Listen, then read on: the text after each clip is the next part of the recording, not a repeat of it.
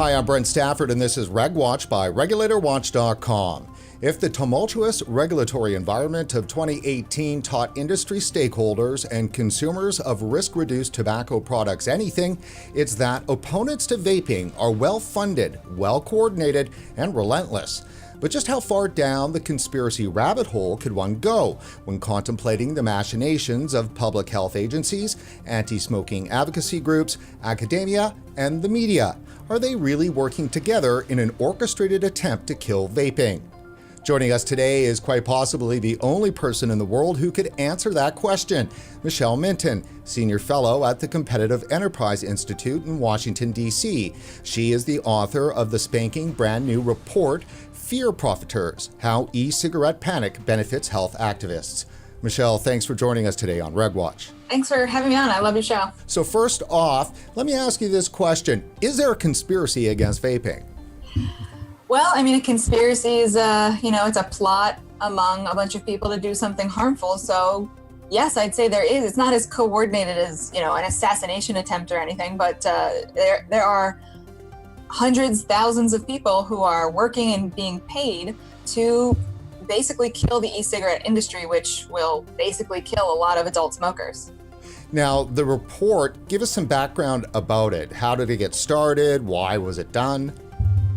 Well, like most of my enormous research projects, usually starts with a very simple question, at least what I think should be a simple question. And I started noticing all these media stories about Juul and adolescence, and I started wondering, where is this coming from? Because the research data wasn't showing an epidemic. It was showing a very small percentage of teenagers experimenting with e-cigarettes, but it didn't, in my mind, it nowhere near rose to the level of the panic that I was seeing in newspapers, on blogs, etc. So I started asking, where is this coming from? And as I did my research, as I started talking to health departments and looking at what the FDA and CDC were doing and academics, I noticed a lot of similarities in their language. I noticed that the efforts appeared very coordinated. And as I dug in, I realized that it is coordinated, that they are working together, constantly talking about their strategy and what they're going to say and how they're going to do it. And if you really think about it, it's intuitive why they are working together for this, because everybody profits when there is an enormous panic about something related to health. So, Michelle, you write in Fear Profiteers that a vast network of groups are seemingly independent, operating independent from one another, yet are in fact deeply financially interwoven. So who are these groups and how wide is the network, and how does this network operate against vaping? Right, so most people don't realize that in the US, the National Institutes of Health are all a bunch of separate institutes, and they all have to compete, like the NIH itself has to compete, for a piece of the budget. So they go to Congress and they say, this is why we need the budget. So the better case they can make that something is a huge threat, the more money they can get. So that's NIH. But what people also don't realize is that public health departments in each state and county, a lot of their money comes from grants from NIH. And the same is true for a lot of the public health organizations, the private public health organizations like Tobacco Free Kids, Truth Campaign, a lot of those. They get their money from both the federal government sometimes and from local public health departments, which contract them, literally they call them contractors, to carry out government business. And contractors like Tobacco Free Kids or Truth can do things that government agencies can't do, including lobby. So these groups then lobby the federal government and say, hey, we think the National Institute of Cancer should get some more money because of this huge problem. And then the National Cancer Institute hands some of that money over to these groups. So it's a nice little circle that they're all working together to sustain their campaigns. Fill us in on an annual basis just how much money is being spent to fight against, obviously, tobacco, but really today it's vaping. I mean, it's billions. I couldn't give you an exact number because a lot of the numbers just aren't available. But you have groups like the Robert Wood Johnson Foundation. Everybody loves Robert Wood Johnson. That's the philanthropic arm of Johnson & Johnson, which makes lots of things, including nicotine patches and nicotine drugs. And they fund, with hundreds of millions of dollars every year, they fund universities, individual researchers. They fund the American Cancer Society, which itself then funds a bunch of other groups, Together, they coordinate their efforts on e-cigarettes. And that's just Robert Wood Johnson Foundation. Then you have a group like the Truth Campaign, which was initially founded back in the 1990s, early 2000s with the Master Settlement Agreement against tobacco companies. And they got $1 billion. And wisely, what they did was they pretty much just put it into a market account, and they just generate, I think, $60 million every year off of that. So they don't really need to fundraise. Then you have Campaign for Tobacco-Free Kids, which itself was initially founded and funded by the Robert Wood Johnson Foundation, again. And then on the other side, you have, like I said, these national health departments, so government departments funded with federal government dollars, like National Health Institute, et cetera. They send out grant money to a lot of these same people to do research, and they also send out grant money to local health departments to keep people off of e-cigarettes and tobacco. And then those local health departments turn around and grant that money to other groups, including many that we just discussed. So there is a synergy between all of these groups with federal money and private donations.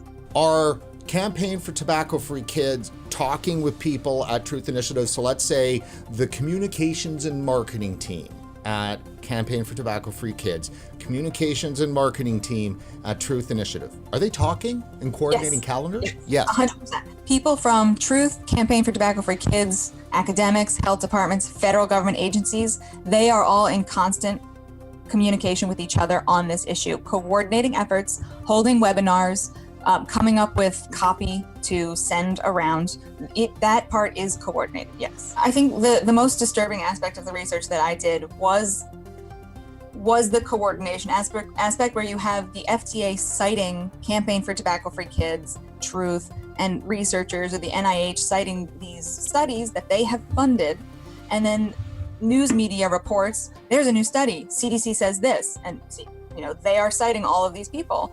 And it appears as it's a groundswell of independent groups that are saying the same thing. They're saying e-cigarettes are dangerous, they're hooking our kids, they're going to kill our kids. But what it is groups that have been working together for years on the same messaging tactics, or very similar messaging tactics. And they're, like I said, it's synergistic. So, FDA gets the help and support of apparently objective scientific organizations or health organizations like the American Cancer Society, and the American Cancer Society gets what it wants. It gets the FDA to take action, and it gets news media to cover all of this, which makes the American Cancer Society or Truth or whatever it is look like they're doing a good job and say, hey, we're effective. We did this stuff and then the government acted on it, so give us more money. Let me ask you this. Is the federal government and FDA specifically abrogating its responsibility to inform consumers about an important product that is already on the market? Yes, I would say that they are stepping outside of what their purpose is. Like I said, their purpose is to protect people from adulterated foods and products, so that someone's slipping something bad and there are manufacturers not honestly telling you what's in their product. And also giving people information and then letting them make their own choices. So if the federal government was saying, here's what we know about e-cigarettes, here's what we know about nicotine, you have the information, make your choice. That's not what they're doing right now. What they're doing right now is saying, you have the information and you don't seem to care, so we're gonna just step in here and make it for you, which is way outside of what their role is. Right, and then they're poisoning the rest of the population's understanding of the product in order to force the vapors to be in the corner. Yet all of these groups that I'm talking about, from the federal government on down, they're all businesses, basically. They may not have customers, but they're all businesses, and they use the media and they use marketing just like any other company would. So, the FDA is saying horror e-cigarettes because that gives them support among the population, because they're trying to tamp down on people like me and a lot of other groups who are crying foul, saying, you're harming adult smokers' ability to quit something that is very likely going to kill them. So our voices are drowned out by mommy bloggers and people at the New York Times who don't understand science yet still feel the need as a reporter to give their opinion about e-cigarettes. We are completely drowned out by that, and the FDA can just continue on with what it wants to do. The media, the reporters, the workaday people every day you've talked to, are they showing any love for your report and want to hear the story? Some are, like you, people who are open-minded, people who are into free markets. some of the conservative outlets, of course, that's not who I wrote the report for. Really, the report was meant for regulators, science-minded people, progressives, because the case I'm trying to make is there might be some long-term harms in e-cigarettes that we don't know. That can always happen. But we would be squandering an enormous opportunity to save millions of lives, many more than that, potentially over the course of several decades, if we let fear drive policy, or fear driven by something else, profit motive. The media, I'm one who naively still believes that reporters should be objective. And I like to think of reporters as objective reporters of the news. But more and more what I'm seeing, especially with this report, is that it's not the case. These groups are oftentimes, maybe this is a whole separate report that I have to write, is that media outlets themselves are financially tied to, or not, or otherwise tied to, some of the groups that I'm talking about, like Bloomberg. We all know former Mayor Bloomberg, who's a very big progressive, very big on, soda bans, cigarettes, e-cigarettes. There appear to be some financial ties between him and some of these media outlets, which explains to me why. I'm not saying he told them not to cover some stuff, but that it might make them step back and say, we don't need to cover this. So no, I'm not getting any love. And it's a very smart play, honestly, from people who are anti e-cigarettes, to simply not cover a study like mine. Because why give it free publicity? So you're getting crickets then from the main players? Yes. New York Times, CNN, MSNBC, crickets. Yep, nothing. And I assure you, our media team at CEI is very diligent. They definitely sent it out to all the people. We gave embargoed copies of the report to everybody. And I won't say the reporter's name, but I did get one back from the New York Times who simply said, I don't agree with this. Paraphrasing, this person said, I don't agree with this, so I'm not interested. That's astonishing. Yes. Because it's not about whether, so say the health reporter that covers the health beat at New York Times, is it her job to decide what science to agree with and not, or is it not her job to cover the story?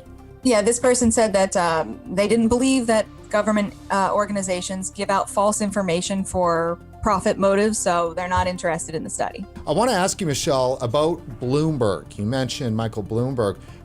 Can you confirm whether or not Bloomberg's organization is actively sending out talking points to the media on a regular basis?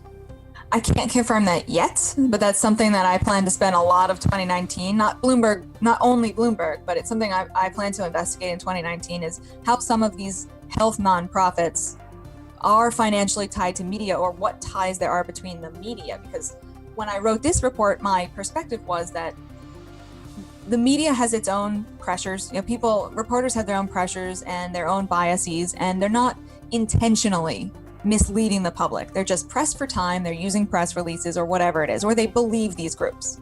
But at this point, part of me is starting to believe that it is willful, and I've heard a few things that might make me think there is a command from on high, from somebody, Bloomberg or another group, that might be influencing the subjects that are reported on, or the people they choose to interview. Michelle, at some point during all of this, now considering that you have been now researching this area for a while, and it certainly shows in the piece, in your report, did you have an aha moment at some point, and what was it?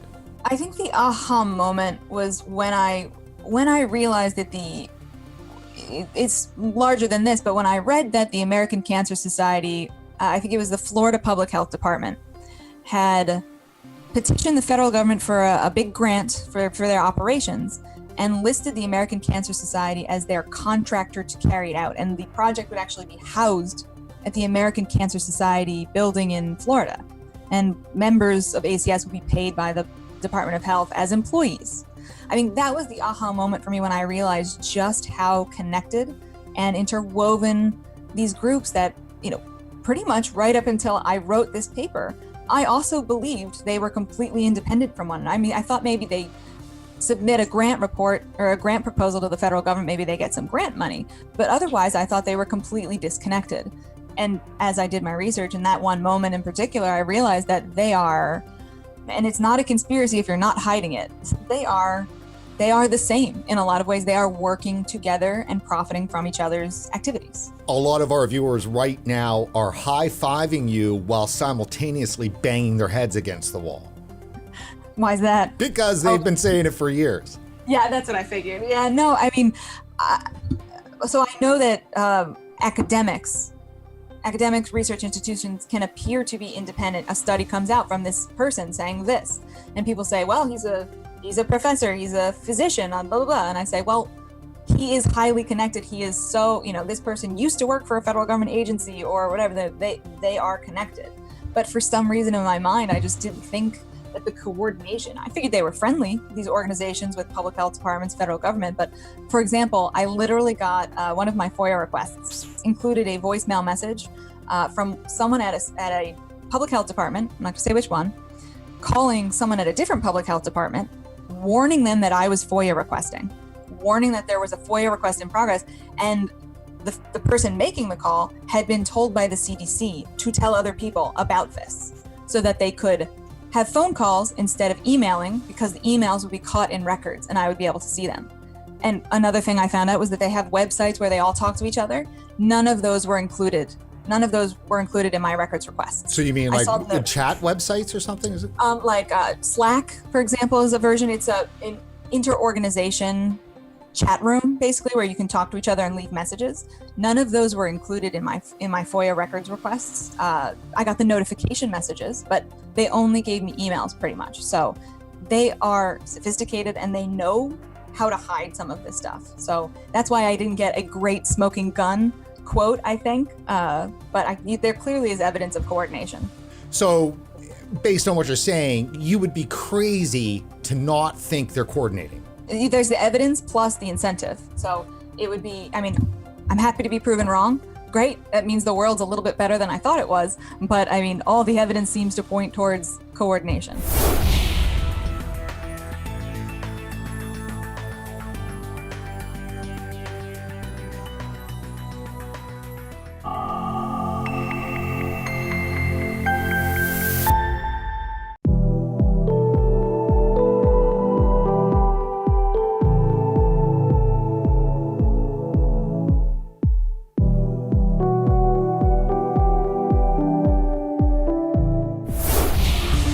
The word epidemic is not our word. It's the word used by the U.S. Food and Drug Administration Commissioner Scott Gottlieb last year, and he said there's an epidemic of youth vaping in the U.S. And the reason he said that was that survey research done there among younger people showed that from one year to the next, youth vaping in the U.S. had increased by between 70 and 75%. And he qualified that as an epidemic. We have a situation here in Canada where the most recent data we have that's public and that's published is from the Canadian Tobacco, Alcohol and Drug Survey that Health Canada runs every couple of years.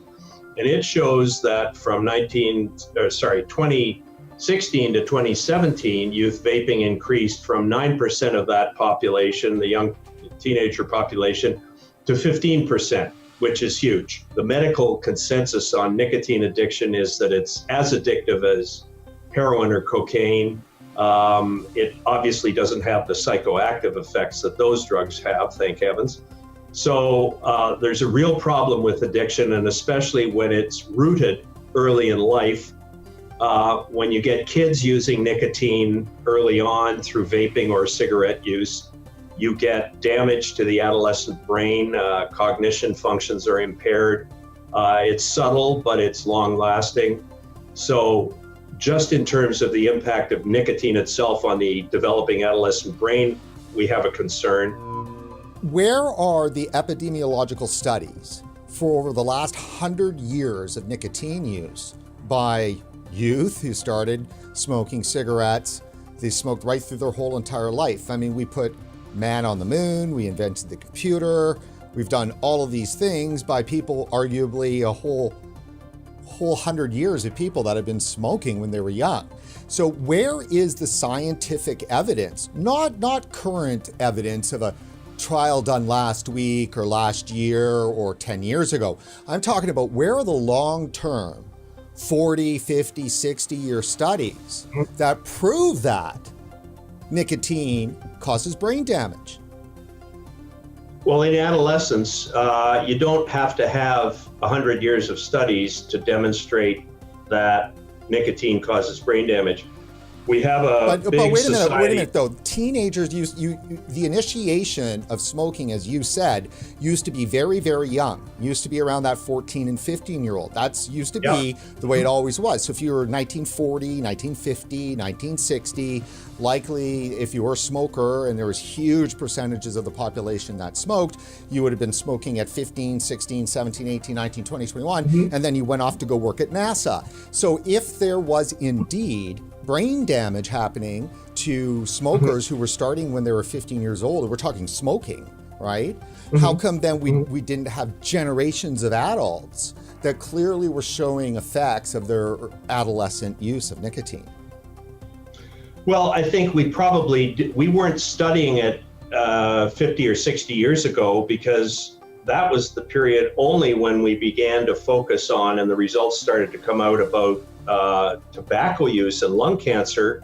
I don't think anyone was even thinking about, to my knowledge, scientists were not thinking about the direct effects of nicotine. There was some tobacco industry research that was going on.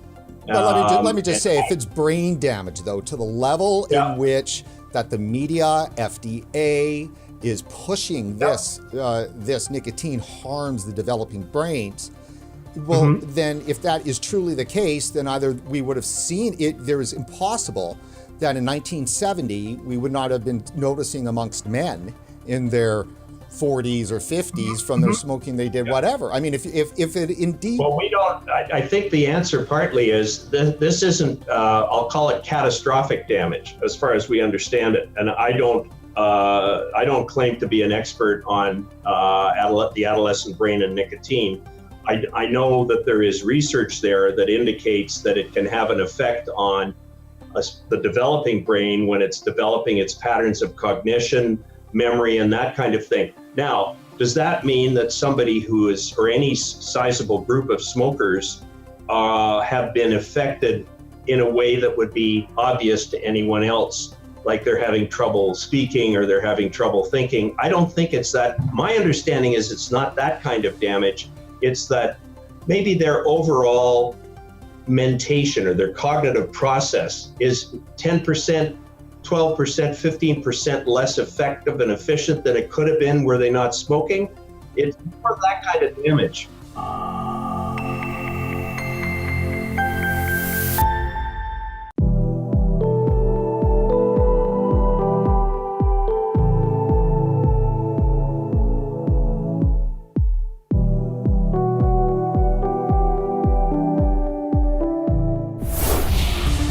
It's pretty clear from our first moments when we started covering this issue that there is a continental divide. There's actually a fissure that's cracked open in public health.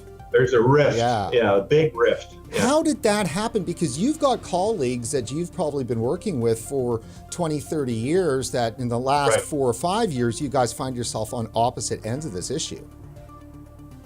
Yeah, that's very true, and it's really unfortunate. And I think what we have is the classic, you mentioned the Public Health England approach, and that's not just, that's their approach, but it's England's approach as a whole to vaping, which is, it's not as toxic as smoking. I wouldn't say they don't care how much less toxic it is. All they know is that it's much less toxic. Is it 95% safer? I'm not sure the research quite bears that out. There's no point in debating that. It's not as toxic. Vaping's not as toxic as smoking. So if a public health agency of a country says, on balance, we'd rather have our people vaping than smoking, there's a reasonable argument to be made in favor of that.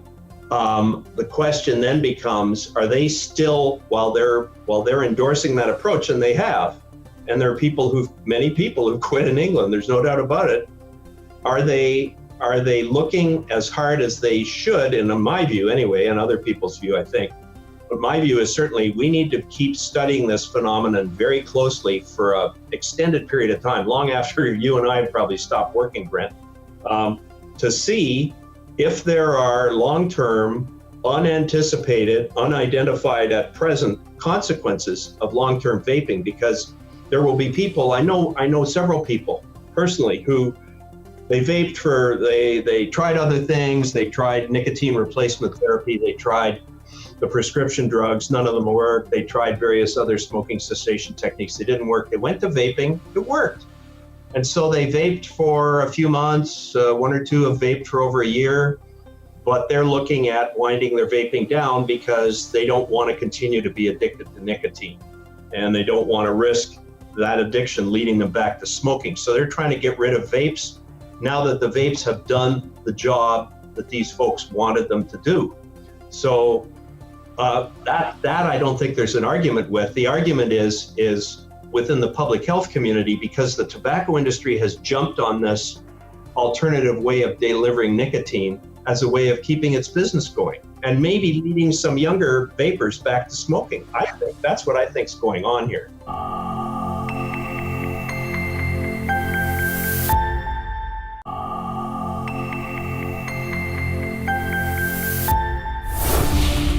Hi, I'm Brent Stafford, and this is RegWatch by regulatorwatch.com. An epidemic is spreading, but it's not the epidemic regulators, researchers, and reporters are warning the public about. It's an epidemic of fear about the rising use of vaping products like the Juul by youth in the US and now Canada, with the potential to spread to other countries around the world.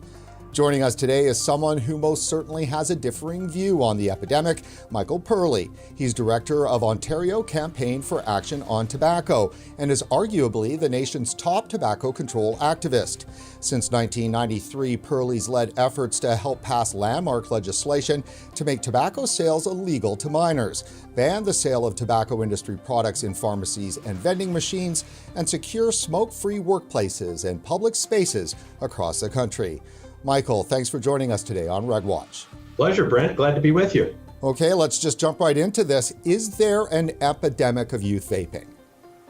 The word epidemic is not our word. It's the word used by the U.S. Food and Drug Administration Commissioner Scott Gottlieb last year, and he said there's an epidemic of youth vaping in the U.S. And the reason he said that was that survey research done there among younger people showed that from one year to the next, youth vaping in the U.S. had increased by between 70 and 75%.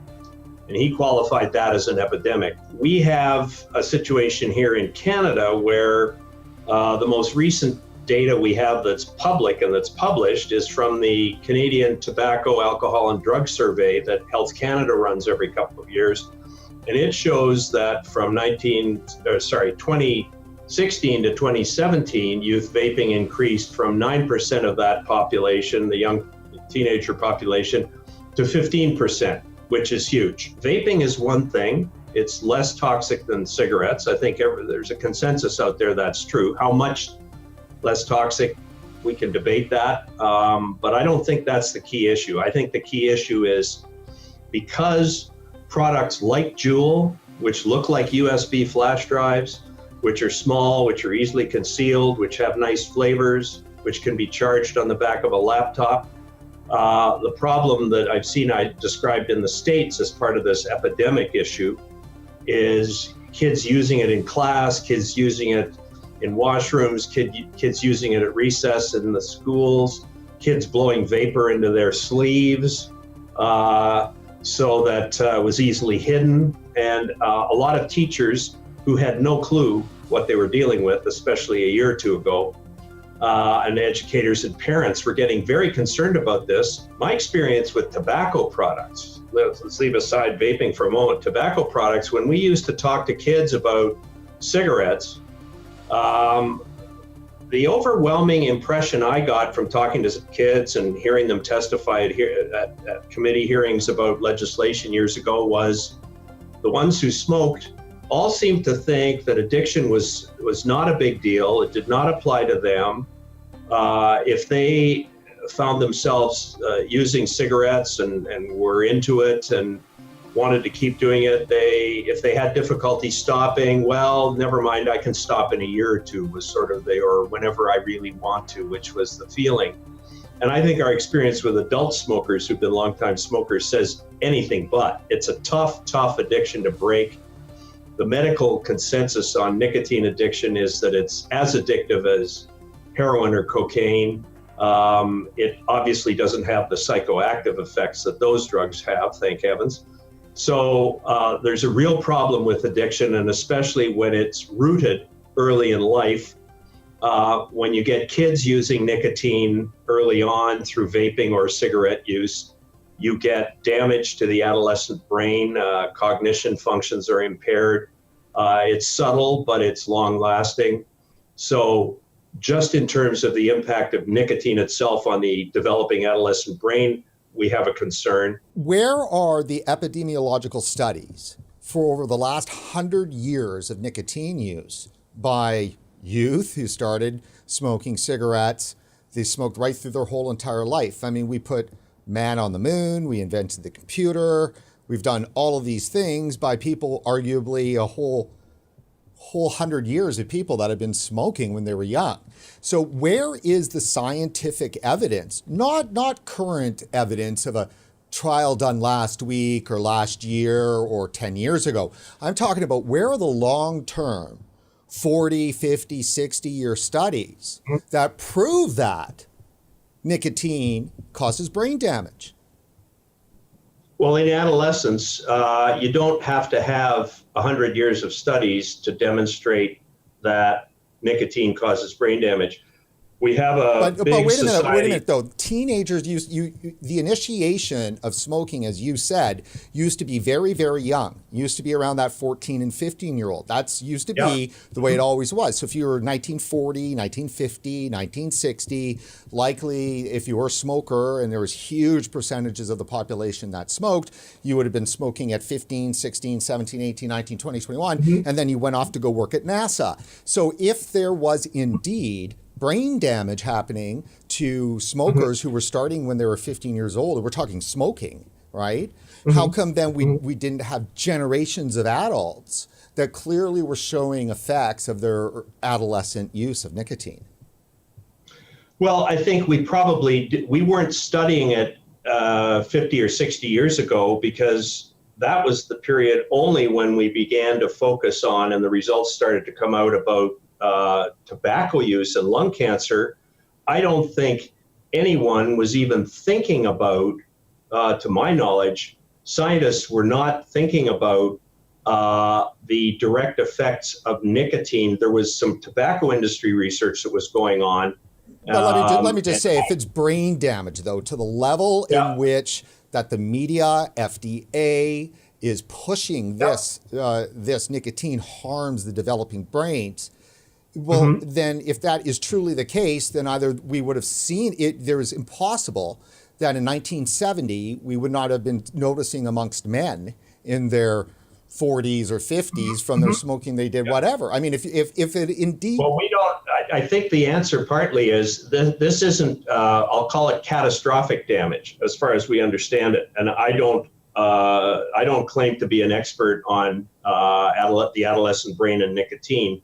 I know that there is research there that indicates that it can have an effect on the developing brain when it's developing its patterns of cognition, memory, and that kind of thing. Now, does that mean that somebody who is, or any sizable group of smokers have been affected in a way that would be obvious to anyone else, like they're having trouble speaking or they're having trouble thinking? I don't think it's that. My understanding is it's not that kind of damage. It's that maybe their overall mentation or their cognitive process is 10%, 12%, 15% less effective and efficient than it could have been were they not smoking.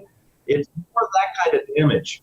We're talking about the side of this debate that insists on hard science and provable fact. When the vaping industry says, you know what, vaping actually works. Like flavors are important, people are quitting. FDA, Health Canada, they come back and they say, well, where are your longitudinal studies on the whole thing? We just don't take anecdotes over this kind of stuff. Well, the Canadian federal government has legalized the product. It legalized it last May. So I mention that in this context because I think if there was any very strong consensus, like the link between combustible cigarettes and lung cancer, for example. I think if there was any definitive link between significant brain damage in adults lifelong and exposure to nicotine, I think there would have been much more resistance to legalizing the products. To me, the problem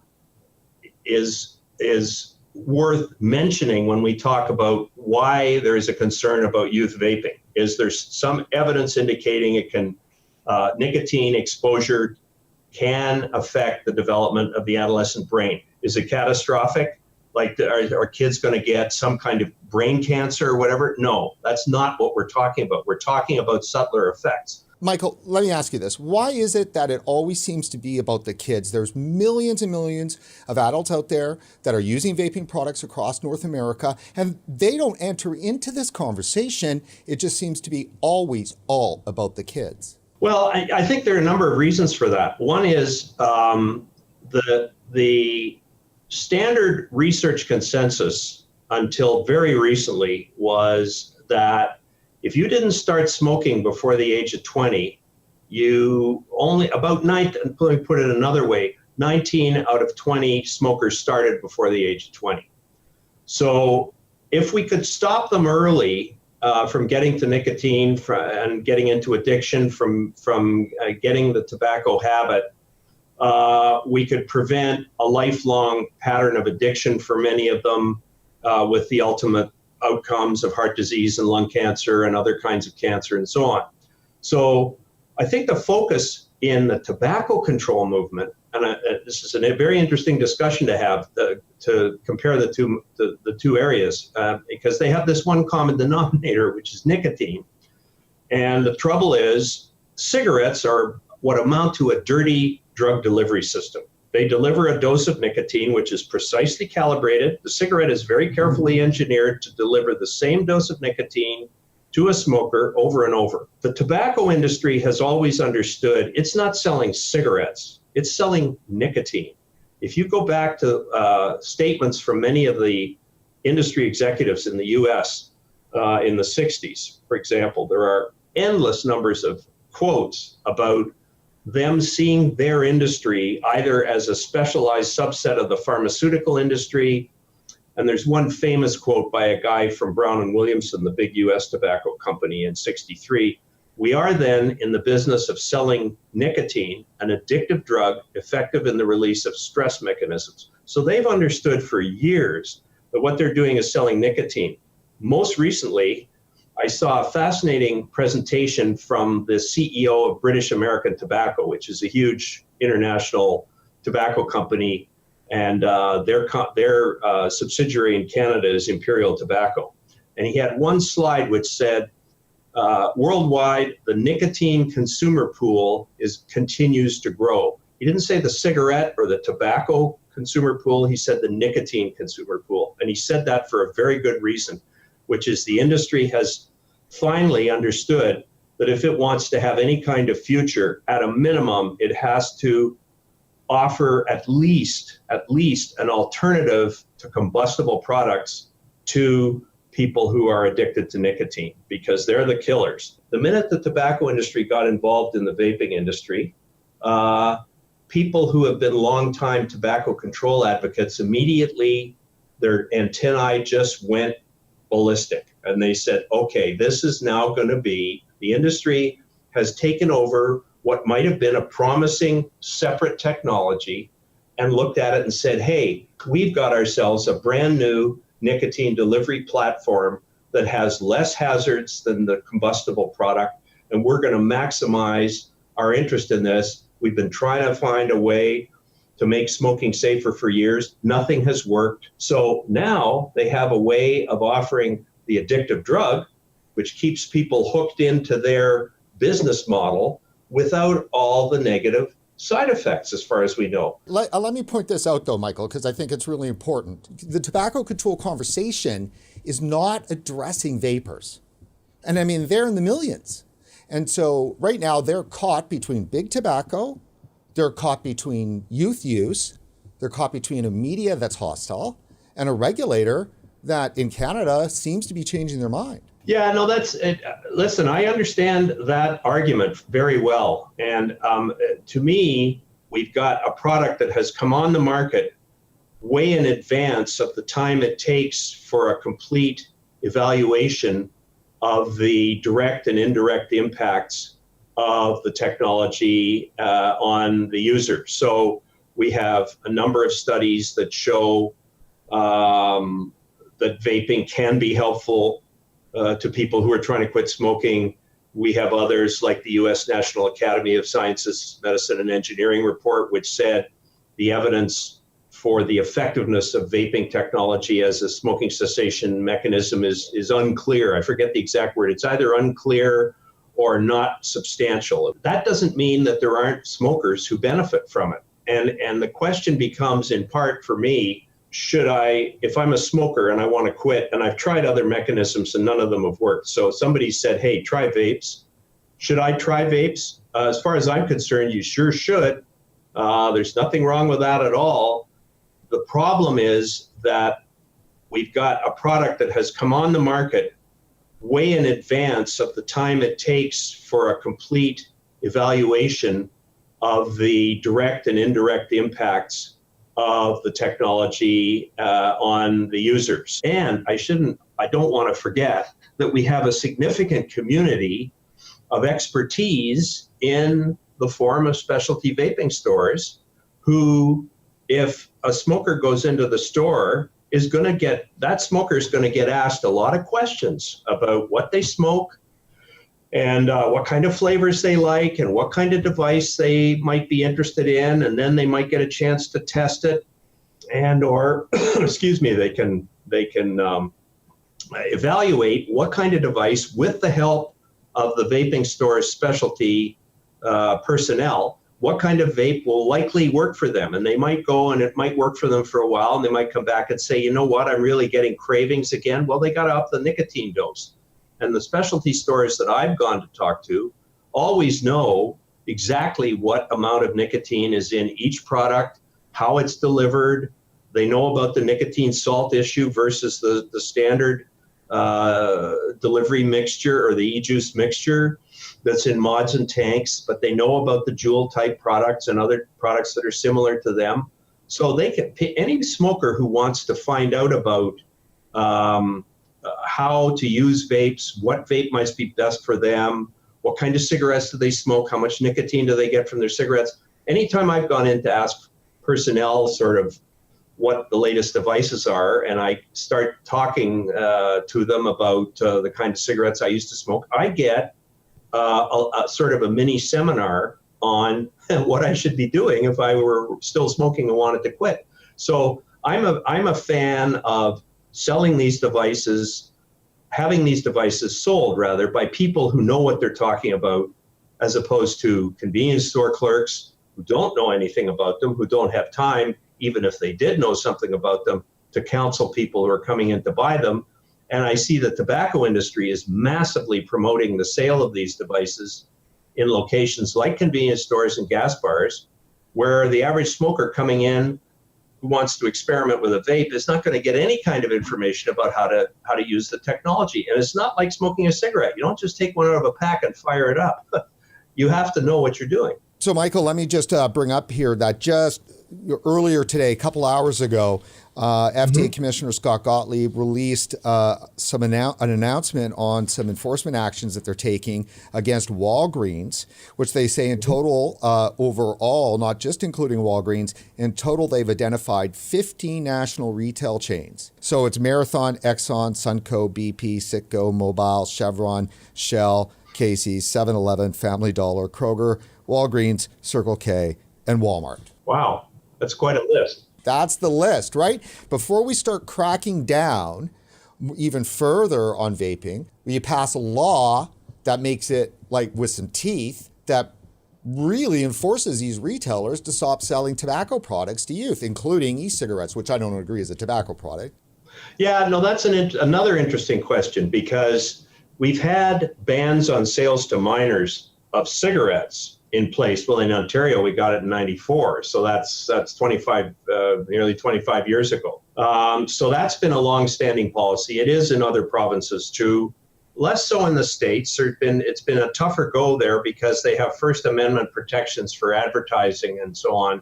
So it's been more difficult to make that sales to minors problem go away. If you look at the retail associations here in Ontario, they're the ones I know, the Ontario Convenience Stores Association and the Ontario Korean Businessmen's Association. They are, between them, the folks who run all the C-stores in Ontario, and then there are the gas stations with their gas bars that also sell cigarettes. So if you look at what the Convenience Stores Association says about its degree of compliance with sales to minors ban, the ban here, it says, well, we're at 97%. There's other data that indicates it's less than that. It's maybe 90, high 80% province-wide. So that may sound like, whoa, that's pretty good. The problem is if you have 10,000 outlets and you have 10% of them selling cigarettes, I'm just talking cigarettes here, because I don't think the problem in specialty vaping stores is anywhere like this at all. But if you look at the convenience store sales and gas bar sales of cigarettes to minors, if you have 10% of 10,000 retail outlets, that's 1,000 outlets spread across the province. That makes it easy for kids to find an outlet somewhere near them, and the word gets around. We all know how the kids' networks operate these days on social media, so it's even easier than it used to be. So if it hasn't sunk into the retail community that no one should sell cigarettes to minors, I don't know how you make that more of a reality than it is now. And part of the problem is that we have 10,000 tobacco retail outlets. How many cannabis retail outlets do we have? Many, many fewer, and it's a less harmful product. Well, most of us were all smokers watching this, Michael, right? When there's still tobacco being sold, when there's still cancer-causing cigarettes being sold, all we hear from tobacco control these days is all about vaping. And meanwhile, you can walk into a store and buy a pack of smokes anytime you want. Yeah, well, it's an absurd contradiction internally in this whole area. And certainly my work until recently has been almost 100% on tobacco, a little bit on vaping here and there. We were involved with the Ontario government's debate over promotion last year because we were very concerned that unrestricted promotion, which we now have at retail, will send the same kind of message to kids about the safety of vaping products for them, including those mostly with nicotine that we were concerned about, that the walls of cigarettes behind convenience store counters used to send to kids years ago about cigarettes, like they hear at school. They used to hear, and we heard this from kids during the testimony that they gave during the hearings in the early 90s about our bill here, about banning sales to minors. Kids would come and say, well, yeah, we hear about it in school. It's really bad for you, get cancer and so on. And then we go into a convenience store and you see a wall of cigarettes behind the cash counter. Right, but vaping is not cigarettes, right?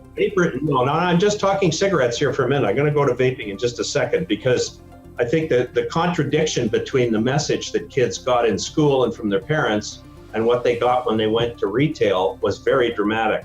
Now, I think we have, ironically, and I know to those who are concerned about what they perceive as the demonization of vaping, I understand why they're concerned, because there is all this talk about kids and therefore there's spillover to the general subject of vaping.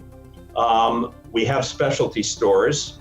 As far as we're concerned here, we would prefer that vaping products be sold only in specialty stores so that smokers, if they're going to try vaping, they've tried other things, they haven't worked, whatever, they're going to give vapes a real try in terms of smoking cessation, they should talk to somebody who knows the product. It's like, I don't go and get my car, try and get my car fixed at the local Tim Hortons. So similarly, I think someone who wants to stop smoking, and it's can be a complicated process for many people, needs to at least start with a technology that someone who knows the technology can advise them about. I know some specialty store proprietors here in Ontario who are absolutely evangelical. They stopped because of vaping. And they feel their life has been saved by vaping technology, and they want to pass it on to other people. They're exactly the kind of people that I'd love every smoker who's even thought about vaping to be able to get in touch with. There aren't that many of them, but there are sure a number of them, and they've been very effective.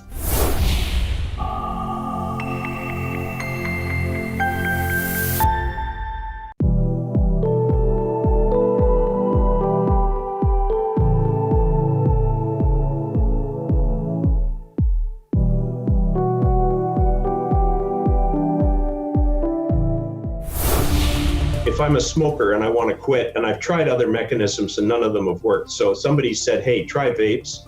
Should I try vapes? As far as I'm concerned, you sure should. There's nothing wrong with that at all.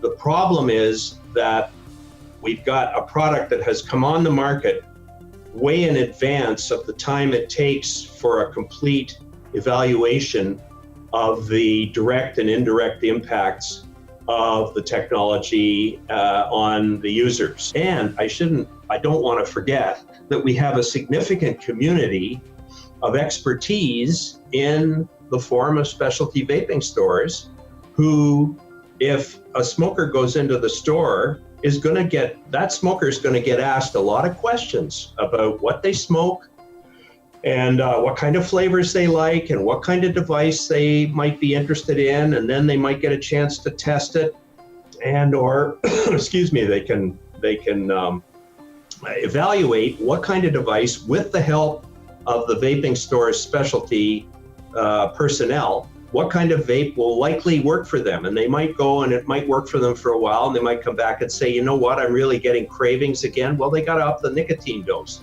And the specialty stores that I've gone to talk to always know exactly what amount of nicotine is in each product, how it's delivered. They know about the nicotine salt issue versus the standard delivery mixture or the e-juice mixture that's in mods and tanks, but they know about the Juul type products and other products that are similar to them. So they can, any smoker who wants to find out about how to use vapes, what vape might be best for them, what kind of cigarettes do they smoke, how much nicotine do they get from their cigarettes. Anytime I've gone in to ask personnel sort of what the latest devices are, and I start talking to them about the kind of cigarettes I used to smoke, I get a sort of a mini seminar on what I should be doing if I were still smoking and wanted to quit. So I'm a fan of selling these devices, having these devices sold rather by people who know what they're talking about, as opposed to convenience store clerks who don't know anything about them, who don't have time, even if they did know something about them, to counsel people who are coming in to buy them. And I see the tobacco industry is massively promoting the sale of these devices in locations like convenience stores and gas bars, where the average smoker coming in who wants to experiment with a vape is not going to get any kind of information about how to use the technology. And it's not like smoking a cigarette. You don't just take one out of a pack and fire it up. You have to know what you're doing. I think that the contradiction between the message that kids got in school and from their parents and what they got when they went to retail was very dramatic. Now, I think we have, ironically, and I know to those who are concerned about what they perceive as the demonization of vaping, I understand why they're concerned, because there is all this talk about kids and therefore there's spillover to the general subject of vaping. We have specialty stores. As far as we're concerned here, we would prefer that vaping products be sold only in specialty stores so that smokers, if they're going to try vaping, they've tried other things, they haven't worked, whatever, they're going to give vapes a real try in terms of smoking cessation, they should talk to somebody who knows the product. It's like, I don't go and get my car, try and get my car fixed at the local Tim Hortons. So similarly, I think someone who wants to stop smoking, and it's can be a complicated process for many people, needs to at least start with a technology that someone who knows the technology can advise them about. I know some specialty store proprietors here in Ontario who are absolutely evangelical. They stopped because of vaping, and they feel their life has been saved by vaping technology, and they want to pass it on to other people. They're exactly the kind of people that I'd love every smoker who's even thought about vaping to be able to get in touch with. There aren't that many of them, but there are sure a number of them, and they've been very effective.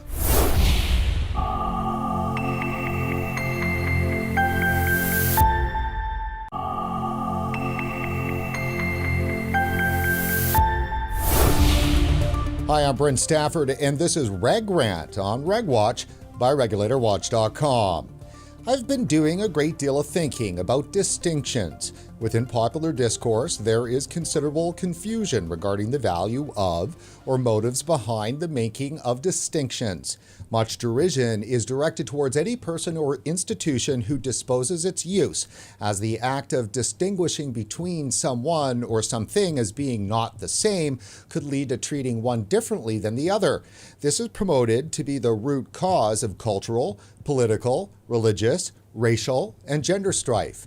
Indeed, if one argues the merits of distinction making, then vitriolic charges of racism, sexism, or elitism cannot be far behind. There is in effect a bias against making distinctions, and this bias is one of the most pernicious tenets of progressive public policy making, as it favors ideology over evidence, and that drives destructive decision making to the detriment of public health.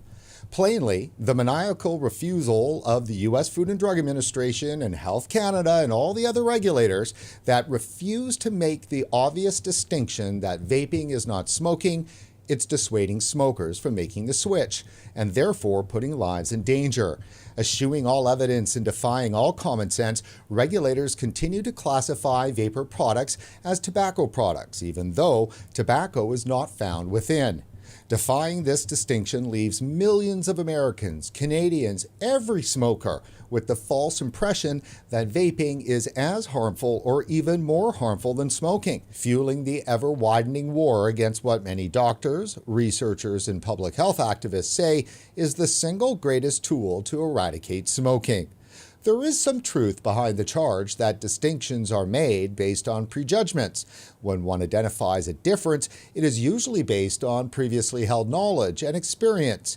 We recognize the color blue and are capable of discerning the difference between the color green. Pardon to those with deficient color perception, and pardon to those offended by my distinction of deficient. My point is, we do not need nor should we rely on government regulators to pronounce that the sky is blue or grass is green. These are distinctions individuals can make based on inherent understanding, much like the understanding that if something does not burn, it cannot produce smoke, a fact wired into our DNA some 400,000 years ago when man discovered fire. Sadly, the forces behind the war on vaping will not let something so trivial as the facts to get in the way of their plans to keep the spigot flowing with Big Tobacco's billion-dollar annual payoff. The Center for Tobacco Products, Truth Initiative, Campaign for Tobacco-Free Kids, American Cancer Society, et al. They are all in the business with Big Tobacco. Together with federal, state, and local governments, they comprise an industry of industrial scale. Perhaps progressives are right about distinctions. Considering tobacco control and big tobacco, there is a distinction, but without a difference.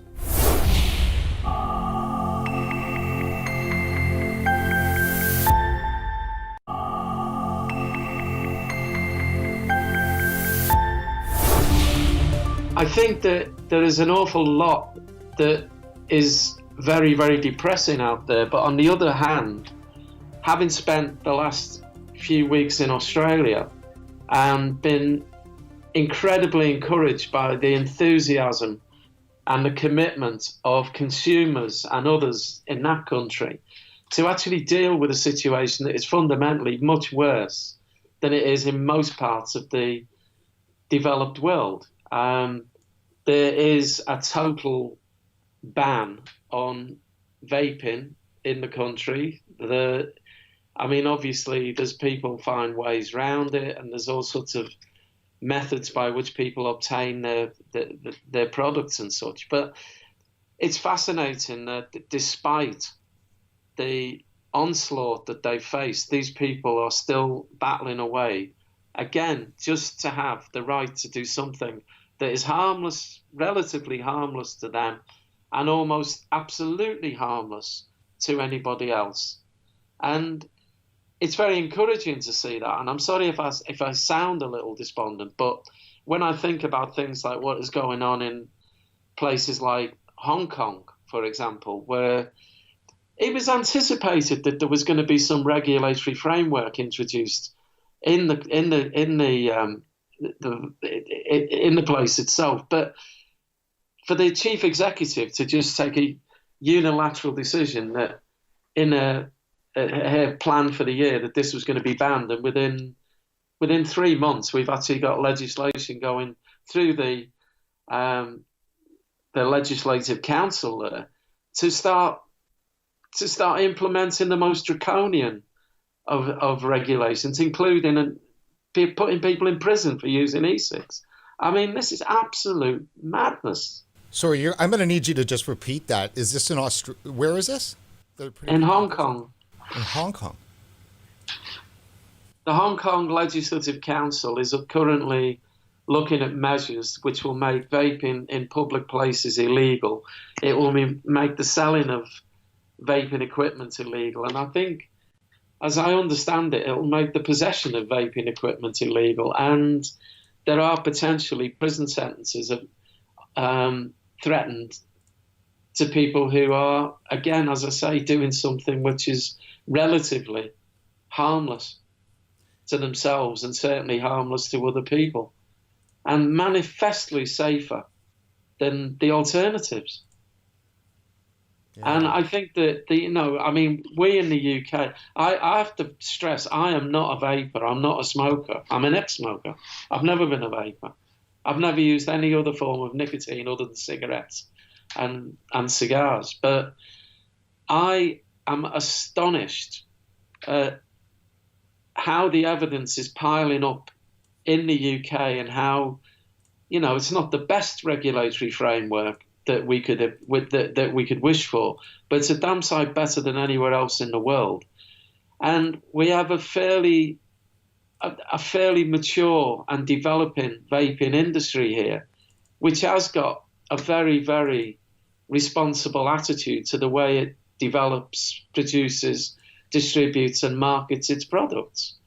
And people can see that, if you look at the data, smoking rates have dropped. Okay, you can't make any causal link because there hasn't been any research done to make a causal link, but it's an incredible coincidence if smoking rates drop by 5% and vaping has increased by, to a level now where there's nearly 3 million vapors in the country. But we still, all we hear is, yes, but, nicotine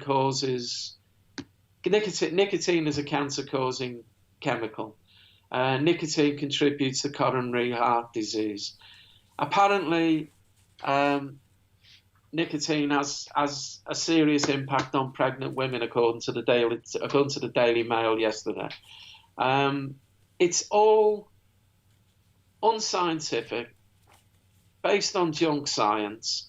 It's lazy journalism. It's people repeating and reproducing press releases that they receive and topping and tailing it and calling it news. And I'm sorry, but that's not acceptable. And I think that contributes to, if I am morose, that's what contributes to my moroseness. Sure. When it comes to media and public health, it's an interesting relationship because it doesn't matter kind of who's in charge in government. So whether it's left or right, the mainstream media has almost always taken whatever public health has told them for verbatim. That's why the joke is, 1 year eggs are good for you, 2 years later they're bad. 1 year beer's good for you, 10 years later it's bad. And same, with red meat and everything else and red wine. And there's a joke, there's a laugh. I remember when I was in mainstream media, there's always a little laugh that you have. Well, they tell us today that steak's not good for us anymore. But the fact of the matter is that that's an indication, that's an actual visual indication where they're acknowledging that we just tell people whatever public health tells us. And so this is biting them in the butt, I think. And so they're ill prepared to be critical now because the mainstream media is captured by the progressive ideology. I think public health has a place, don't get me wrong. I'm not anti-public health, but I think it has a place, but it doesn't know its place. That's the problem. When you referred before, I mean, to the pioneering work of people like John Snow around cholera in the 19th century in the UK, and other people who've done similar work around epidemics and pandemics, I think that's where public health has a massive role to play. It has a role in coordinating a community's response to a crisis. It has a role to ensure that medication is available to deal with those kind of crises and infections and diseases. What it doesn't actually have a role in my opinion, in my humble opinion, is people's lifestyle choices.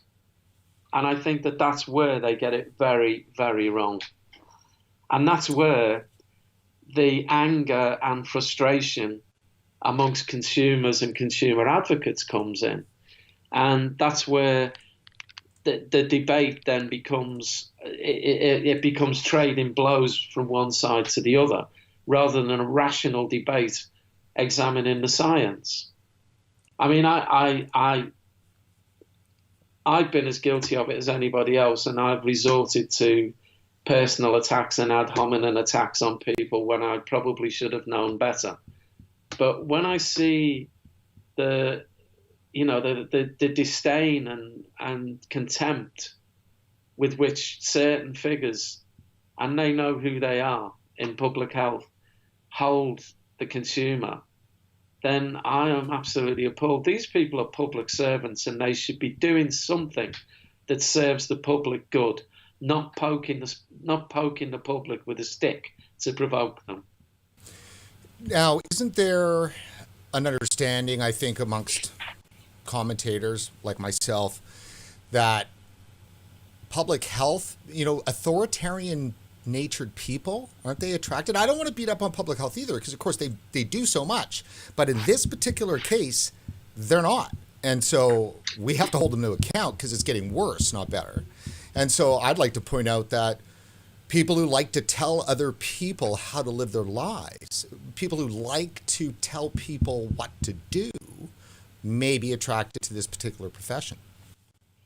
I think that's possibly true. I mean, I work with a lot of people across the spectrum of public health, consumers, stop smoking practitioners, the media, all sorts of people. And I found some incredibly gifted and incredibly committed people working in public health for the public good. There are huge numbers of researchers doing fantastic work. If you look at the work that people like Peter Hayek does in the UK, if you look at the work that people like Maroa Glover is doing in New Zealand, and you look at the work that people like Colin Mendelsohn as a stop smoking practitioner is doing in Australia, you look at all of those people, leaders in the field, and you look at some of the young and upcoming researchers who are actually looking impartially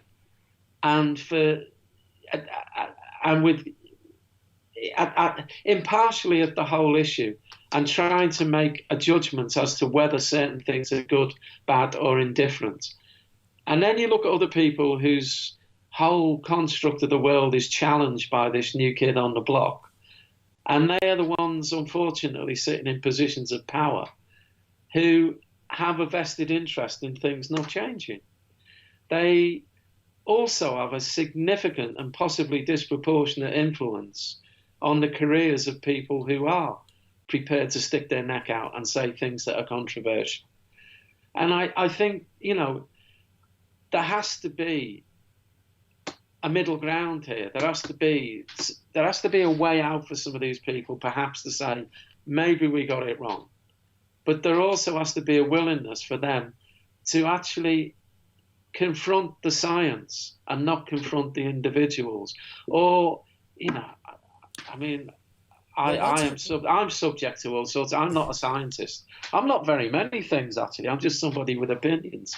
But I am subject to censure and and negative comments from people, you know, personal comments about, you know, who do you work for, what do you do, all that sort of thing. And quite frankly, that's not what we need to be discussing. We need to be discussing what the science and the evidence are telling us. So, and that indeed is kind of the case, is that they will attack based on where you get your funding and everything else. Meanwhile, all of their funding, you don't get, you know, obviously it's biased because it's all funded by the government, right? Well, yeah, and to be perfectly honest, Brent, until we actually have hypothecated taxes, they are receiving money from taxation that's been levied on these products and on alcohol and on all sorts of other things that are declared to be verboten, evil, you know, the devil's brew, whatever they want to call it. And I think that, you know, people have been called out on that, but I don't think that kind of level of debate is very helpful. I think there's a number of people. Well, the one point about that, Patty, I'd like to just bring up is because why I think it's important from our end to do that is that, at least in the U.S., the whole reason why the income tax came in was really the push by the temperance movement to extract government revenue coming from alcohol sales. Because up until that time, the alcohol industry was responsible for something almost like 60% of all government revenue in the U.S. So the temperance movement knew to get prohibition in and to work, they had to extract government from reliance on the alcohol money. Now we have an entire tobacco control industry that is relying on the taxes that are coming from tobacco sales through the master settlement agreement, right? And so to what you're saying is that we really do need to kind of highlight that and find a way to make that stick as opposed to pointing fingers, because really in the way, the analogy is exactly the same as what the original temperance movement did to get rid of alcohol. Yeah, I mean, as I said before, I think people have vested interests and they have interests in maintaining, you know, I mean, everybody needs to have a bogeyman. And at the present moment, the bogeyman is the tobacco industry. And all I would say is watch out, sugar, because you're next. I mean, you're right, there is an industry that is dependent on having something to oppose. But I don't think that's the majority of people. I think that I think it's a minority. Unfortunately, I think it's a minority with a disproportionate level of influence rather. And I think that what we need to do is that we need to encourage and embolden the more progressive, probably younger members of the public health community. Firstly, the first thing that they should do, and the one thing that most people fail to do, is actually talk to the public. Put the public back in public health. That's all that needs to be done. They need to take notice of what people are telling them. They need to come away from from looking at abstract data, and they need to start talking to people.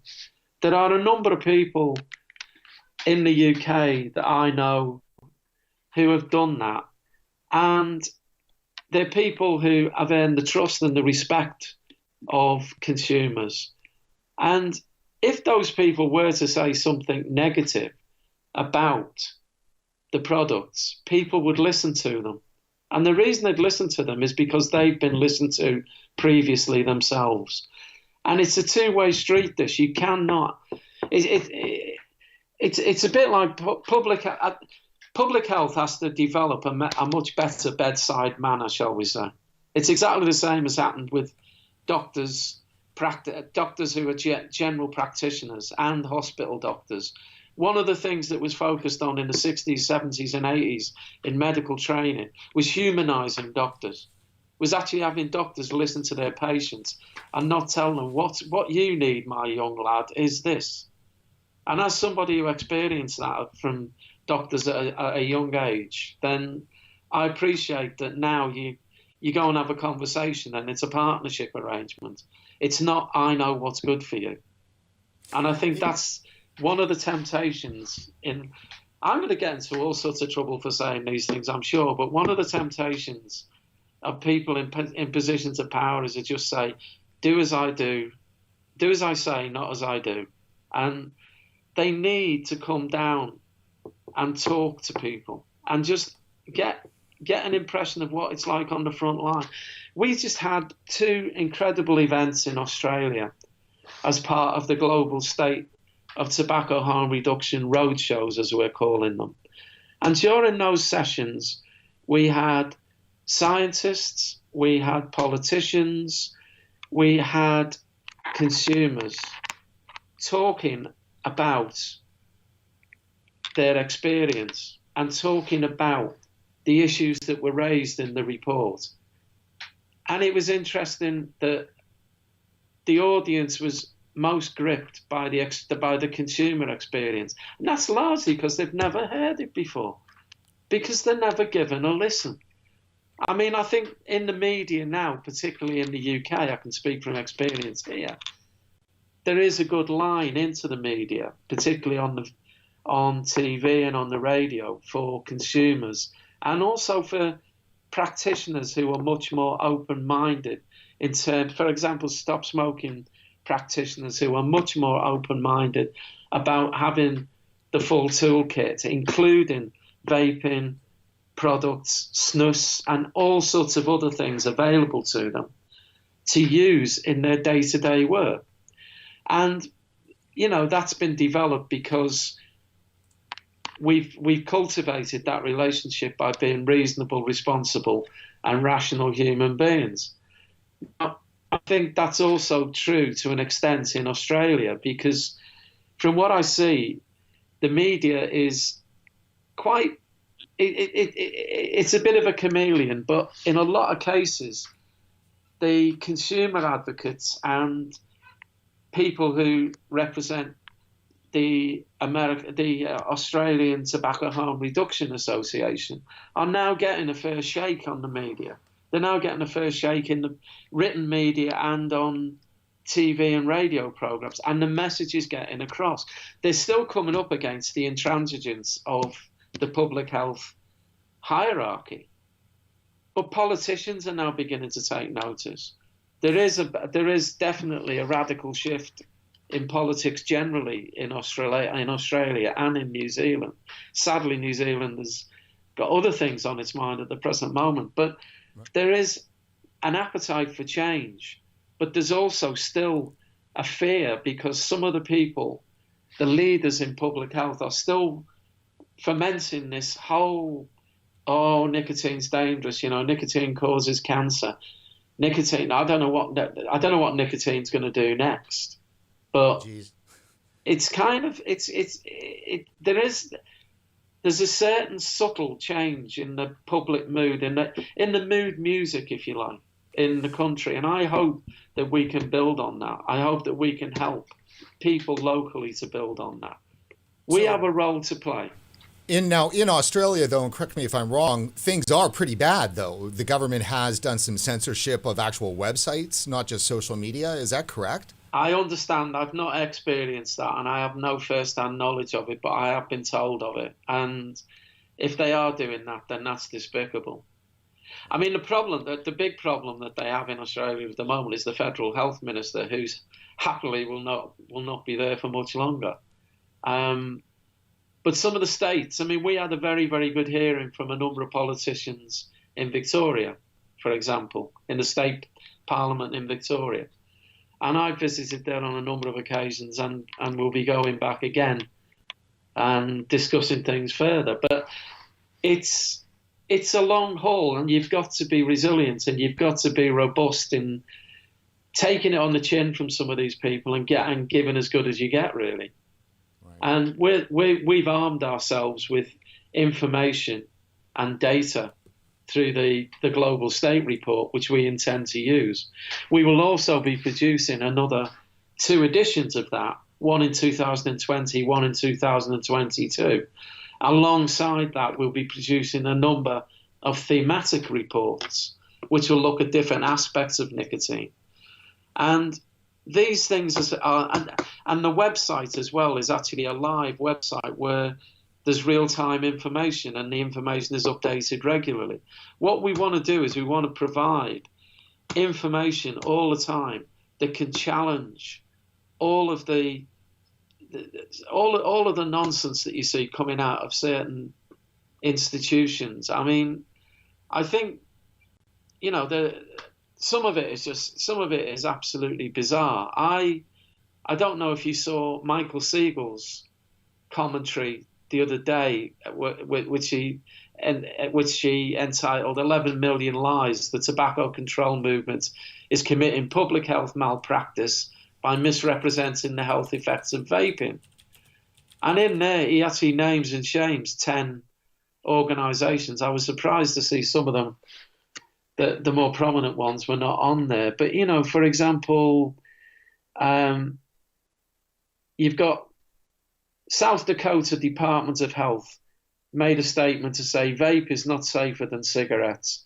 Hartford County Health Department, e-cigarettes are not safer than smoking tobacco.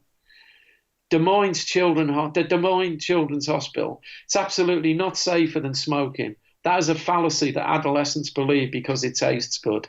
All this sort of stuff is really, I mean, it's not far short of criminal what is going on in terms of what people are saying, and we need to be pushing back on this. There are a number of organisations that are doing this, and all power to them.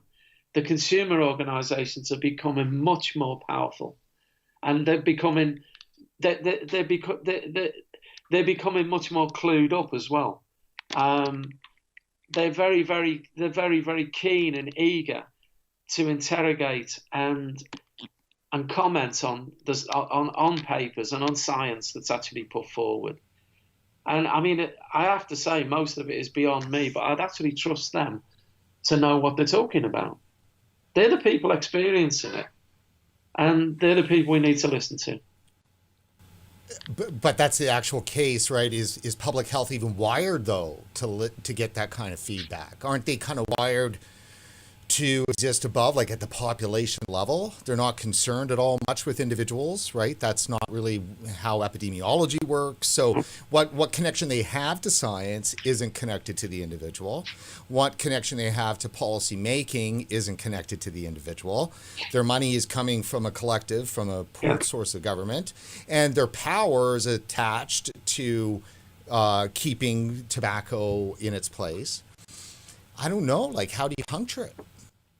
I think a large part of this, and I've always said this, and I've said this to most consumers and consumer groups and advocates that I know, the battle here is the battle for hearts and minds. It's not the battle for control of or control of public health or anything like that. What it is a battle for hearts and minds. And what you've got to do is just talking about vaping, you've got to sell vaping as something that's good for everybody. Now, I think that one of the big issues that needs to be addressed, and is addressed by a number of people, is the whole issue of etiquette, vaping etiquette. And that is to say, essentially, don't piss people off when you're vaping. And I, for one, I'm a great supporter of vaping, but I also am not somebody who likes to sit in a room where I can't breathe. Right. And I think considerate vaping and blowing clouds when it's appropriate and not blowing clouds when it's not appropriate are going to win over the hearts and minds of people. Because at the moment, I mean, a very unscientific approach. Fair enough, Patty. But let me interrupt you here because I want to make sure that I kind of go at the first part of this. And it's not really your fault or issue. It's about all of the blocks that have been created. So regardless of what it is that you want to communicate with regard to vaping, you can't. You can't communicate anything about the health effects in comparison to tobacco in Canada. In the US, you cannot make comparisons between the products. So you can't talk about health benefits. You can't compare the two. So if what I don't want to do is put this in a position where our viewers are hearing you put it down on individual vapors that we just got to not blow big clouds. Because there's real problems here. Like, you can't buy ads, you can't communicate, you have no channel into the media, and they put all those blocks up. I'm certainly not seeking to put to blame vapors for anything. I'm certainly not seeking to make it an issue that's solely for individual vapors. What I'm saying is, in terms of winning over the hearts and minds argument. But you can't do that unless you have access to mainstream communication. I think I agree with you that it's not something that's going to happen overnight, but I do think that, for example, having more vape-friendly premises, having places where vapors are welcome, starts getting people used to the idea that this is a good idea. That's what I'm saying, and that's what I'm part of I'm involved with the New Nicotine Alliance, a consumer advocacy charity in the UK, and it's something that we've been working on. It's small steps. It's not going to be. We're not going to get the wholesale change that people would like to see overnight.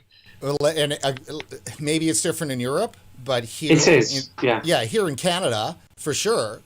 In my condo building, 36 stories, concrete, I own. All of a sudden, out of the blue, 6 months ago, Strata issues a thing: I can't vape legally in my own condo. Jesus, ridiculous. Right. And so that's it. So, I mean, if I can't even have a safe vaping space in the place where I live, right, how can we expect, anything else? I mean, it's tragic. Let me get back to, you sent a great article to me yesterday in kind of prep for this. And boy, right on the money. It was by, was it The American Interest? Is that it? Ron Dworkin. Yeah, Ron Dworkin. And it's the arrogance of public health advocacy. And I will make sure, actually, the article has already been curated to regulatorwatch.com. And no trigger warning needed because it's pro-vaping. A whole bunch of our viewers have just gone nuts because RegWatch is finally doing what we do for every single other issue, Patty, and that's curate both sides of the argument. And oh my God, I've not heard the end of it for 3 weeks. We're a news organization for 3.5 years. We've only ever put pro-vaping stories, our original content, on. And we need to have some semblance of balance if we're going to be arguing that there needs to be a common ground found. And so some people are upset because they see some of the anti-vaping content up on RegWatch. Maybe that says something, that's a social justice warrior reaction. So maybe there's SJWs on the inside on vaping and SJWs on the public health side, and that's the real problem. And everybody else is caught in the middle. I'll throw that to you. Here's a bomb for you. You take that. Sorry? I said there's a bomb, a hot potato to throw. I'd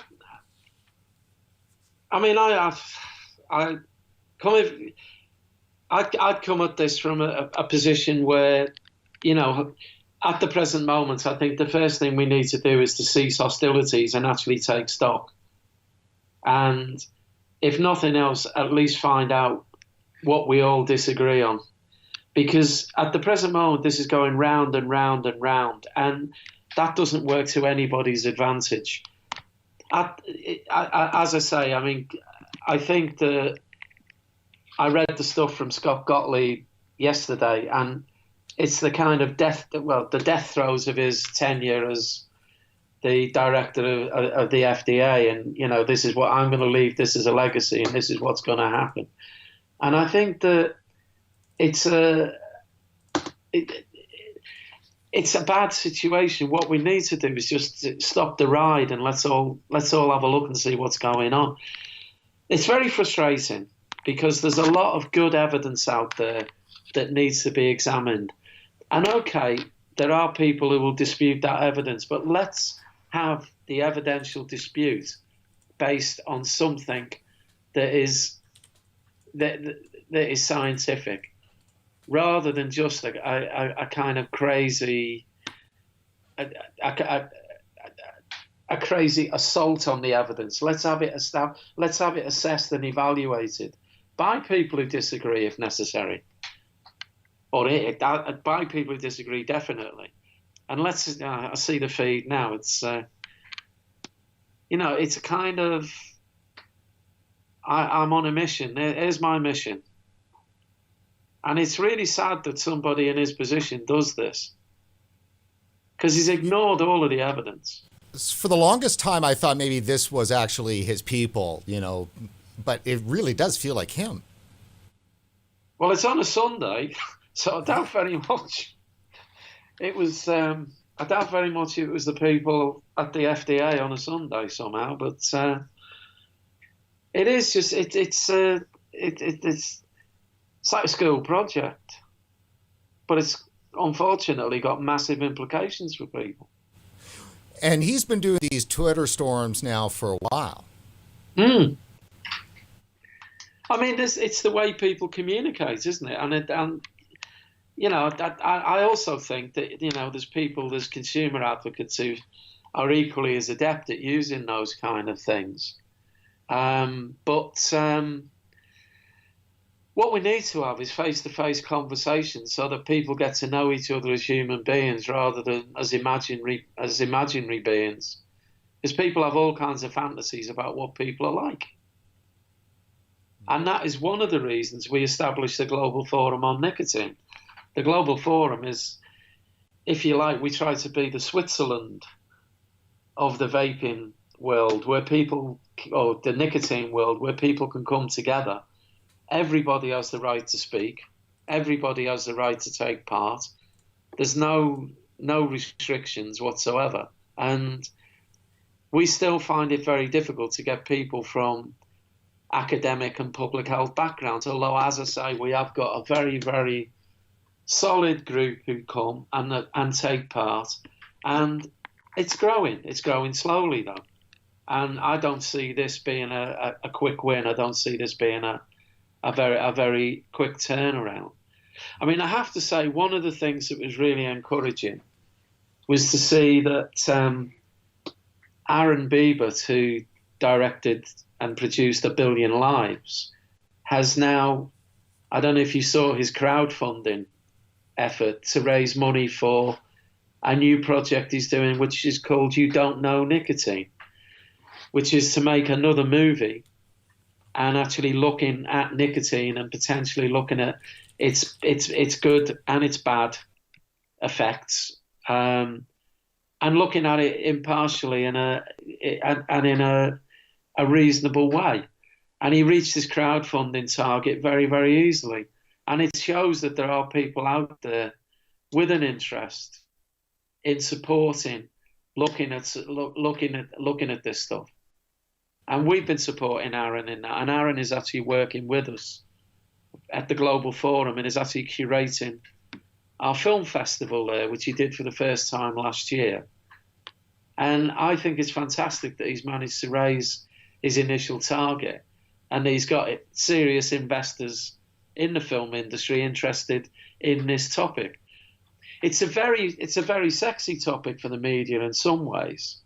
I just wish that I wish that sometimes they'd pay attention to some of the less sensational aspects of it. Right. Well, and you got to imagine, too, for the longest time, nicotine and artists and movie making and everything else went together. Absolutely. How they could turn their back on it. That's an interesting point is that I'm trying to get around is that in a way it's anti-artistic kind of a thing, right? Maybe the progressives that are really, buttoned up and they aren't the arty type. And maybe this is kind of the thing, one of the reasons why there's a bit of disgust for it. I think, we could get into the whole kind of discussion about the concept of pleasure and the philosophy of pleasure. Please do. I think it's important. I don't know where I stand on all of this. I read all sorts of books as part of my degree and, different philosophers in their positions. But I suppose that my abiding view on all of this is that it's a kind of utilitarian view, I suppose, that people aren't doing any harm to anybody else, leave them alone. And, you know, people make their own choices.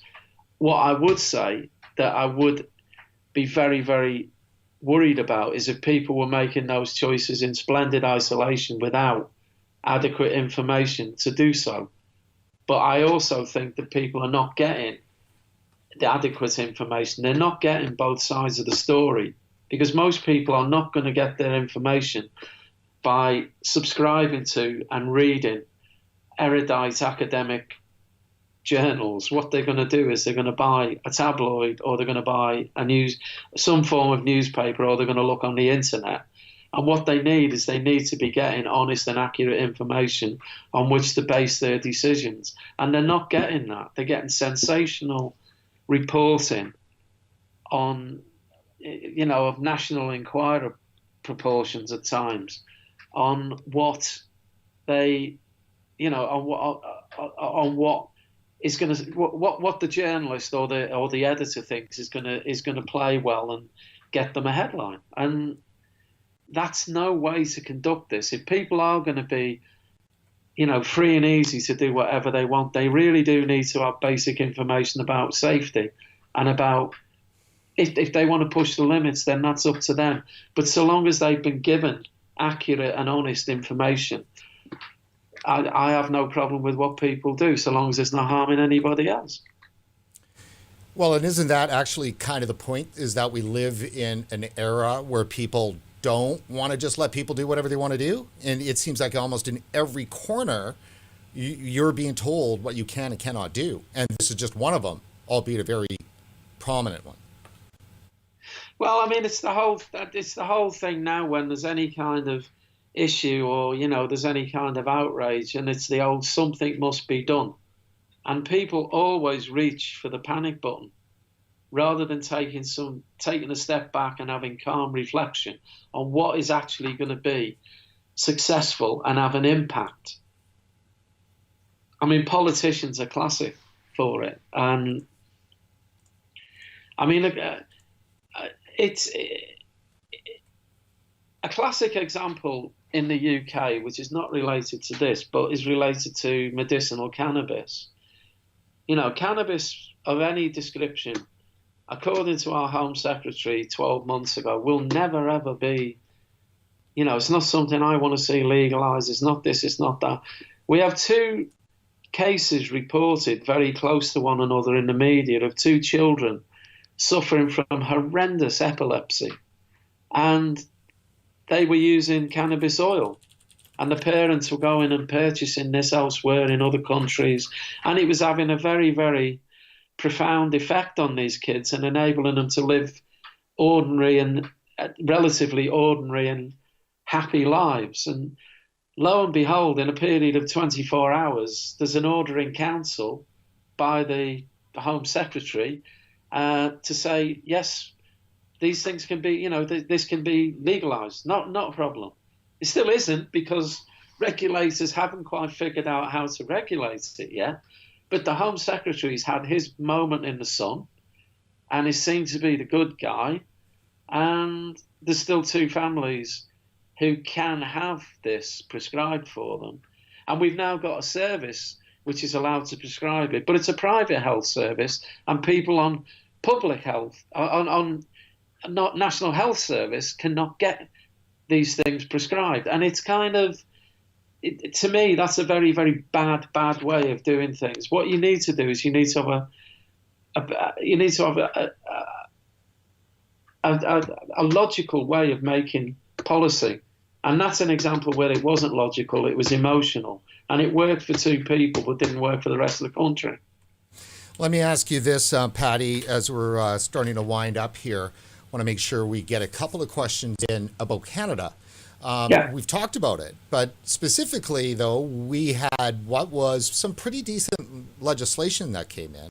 Many stakeholders, some begrudgingly, others, you know, were happy to see the stable framework come in with the TVPA. But the ink's not even dry yet on the legislation, and here we are under the auspices of the epidemic of this crisis with kids and youth use. There appears to be some danger with regard to maybe these regulations being cracked open or some new kinds of regulations promulgated under the framework. The fact is that there was a stability that was promised with the legislation that 9 months later, it's anything but stable. What are your thoughts on that?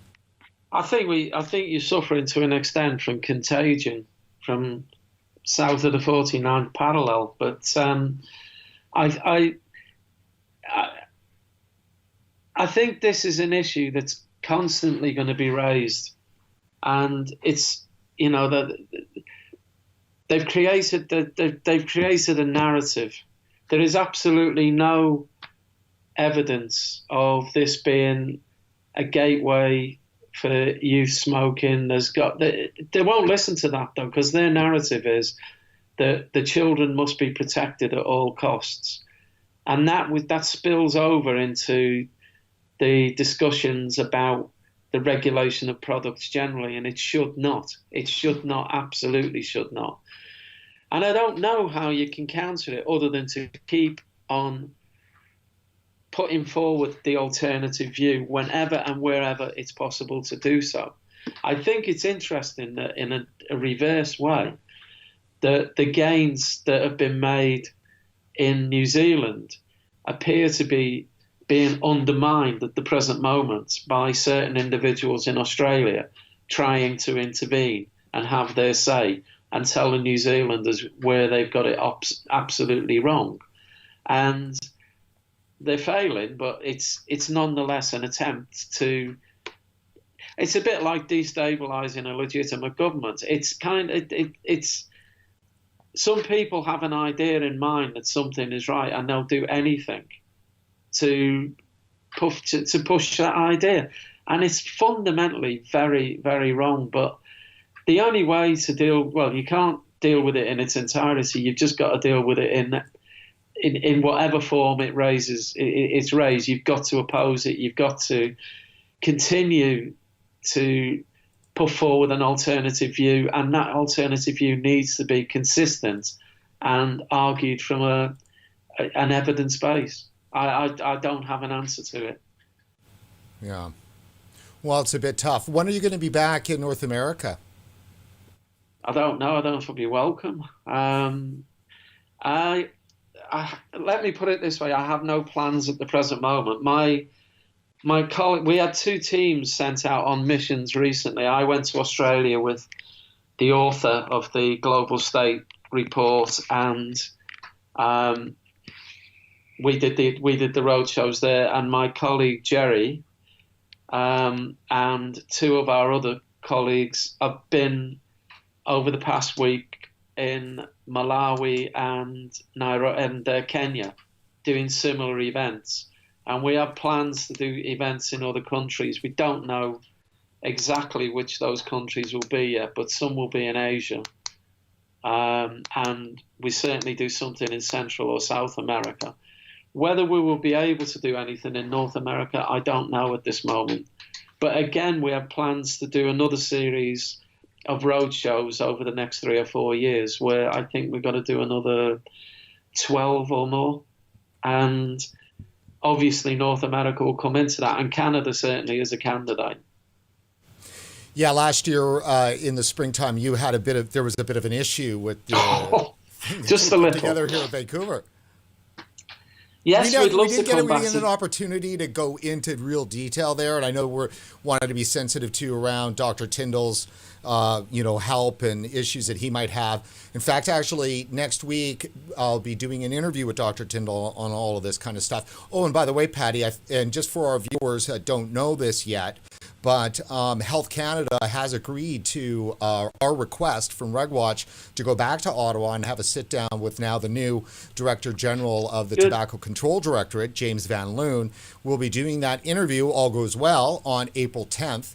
And we'll be able to take a lot of these issues directly to Health Canada and hopefully get some answers, get their feedback, and also help, to build some bridges with some of the concerns that vapors have and the industry has. And I think you don't need to be a vapor, I think, or believe to be very concerned about this kind of overreach by government and public health activists into the decisions that individuals make on what they can and cannot put in their body. Again, you say not to go into too much detail because we do have issues ongoing with this whole issue from last year, but it was a good illustration where there was quite a number of open-minded and interested individuals who wanted to engage in an honest dialogue with the various stakeholders in this whole debate. And there were, I think, 3 or 4 people who made that not happen.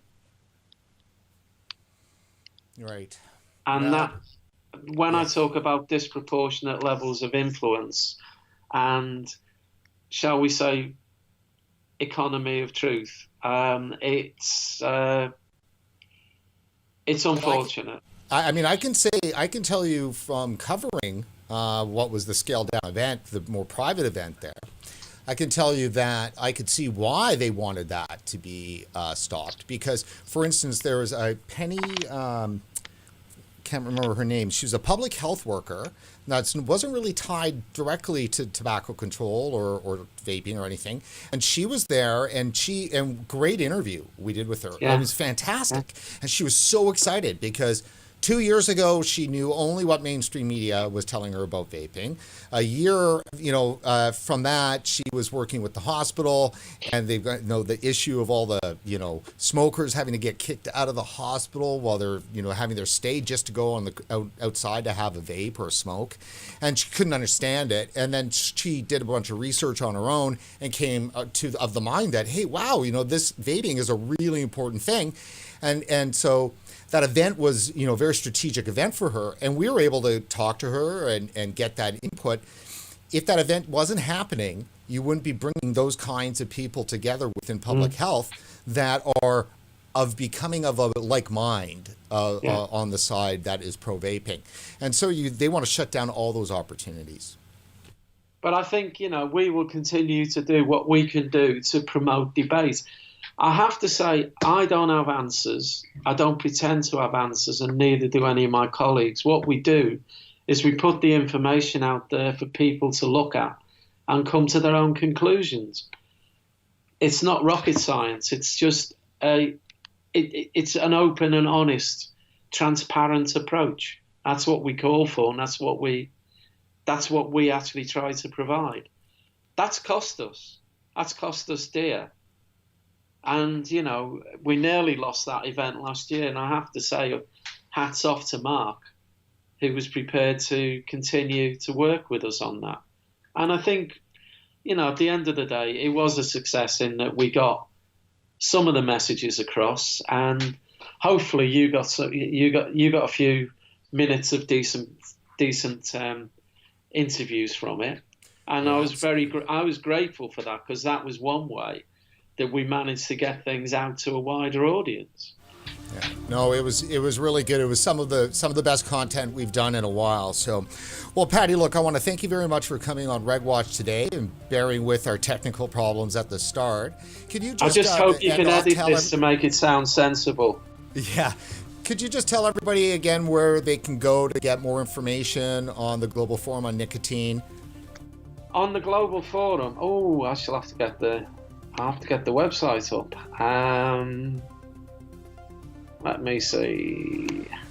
I think I've had it in your key here the whole time, but why don't you just... The Global Forum is gfn.net.co,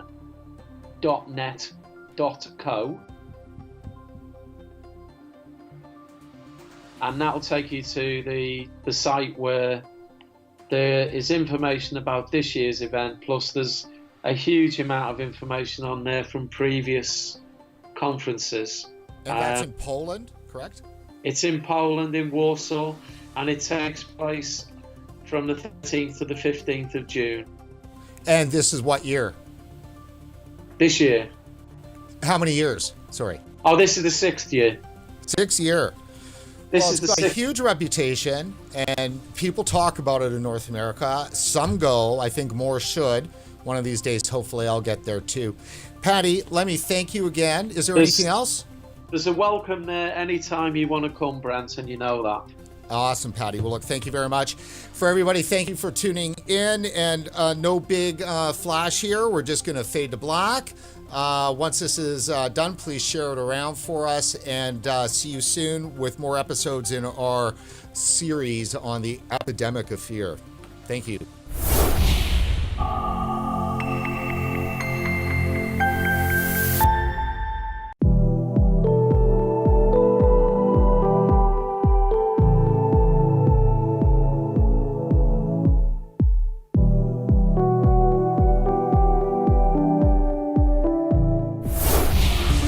Tell our viewers a little bit about your business in terms of the products you carry. Are they, I mean, there's the chips and gum and stuff, but there's certainly some other stuff you carry too as well.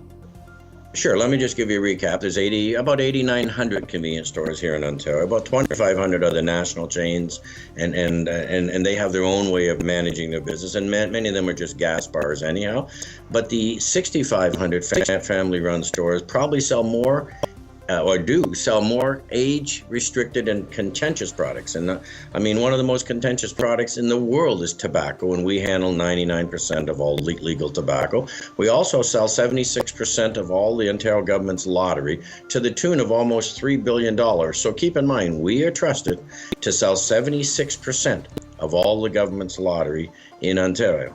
And then we sell vaping products, which is the newest product on the market, and I'm sure you want to touch on that. We also sell fireworks, incendiary type products, and finally, we do sell alcohol in about 216 convenience stores, and hoping to expand that to many, many more this year under the Ford administration. Convenience stores are certainly the sweet spot when it comes to having product meet potential consumer, especially the ones that obviously are smokers. As you said, 99% of the legal tobacco is sold through convenience store.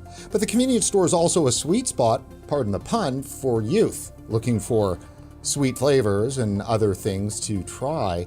So how is your association dealing with the youth epidemic of vaping? First, do you believe that there is one, and what are you doing about it? I'm not sure I believe if there is one. If there is, whatever you call it, an epidemic, that's been actually created by the unfettered online purchasing. They were not getting it, are still not getting it in convenience stores. So let's be honest. We just got our 2018 numbers, our 2018 recaps from the public health units. So in Ontario, there are 36 public health units with about 250 tobacco inspectors. In 2018, they actually sent in underage shoppers to over 19,000 convenience stores to see if we would sell them vaping products or tobacco products, and about 6,000 vaping stores in Ontario. And the results are in now that we passed at 96.2%, which is up from 95.7% last year. So the convenience sector and the vaping sector have both done a very good job at ensuring that young people, and there's lots of them, that come into our stores do not get vaping products, do not get tobacco products, do not get lottery products. If they were to get a lottery product under a mystery shop, they would take our terminal. If they were to get a tobacco or vaping product, after 2 failures in 5 years, they close us down for 6 months from selling those products. So we have a lot to lose. We work very hard, we're well trained, and we're very sure of how we do it. Otherwise, we'd be boarded up. I think everyone owes us a pat on the back for being probably the best at age testing of any retailer in this country. And I can tell you, we have measured ourselves against the government-run LCBO, the monopoly. We've measured ourselves against a foreign-owned beer store, which is owned by 3 foreign multinationals, and we far surpass them when it comes to age testing. We don't use those numbers to embarrass them, but I can tell you, there's nobody better than the convenience store. And to qualify that, when I had coffee at the Alcohol and Gaming Commission, the chief operating officer said, Dave, I can tell you, in all the tests we've done, the convenience sector is by far at age testing when it comes to alcohol, lottery, and all other age-restricted products. They don't do tobacco and vaping, but they do other products, and they say you are the best. So if that's the case, how do you explain the fact that so many people inside the vaping industry and consumers and parents, I mean everybody, kind of lays a lot of blame with regard to the youth, vaping increase at C-stores. You are certainly the ones getting the blame. We're the target because youth shops there. But again, facts speak for themselves. And I think everyone should start using facts. And a lot of the noise is coming out of the United States. I see that. But everyone in Ontario understands that we would lose our stores. We would lose our businesses. If youth had vaping products in October and September, which I hear they did, they weren't getting them because they weren't even in our stores. What we're seeing is that you can go to any website. I just read a young person in the London Free Press this morning, a high school student, said any of us can go to any website and say we're 21 and have it delivered to our house. So I think the government, looking ahead, has to take a serious look at what's going online because it's unfettered, whereas convenience stores are very well covered.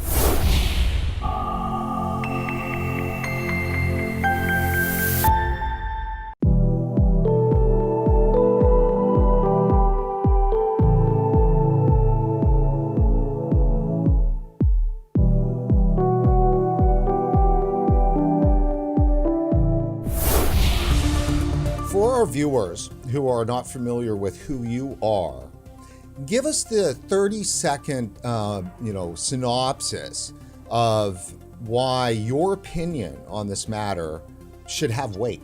Well, I've been conducting tobacco research since 1994. I've published 60 plus articles in the professional medical literature. I've established a solid approach toward helping smokers quit when they are unable or unwilling to abstain from tobacco and nicotine altogether. This involves switching them to satisfying but vastly safer smoke-free products. And for 20 years, I conducted a lot of research in smokeless tobacco, which is a completely misunderstood product as far as Americans and Canadians know. And now I've moved to vaping because I've seen the same strategy, the same playbook, if you will, applied to vaping as has been applied to smokeless tobacco. The research is just starting to come out where apparently it's showing that there's a dramatic uptick in youth use. So worrisome. In fact, in Canada, there are numerous school principals that are actually removing bathroom doors off of the boys' bathroom in high schools because they just simply can't trust the kids to not vape in there because they're so addicted. We all need to be concerned about teen use of all drugs. But this new crisis of vaping has been vastly overblown. Certainly there's now a great fear that vaping is taking over our adolescent or teen population. And that fear has been driven by anti-tobacco organizations that, let's just say it's sort of a fake epidemic. Recently, the FDA has responded to this epidemic with some rather strong words about possibly taking vape products off the market. The problem is this epidemic apparently has just arisen in 2018 because we have 2017 numbers and they don't look so serious. But now we're told, at least, that the vaping epidemic has expanded and we don't have the data, so it's a difficult problem. Now, you're describing exactly what's been happening in Canada. Seems to be just like 3 or 4 months behind. Exactly. As you said, it's fear, and fear is very transmissible. And so I'm sure Canada is adopting the same kinds of issues that the U.S. now has.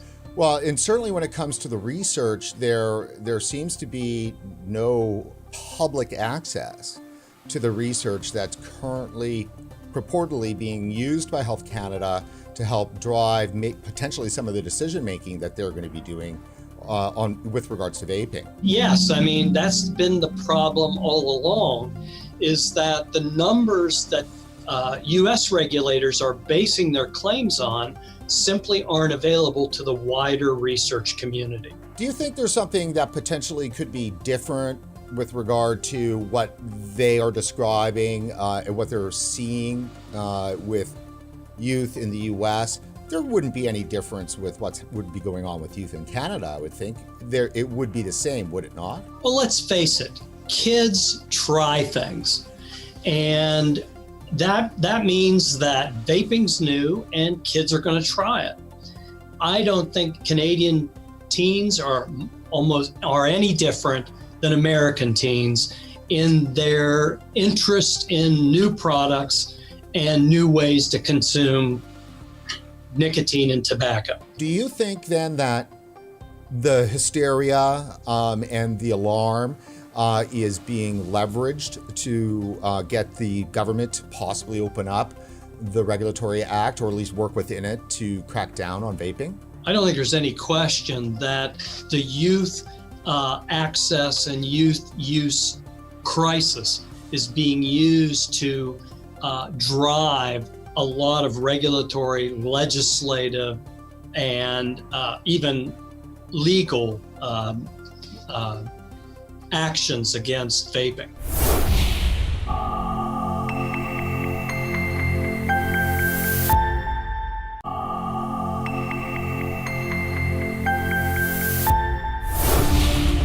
Hi, I'm Brent Stafford, and this is RegWatch by regulatorwatch.com.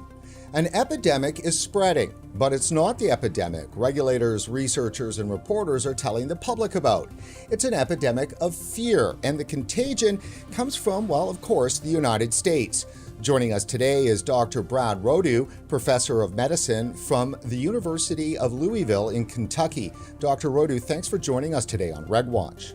It's great to be here, Brett. First off, you know this particular pathogen quite well. Could you explain to our viewers what's been happening in the US and how it's possibly moved to Canada? Well, certainly there's now a great fear that vaping is taking over our adolescent or teen population. And that fear has been driven by anti-tobacco organizations that, let's just say it's sort of a fake epidemic.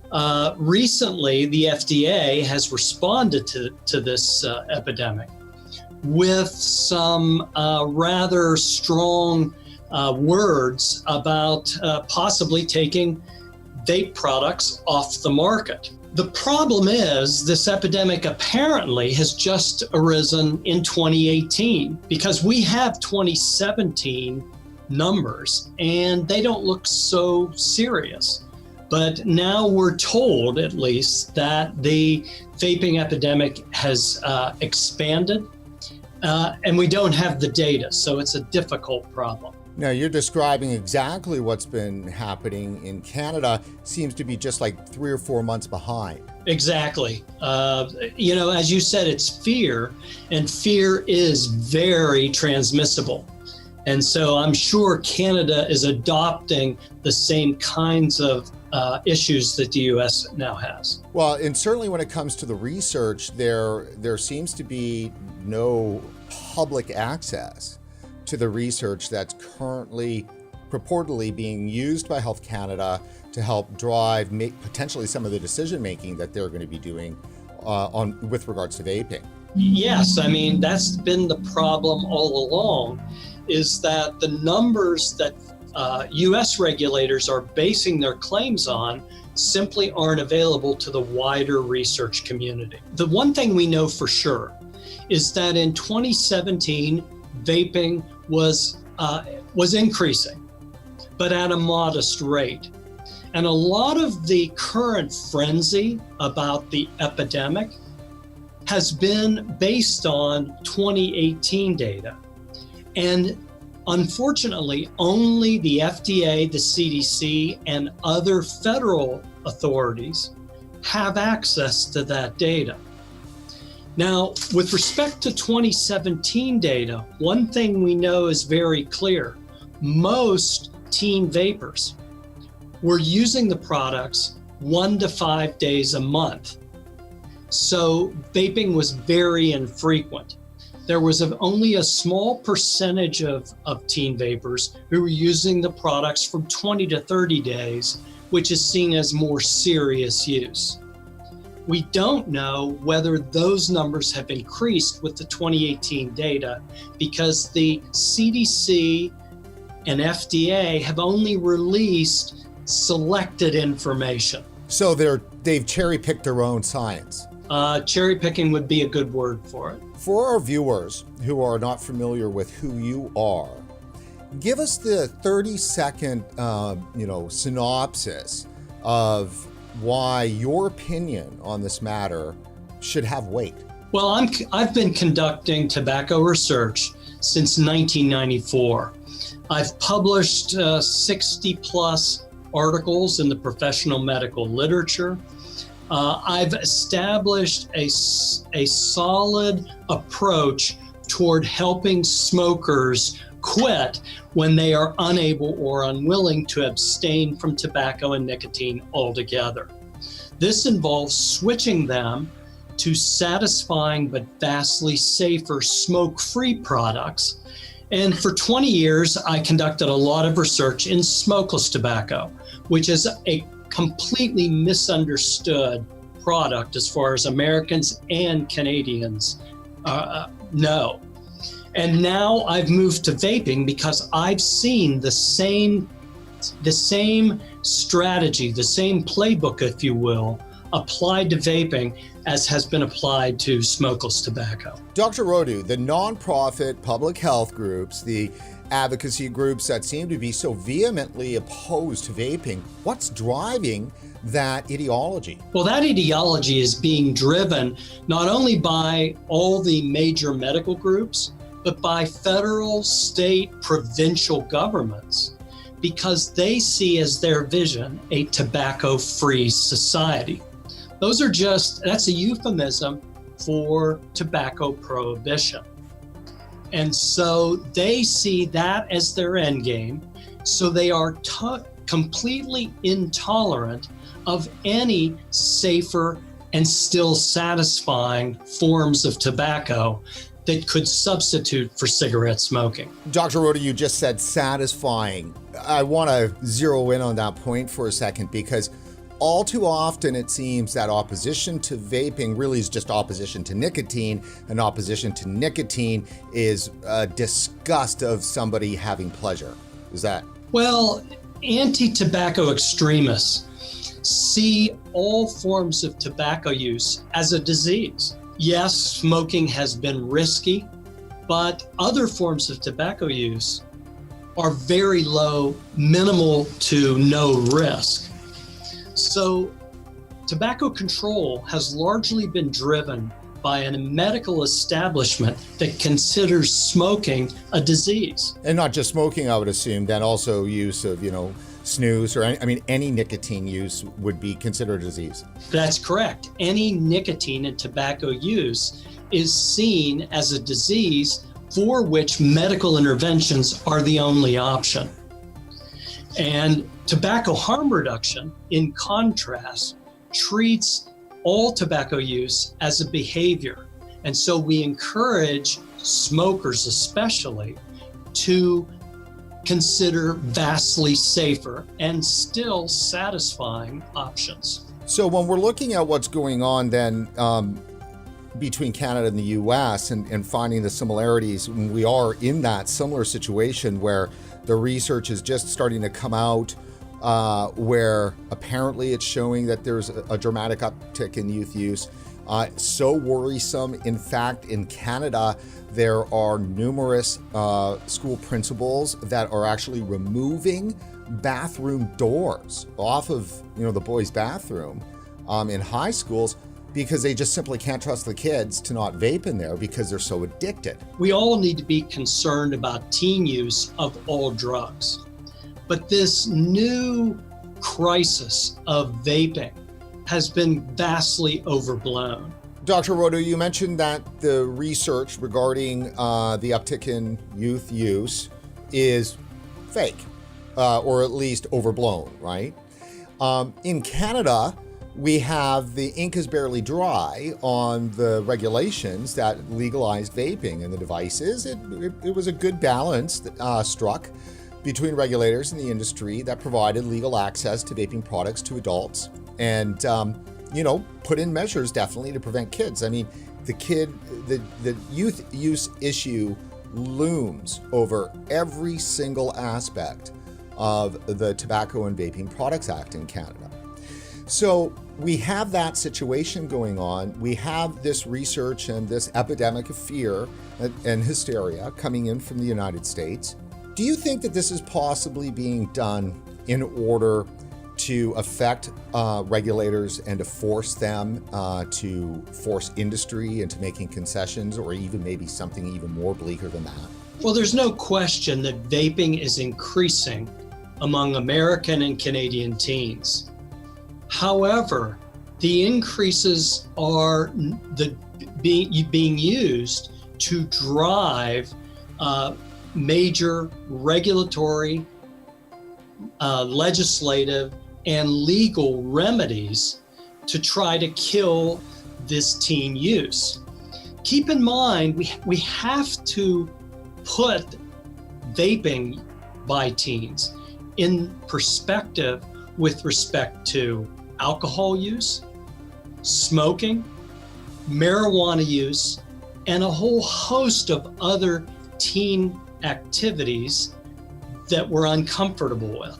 Perspective. That doesn't sound like something that we get a whole heck of a lot out of in this issue. No, there's no perspective.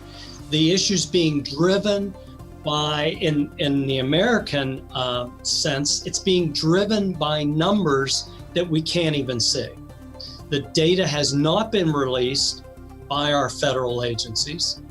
It is based on a reported 70% increase in vaping among American teens in 2018, but we don't have access to those numbers. So we don't know if the frequency of vaping is increasing or whether it's just a natural course of teens becoming curious and interest and occasionally vaping. Would you say it's true for Canadians to worry about what happens in the US with regard to this issue?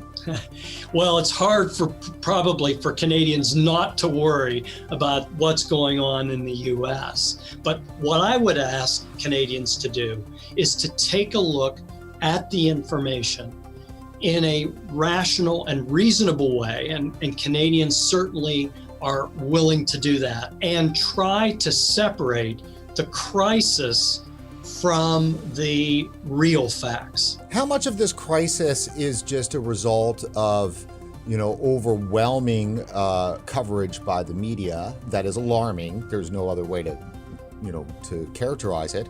You have media coverage that's alarming, increasing, incessant. Then you've got, public health. Using terms like epidemic in the very first place seems to me disingenuous when it comes to using a term that describes actual real disease. I completely agree. In fact, they're using the term epidemic here when, in fact, alcohol and marijuana use have been endemic over several decades.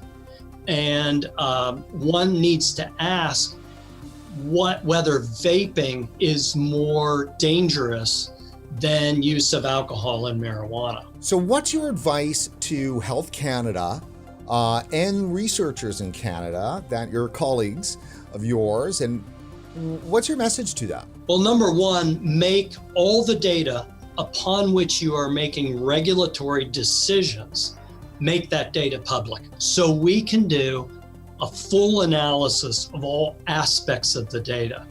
In the US, oftentimes, the data is being analyzed and then manipulated and engineered to support only one major theme. And a lot of the contagion is being driven by federal funding for research going to universities across the nation toward researchers for the sole purpose of demonstrating adverse effects of vaping. I believe that the federal funding is being funneled from tobacco companies to the FDA in the form of user fees, and from the FDA to NIH, and then NIH to universities throughout the country. And the overall focus of the research is on the adverse effects of vaping. So let's jump into it. We're talking Tobacco 21. For all of our viewers in the US and Canada, across the world, what is it and why is it so controversial on both sides? Well, Tobacco 21 is a movement to shift the legal purchase age of tobacco products from 18 up to 21, making it very similar to the alcohol purchase laws in the US. And what is the problem with that for some health advocacy groups and some vaping groups? Well, there are a lot of different issues with respect to Tobacco 21. One might be that 18 to 20-year-olds really shouldn't be treated like children. And in fact, that was one of my main concerns for a long time, that it's somewhat making our adults, young adults, children again. However, for me, one of the big problems has been the uptake of vaping in high schools. One of the things that Alcohol 21 did was remove the 18 and 19-year-olds who comprise about 14% of our high school population. They were legal purchasers of alcohol and today tobacco. If you move the age to 21, you remove the social source for a lot of these products. And you're likely to see a reduction in tobacco use like with alcohol use. 14% of all American high school students are 18-year-olds. That's a big chunk of current high school students. Well, there's no question. And all of the national surveys show that teens' main source of tobacco products are social sources. The majority of teens are not getting tobacco products at retail. They're getting them from social sources. So when you have nationally 14% of high school students who are legal to buy tobacco products, that is a rich source for the rest of teen users. And Tobacco 21 will eliminate that source. The opposition to Tobacco 21 on the public health side, describe that for our viewers. What is the opposition? Why is the opposition there? Well, the opposition seems to focus around not only increased vaping among teens, but this idea that vaping is a gateway to smoking. To be fair, that has been based on a lot of exaggerated, distorted, and even engineered research. So Dr. Rodu, you've got decades now of experience working in this area, and obviously research is your area. What percentage of the research that you could deem to be the most damning against vaping, what percentage of that research do you believe could be corrupted science? Research is never perfect. But we have seen that the research about vaping and vaping gateway and other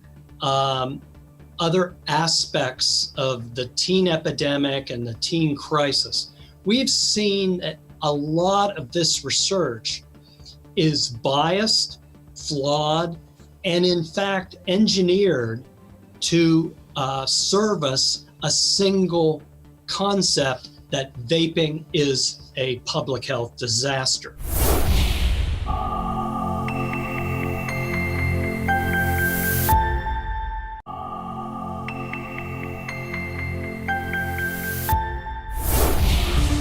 Hi, I'm Brent Stafford, and this is RegWatch on location at Sovereign Juice Co. in Vancouver, British Columbia, Canada. And here with us is Jeremy White, the founder and CEO of Sovereign.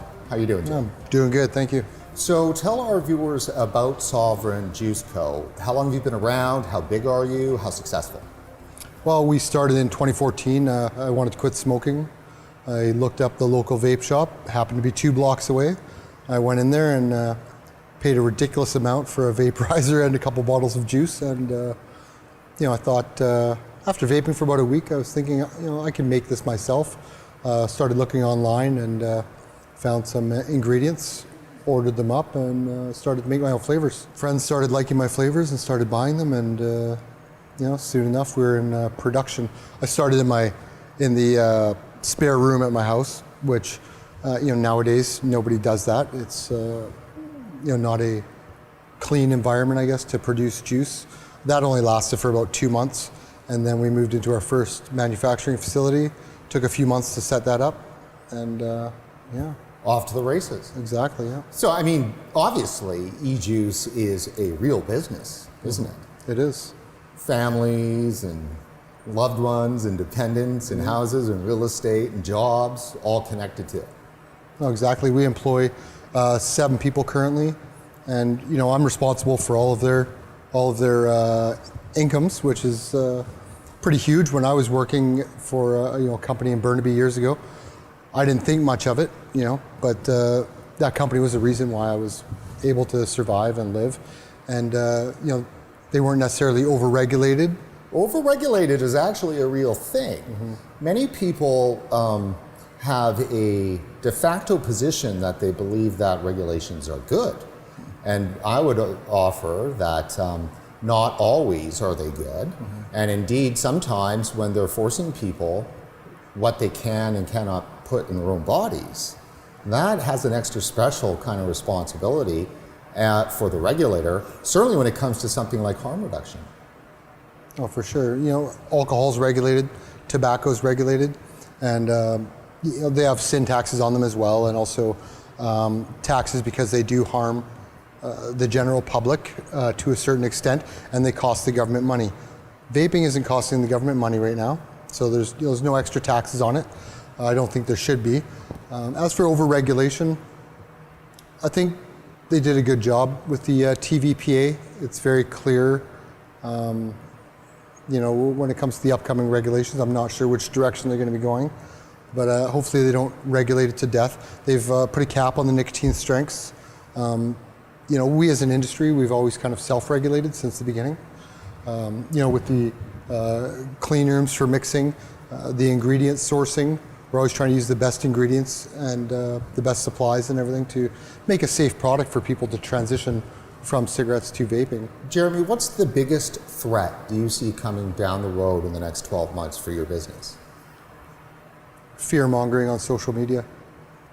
It's, there's been surveys done where 85% of people think smoking is dangerous and unhealthy, and vaping, 65% of people, the general public, think vaping is harmful. Now, if we have smokers that are looking at those stats, or they have the perception that vaping is just as harmful as cigarettes, they're not going to really make the switch, and we're going to have a bunch of people dying from cigarette cause related diseases, right? Rather than switching to vaping, which has been proven to be a safer alternative. You mentioned the Tobacco and Vaping Products Act, which was just enacted last year. What were your hopes for that? My hopes for it, I was open to whatever they were going to do, and I prepared myself for it. We've been through we've been in heavily regulated markets before, in the U.S. previously and in the U.K. So I was hoping that they wouldn't restrict things too much. Adult access to flavors, nicotine strengths, in order to help convince them to get off cigarettes or make it appealing to them. And I think they did a pretty good job, actually. It's a balanced approach to regulation. Now, it's appearing that potentially there could be a crackdown on vaping in Canada as a result of the reported epidemic of teen vaping. What do you think about that?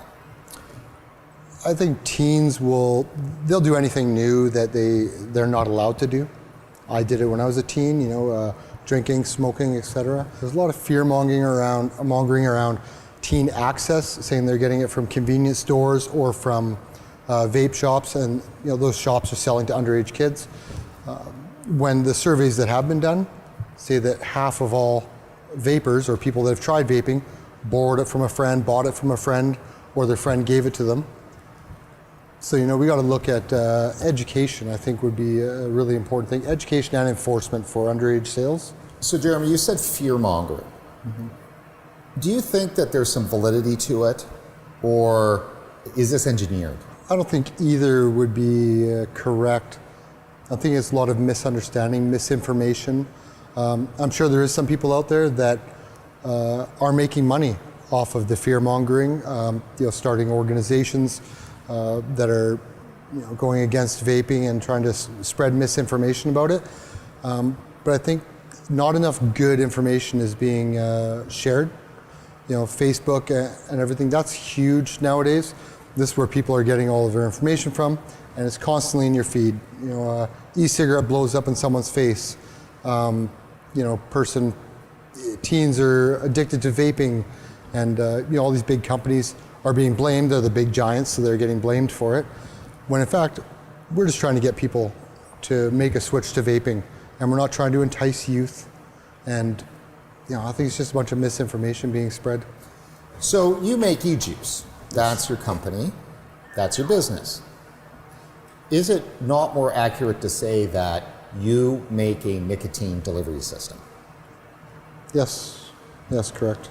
So is there any moral issue for you in doing that? You're a purveyor of nicotine. Well, nicotine, they've shown that nicotine isn't addictive by itself. I've read studies like that. Some people may disagree with me, but it's when combined with the cigarette, the tobacco, the tar, and that delivery system, it becomes a lot more addictive. Nicotine in itself, in small doses, is not harmful. It's about as harmful as caffeine.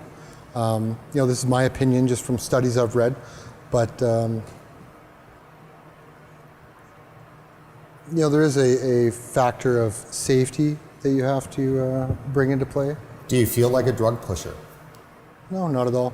I'm helping people, make a switch to a safer alternative, and that makes me feel good. That's why I wanted to start vaping, and it's obvious there's a lot of people that want to quit smoking. When this fear-mongering happens, Jeremy, that you speak of, against vaping, aren't they actually besmirching you personally as an e-juice maker? I don't feel personally attacked by the regulatory bodies. They're doing what they feel is best for society, and curbing youth vaping, that is an issue. I wouldn't say epidemic. There's no evidence to suggest epidemic. We've been in this industry for a few years. We've been through regulation. We are prepared for the worst. I don't feel it's going to be a killing the industry type of regulation. There might be a bit of over-regulation, but we're also prepared for that. Does it make you mad? You mean the misinformation about youth vaping? Yes, it does. There's so much misinformation, and you can only correct people so many times and point them towards the correct information. People meet me and you make e-liquid. Wow, that's amazing. Doesn't it cause this or this? And I set them straight, right? Direct them towards reputable studies that show that it is a safer alternative than smoking. Do you see a difference in the way Canadians, from the regulators all down to the people on the street corner, view, say, cannabis versus nicotine or heroin versus nicotine? Nicotine seems to be getting a real bad rap. Well, when the TVPA was released, it wasn't given quite the exposure as marijuana. So a lot of people still think that vaping is illegal because the original guideline the Health Canada released, I think it was 2006 or 7, maybe even 8, saying that nicotine is illegal to bring into the country. A lot of people are still going by that. And now they've released the TVPA. Nicotine-containing liquids are now a consumer product. But not a lot of people know they're legal. They still think they're illegal. And marijuana was given, such a show. Marijuana is legal now, and the government got into it with opening their own, stores. Exactly, right?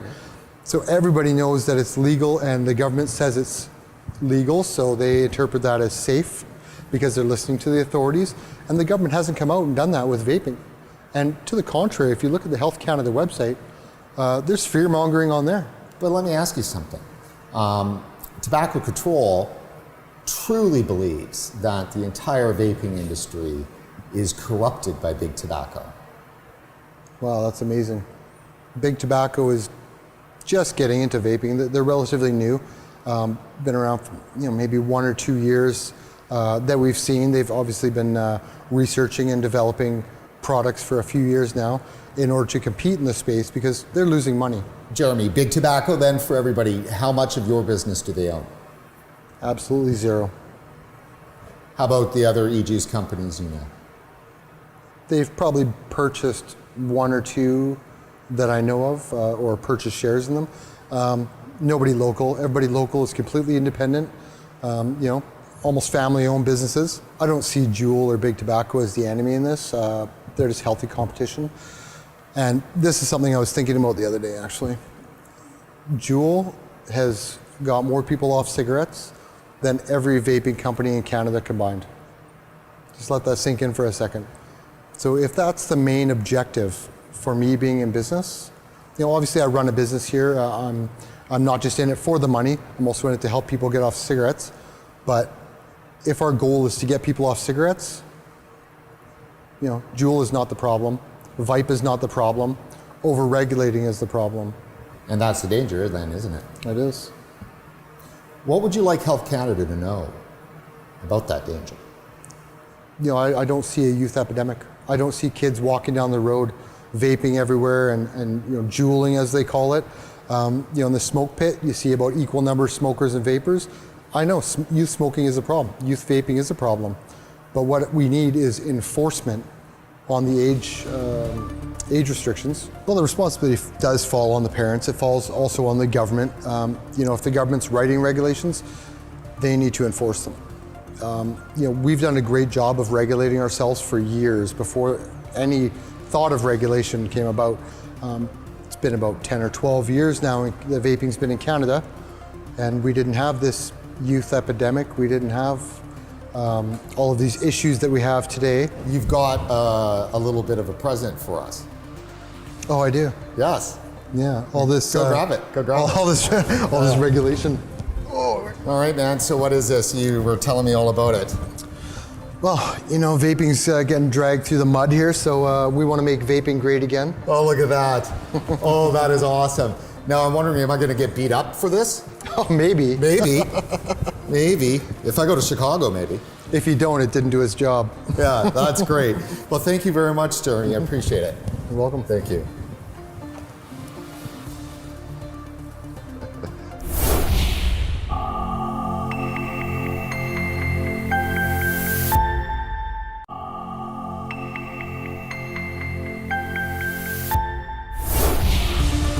Hi, I'm Brent Stafford, and this is RegWatch by regulatorwatch.com. How should a democratic government respond to public fear? Should fear drive public policy making and prompt regulators to ban or restrict activities such as vaping over potential harms that are unclear and uncertain to come to fruition? Or should democratic governments take a more deliberative approach and use its own institutions to investigate those potential harms and, if necessary, dispel public panic when the fear, such as the reported epidemic of youth vaping, is found to be overblown? Joining us today in studio to talk through these issues and more is Dr. Mark Tyndall. Dr. Tyndall is an epidemiologist, physician, author of over 250 academic papers, and he's the former executive director of the BC Centre for Disease Control, where in his tenure he made what could only be described as a dramatic impact in the battle to stem the overdose crisis in BC. Dr. Tyndall, thanks for joining us again today on RegWatch. Thanks, Brent. So when we talked last year and I asked you what your professional opinion was with regard to vaping as a medical doctor, it was decidedly positive. Describe for our viewers what that was then and has it changed now? Well, I think vaping presents an amazing opportunity for public health as far as tobacco control and the terrible toll that combustible tobacco has had on our society and public health. I don't think my views have changed very much in the last year.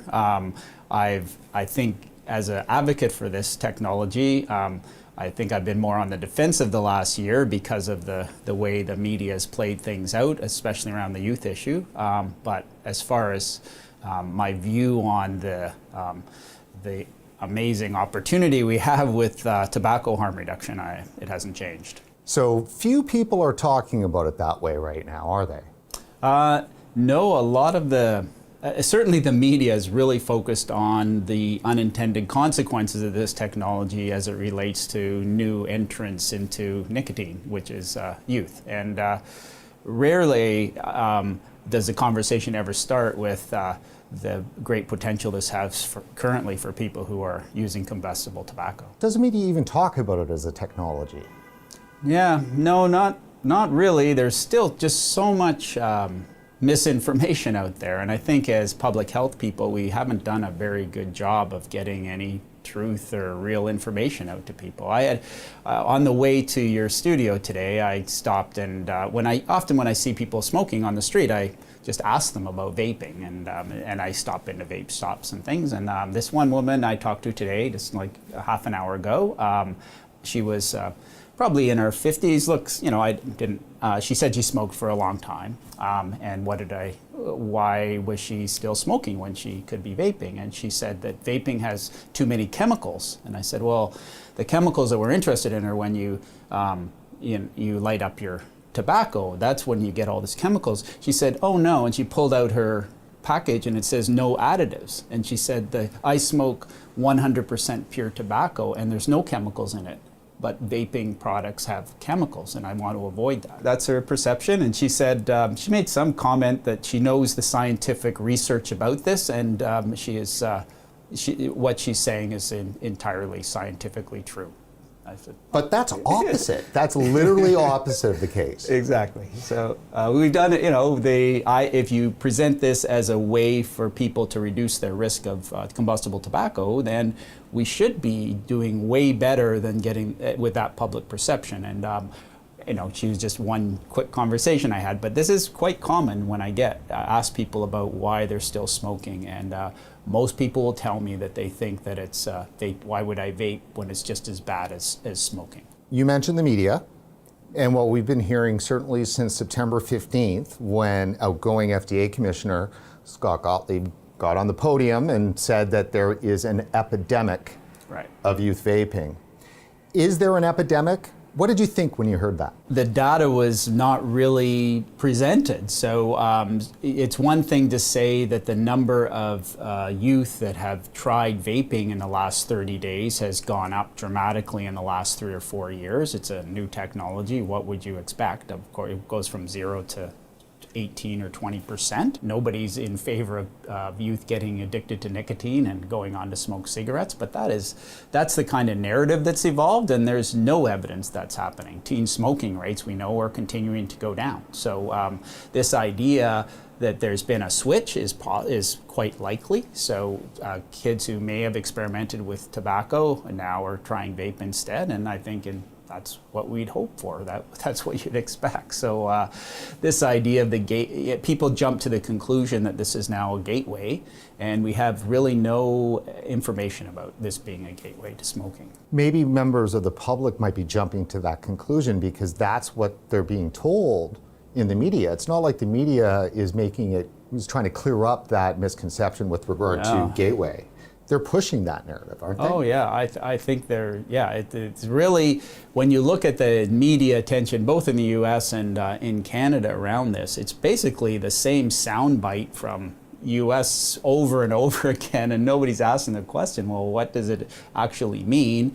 You can't show us a graph that the vaping is increasing and then jump to the conclusion that means all those kids are going on to smoke cigarettes. I mean, and in Canada at least, and I think North America on the whole, we've demonized tobacco smoking so much. I mean, it just makes no sense that kids would all of a sudden go from this kind of cool technology to try it and think, oh yeah, now I'm gonna burn cigarettes and make my clothes stink and be an outcast for my friends. I mean, we've gone over that hump already. Tobacco for youth, smoking cigarettes is not coming back. We've demonized it. The information is out there against smoking. So I just really feel, and in 2019, that the risk of that is just not going to happen. Smoking rates consistently go down around youth, and I don't think the introduction of vaping is going to change that. So in Canada, the ink is barely dry on the legislation that made vaping, adult access to vaping products in Canada, legal. And Health Canada is, whether they're being pressured by nonprofit public health groups, which of course there is a lot of pressure, or whether they're having second thoughts themselves, the fact of the matter is that Health Canada has put it to the industry that there is an existential crisis. Yeah. All of a sudden, 9 months after the legislation is in. That doesn't seem like a very fair framework for legalization of the product if it's so unstable that 9 months later it's a disaster. Yeah. And what are your thoughts?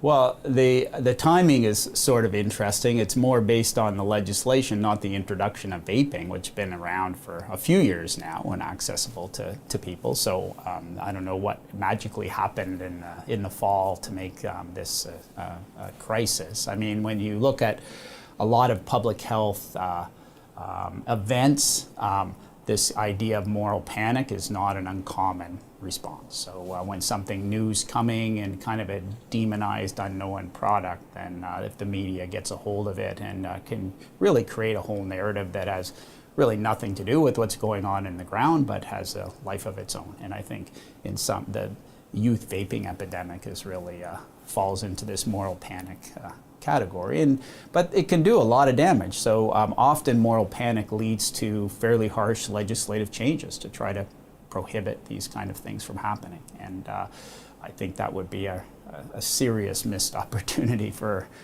Canada if that happens. So are there forces at work that help generate that moral panic in order to see those kinds of regulatory changes happen?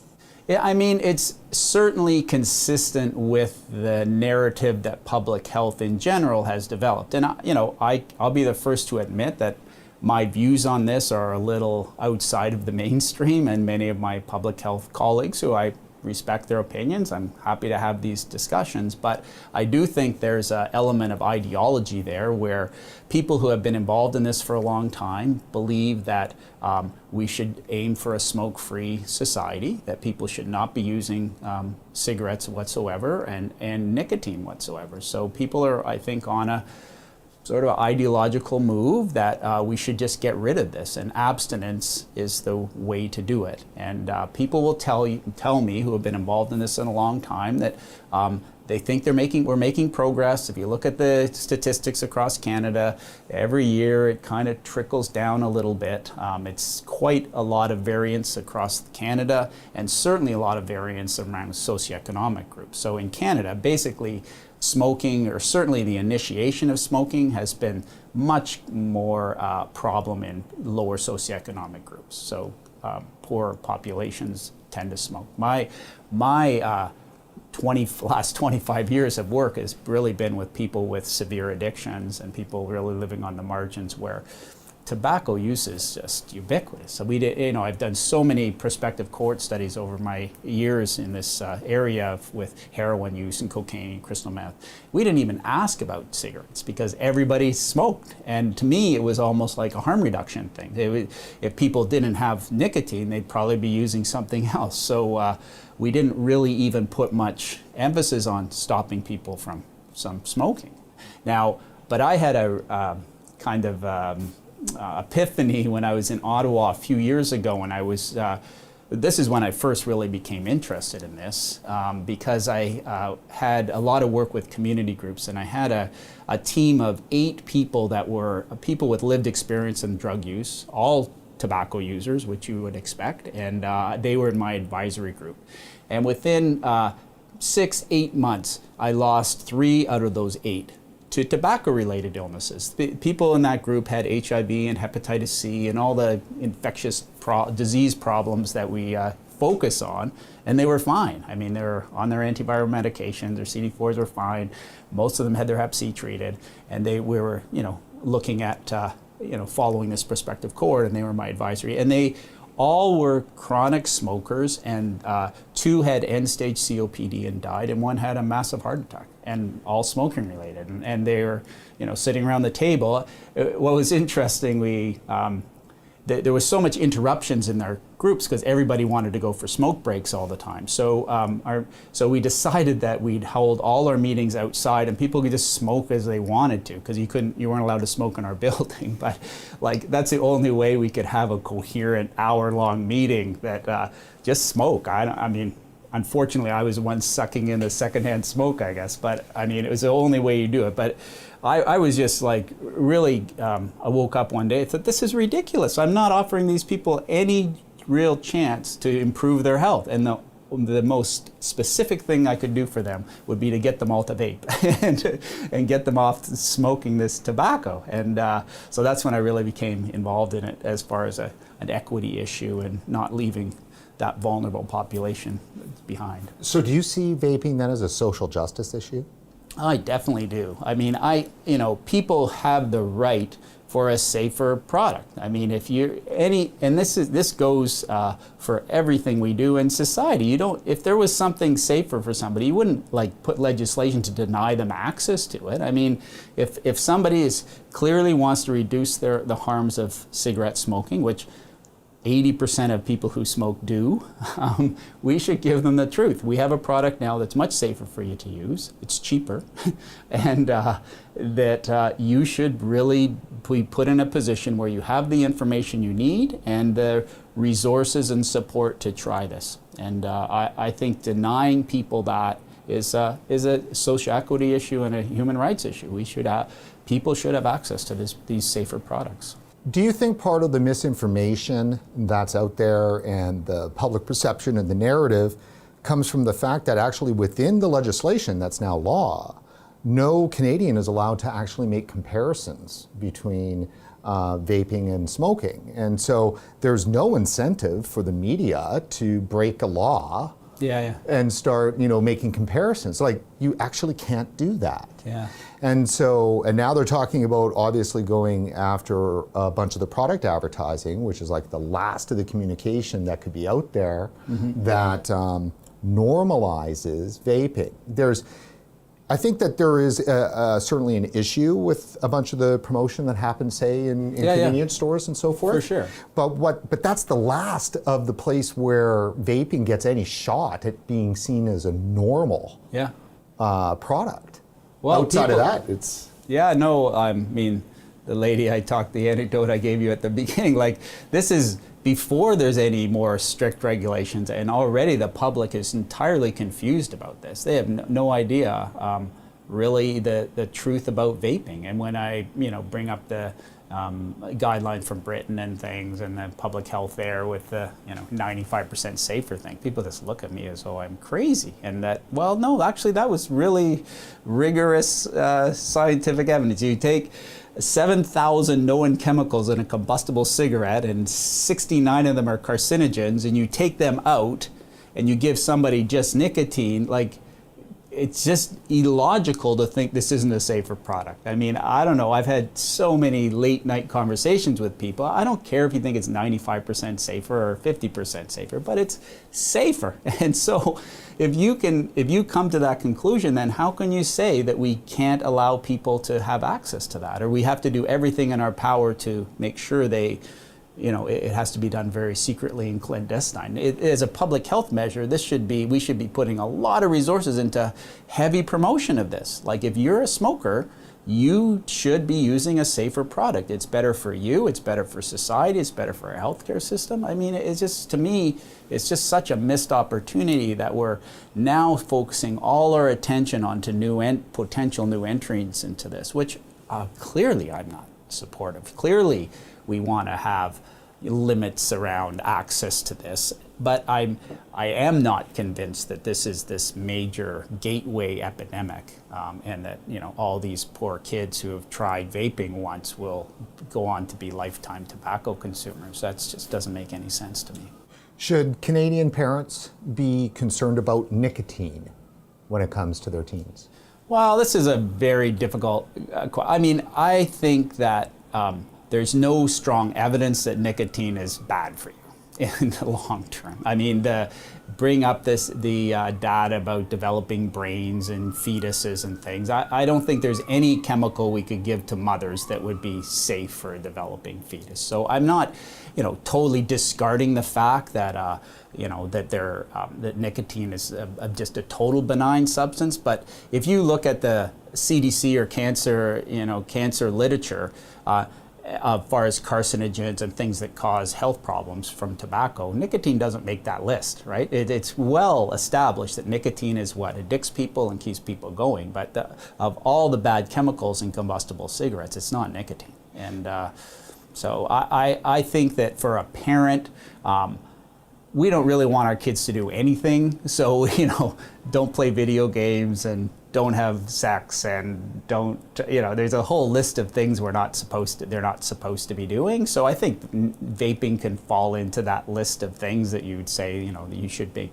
careful choices about this. But the things I hear and the penalties that I hear being doled out to high school students who are caught vaping, it's like they, just did something outrageous. I mean, a kid could get suspended for vaping, but not for smoking, or for other things people do.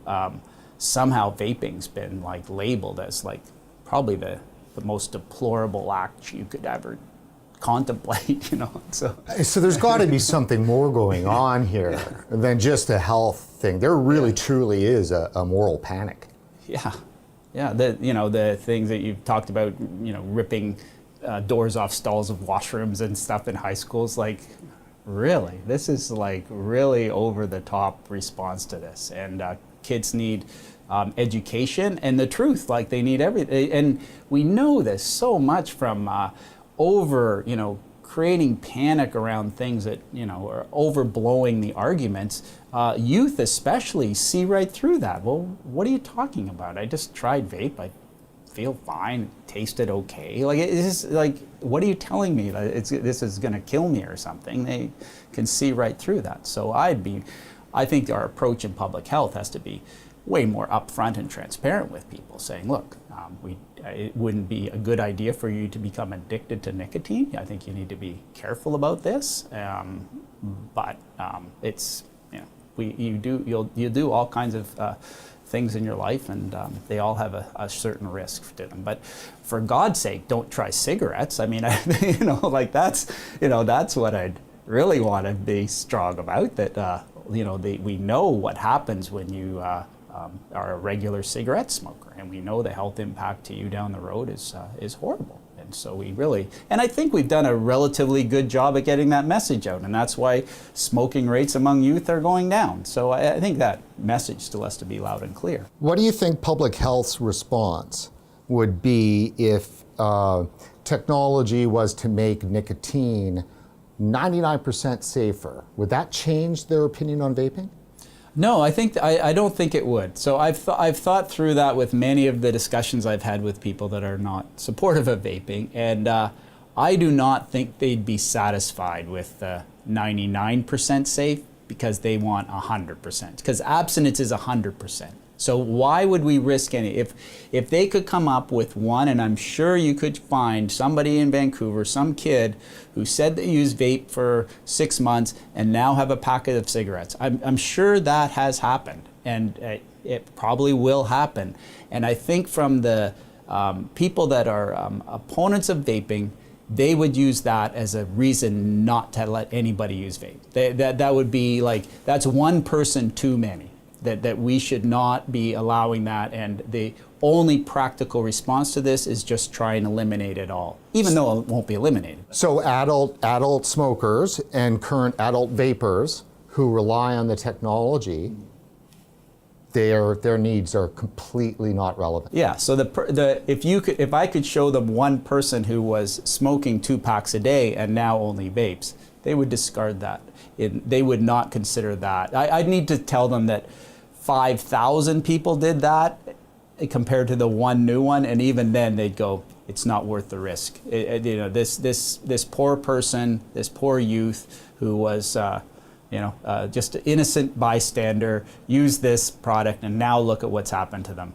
That would be enough to say that we should be very cautious in Canada. This could happen. And that kid that you would find would probably be a smoker anyways. So this whole idea that one leads to another doesn't make any sense. But because there'll be continued to be, even though the youth rates are down, there's still enough youth that are trying cigarettes, using them enough, and becoming dependent. I mean, that's still ongoing.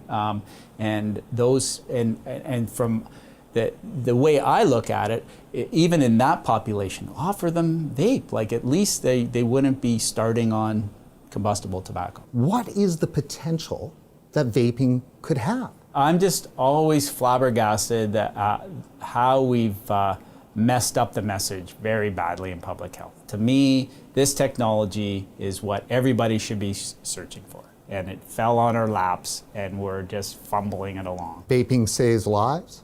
Oh, like, how can't it? Yeah, so, I mean, yeah, I am 100% convinced. And the most ardent opponents of vaping will have to admit it's safer. Nobody can look you in the eye and say it's not safe. It brings into some regulation. I've been to meetings where people present these graphs of, heavy metals in vape and all this, and that's where regulation comes in. Of course, we don't want people using contraptions that give them heavy metal exposure, and that's what regulation's all about. Of course, we don't want people mixing up flavors in their basement and selling them in a store. I mean, there certainly needs to be a regulatory component to this.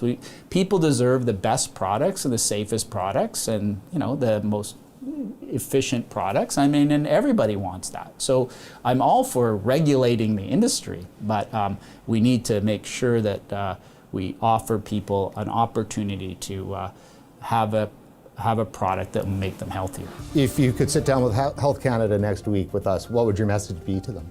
We can't get sidetracked with the youth issue, and we need to keep our eye on the ball that this is a public health tool to stop people from combustible tobacco. And that should be our main focus, and that we should incentivize these products, advertise these products the best we can to attract people who smoke to use these products. And there's other things in our arsenal to help reduce exposure to youth, but we cannot be. This is the 4.5 million people smoking in Canada is who I'm really concerned about, and we can't let kind of potential unintended consequences of vaping in youth just take that right off the table.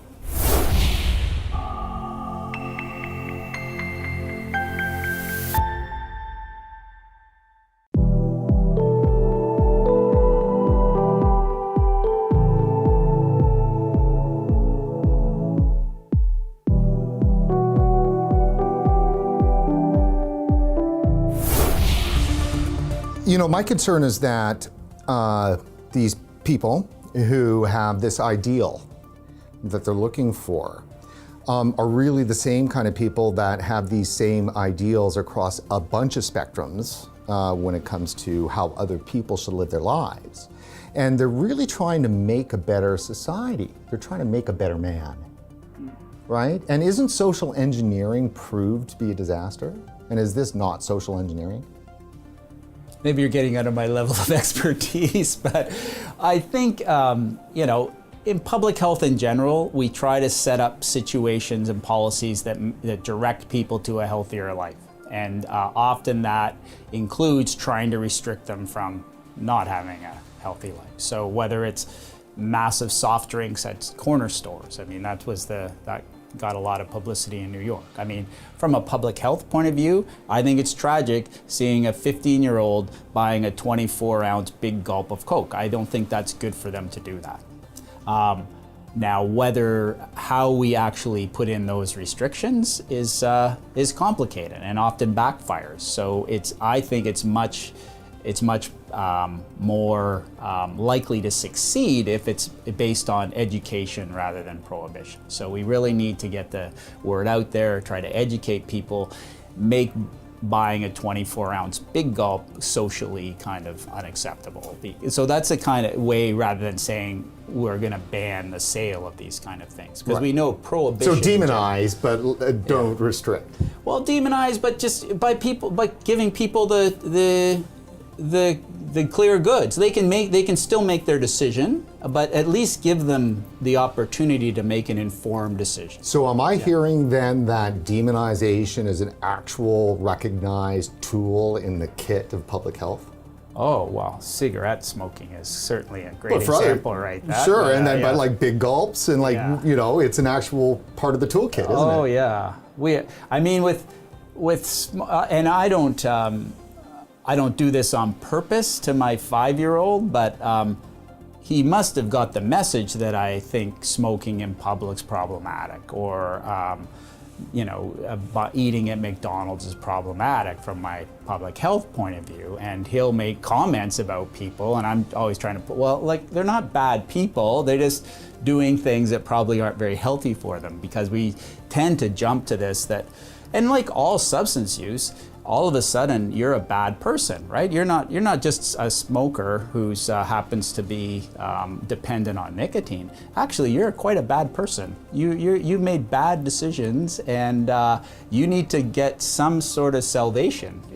So let's bring that up then, because the contradiction is that at the same time that the full demonization of nicotine and vaping is happening in our country, we also have made cannabis legal. Yeah. So not all substances are demonized. Oh, go figure, huh? So I think that's the contradiction there, isn't it? Huge contradiction. That at the same time that vaping and nicotine are all of a sudden under this huge demonization glare, even after it's become legal, we've made cannabis legal. But I think the fascinating thing, what will happen with cannabis if we continue on the route we're going, is it will not be smoking cannabis. So that's still quite demonized. So people that are interested in using cannabis are still unlikely to stand outside of a building and hoot on a big joint. I mean, that's just still not socially that acceptable outside of certain areas. But it's celebrated though. Every provincial website. But once if you put that in drinks, which the industry is going for, if you could walk into some very socially acceptable situation like a bar and order a glass of wine or a glass of beer or a glass of cannabis drink, I think then it would just really open it up, because it's not so much the cannabis that's been demonized now, it's much more the delivery of cannabis. And people, and even with vaping, it's hilarious. Even so they showed this guy with his Juul, but every other shot of vaping was these guys smoking their heads off, right? This image of what vaping is this massive clouds of smoke that envelop your head and things. And that's, again, kind of giving an image of vaping that isn't very attractive, or people don't feel, somebody who smokes cigarettes for 20 years doesn't really feel any attraction to that. I'm not looking for a big bottle of juice and I'm gonna blow fancy smoke. People are much more attracted to something more subtle, and I could just use something like that. So what I hear a lot in this conversation, and obviously over the years that we've been covering this file, is that there is an aesthetic disgust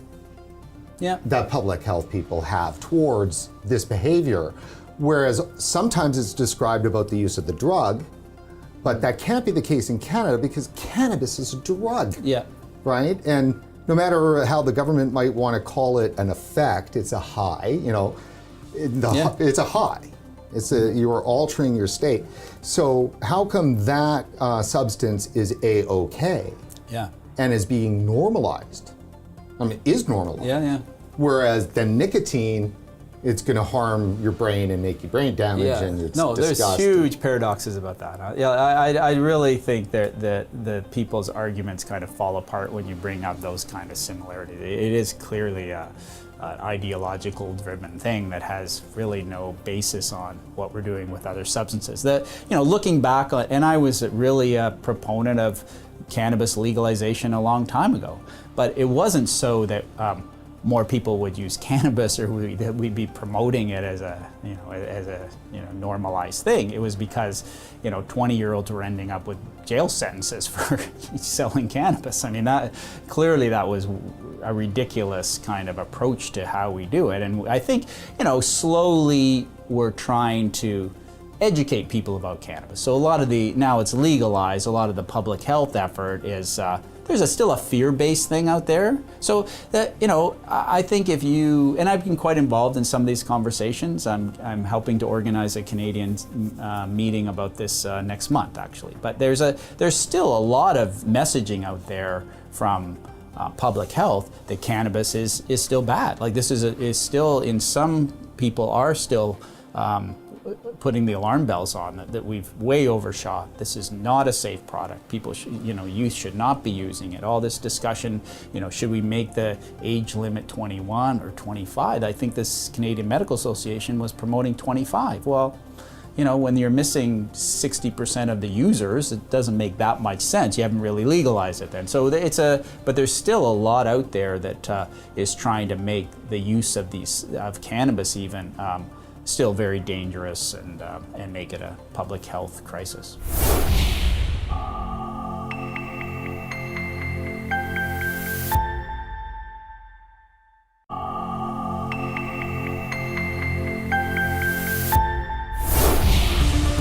Hi, I'm Brent Stafford, and this is RegWatch by regulatorwatch.com.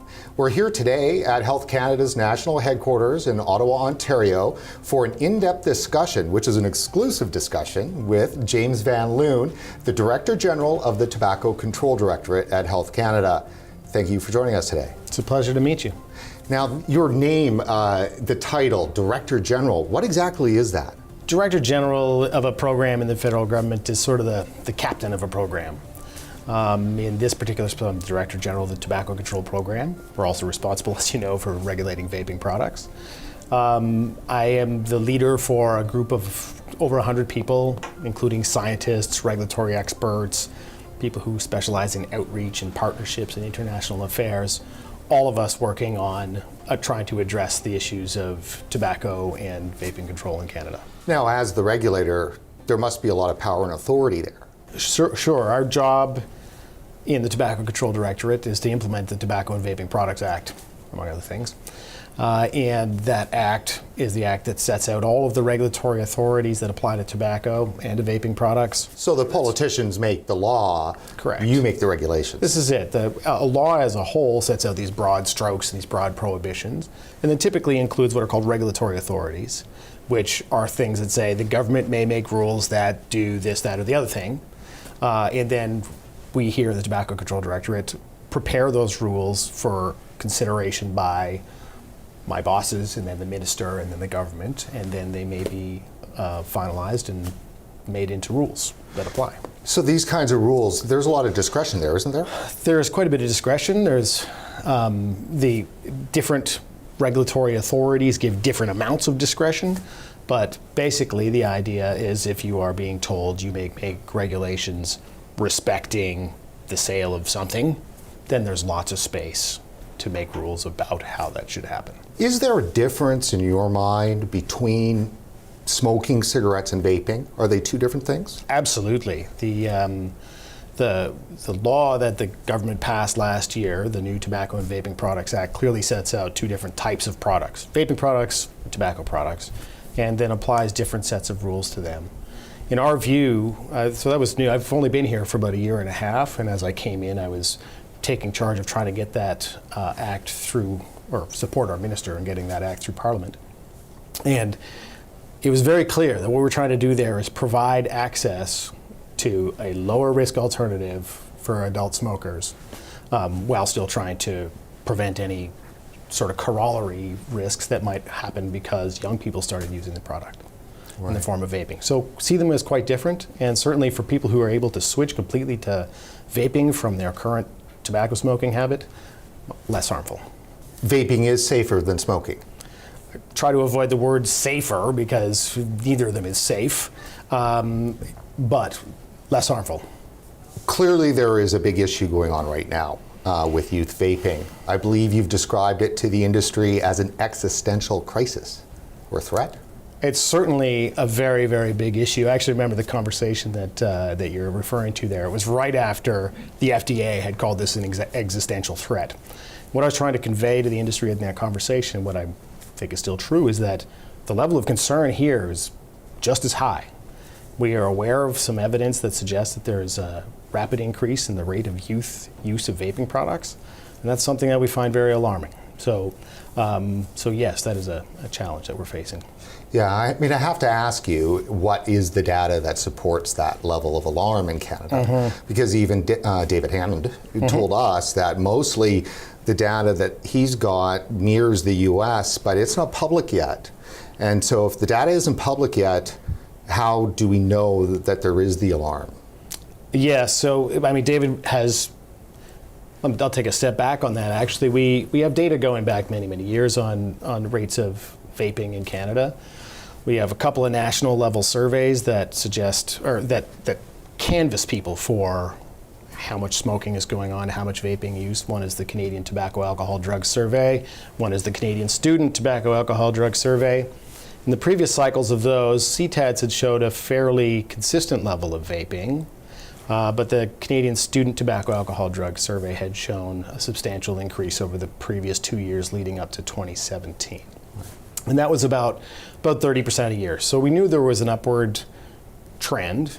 We're also carefully watching what's going on in the United States because a lot of the same products are available and the kids all speak the same language, and oftentimes things follow along in Canada from what's happened in the US first. So that's alarming. And then David Hammond came and showed us his, as yet as far as I know, unpublished data, but that showed similar trends in Canadian youth use of vaping products as what had been seen in the US. So that was enough for us to feel like there's a substantial cause, and certainly our minister feels there's a substantial cause for concern here, and that's why we've been looking at the additional measures that we can take to try to put additional pressure downwards on youth uptake of vaping. So let's talk about that. What are those measures? I know that right now it's consultation, so what have you asked of industry and what are you looking at? Yeah, so first of all, I'll just point out that the Tobacco and Vaping Products Act contains a bunch of prohibitions right there in the Act. There's no lifestyle advertising for vaping products. There can't be endorsements, there can't be testimonials, there can't be sponsorship, a whole bunch of the types of controls that are intended to stop people from being induced to try products who are not already using nicotine. What we published in February is a notice of intent, which sets out like a bunch of regulatory possibilities that focus on additional advertising restrictions for vaping products. For instance, restrict where point-of-sale advertising would be acceptable for vaping products. So right now, you don't have any point-of-sale advertising for tobacco, and yet in many jurisdictions in Canada, you would see point-of-sale advertising for vaping products.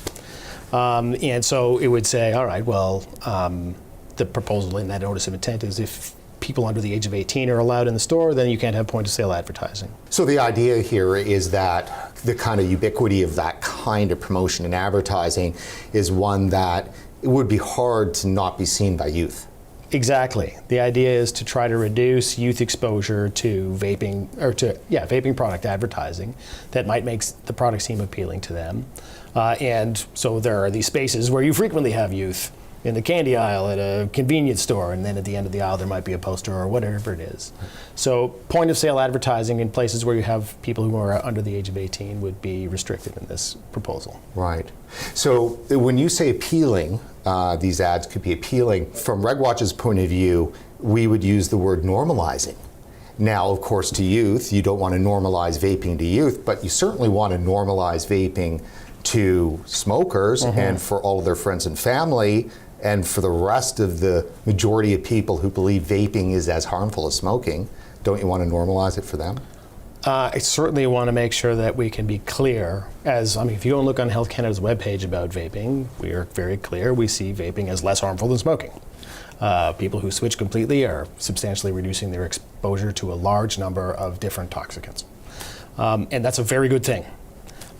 Whether at point of sale advertising in convenience stores is the right way to deliver that message, I don't know. There's a lot of pressure I would say, that's popped out onto regulators in the last year. Obviously, clearly, where is that pressure coming from? Well, a big part of it is our own reaction to the data that we're becoming aware of about rapid increases in the youth use of these products. That is very concerning, and I think Canadians would be upset if we didn't treat that with due concern. Certainly there are stakeholders out there who are also sounding alarms on this, as there are others who are saying everybody should just take it easy here for a moment. And we are interested in all of those perspectives when we are putting forward a regulatory consultation like the one that's out now. How are things different a year later, year and a half later, from when you took over?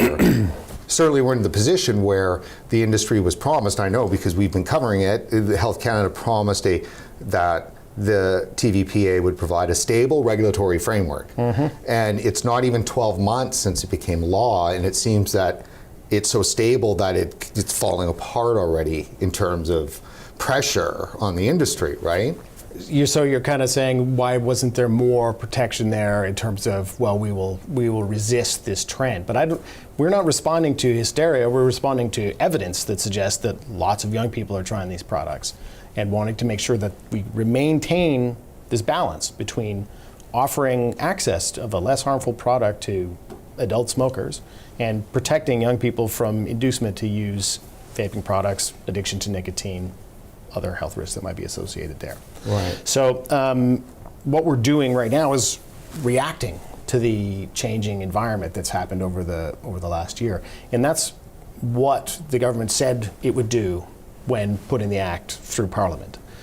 There were many voices saying, why aren't you going all the way? Why aren't you implementing the full regulatory suite of controls on advertising for vaping that you have for tobacco? And the case was, we want to make sure that it's possible for smokers to find out about these products. But if the evidence suggests that we need to move farther, the regulatory authorities are in the act, and then those proposals would come forward. And I think that's what you're seeing the government looking at now. So you said Health Canada is reacting to I use hysteria. Other people have used hysteria too as well. And the reason why is because if you take any look at the way in which the mainstream media has been covering this, it is a full-blown moral panic. The fad of Juul, is teens love. If anybody's done enough to advertise and market for Juul, it's been the media, the mainstream news, right? So my question then is that how does Health Canada separate the effect that the media might be having on this whole phenomenon? Our objective is to continue to watch all of the emerging evidence, and whether that's an initial suggestion of some possible health effect or like a recent clinical trial on the effectiveness in vaping and helping smokers get off cigarettes. We're watching it all and responding and designing regulatory interventions to accommodate or to address the issues as we see them. Yes, there is a lot of news about it. Yes, we watch it, but our approach is evidence-based. So, who are the bad players in Canada? Are there any? I wouldn't single out anybody as a bad player. We have had numerous instances to provide like a compliance letter to somebody. As with the new piece of legislation, it is often the case that you will spend a little bit of time at the front end ensuring people understand their obligations and doing compliance promotion. But occasionally you have to issue a letter saying that that's not compliant. And what we've seen thus far is lots of folks moving into compliance upon being advised. So I wouldn't single anyone out as, oh, you're a bad player. Well, because we've spoken with Michael Purley, had a great interview with him, and other people in tobacco control speak a lot about big tobacco. And even inside the vaping industry, there seems to be quite a big turn in terms of wanting to make sure they clearly are separating themselves from the big tobacco players. Is there a position that Health Canada has on big tobacco being involved in the vaping business? No. It has implications. For instance, Canada is a signatory to the Framework Convention on Tobacco Control. There's rules in that Framework Convention that say when you're thinking about public health policy, you have to isolate it from the vested interests of the tobacco industry. So it has implications for the importance of transparency in any dealings that we have with the industry. But we're not here to say these people are not allowed to own those shares. How strong is the evidence that nicotine is dangerous? The evidence that nicotine is addictive is extremely strong and creates a very, very strong addiction.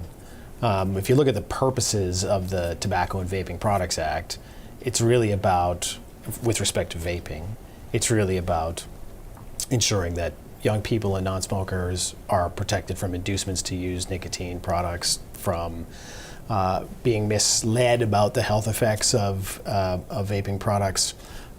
It's in that range. And ultimately to protect from any health effects of vaping that there are. Our principal concern in that area today is nicotine addiction among those who wouldn't have become addicted to nicotine, and then in a worst case scenario, people moving on to use tobacco. There is, again, like I've seen some of the interviews that you've conducted with others asking about what do you think of this idea of nicotine can have effects on the brain development in young people. Again, this is a place where we take a look at the evidence and try to figure out what the right response is. In this particular case, we see animal studies, we see we have a good sense that that nicotine can potentiate addiction. Certainly people who try it earlier in life are more likely to become long-term long-term users of nicotine. So we're looking at the evidence that's there. Those are the types of things that we're responding to. Right.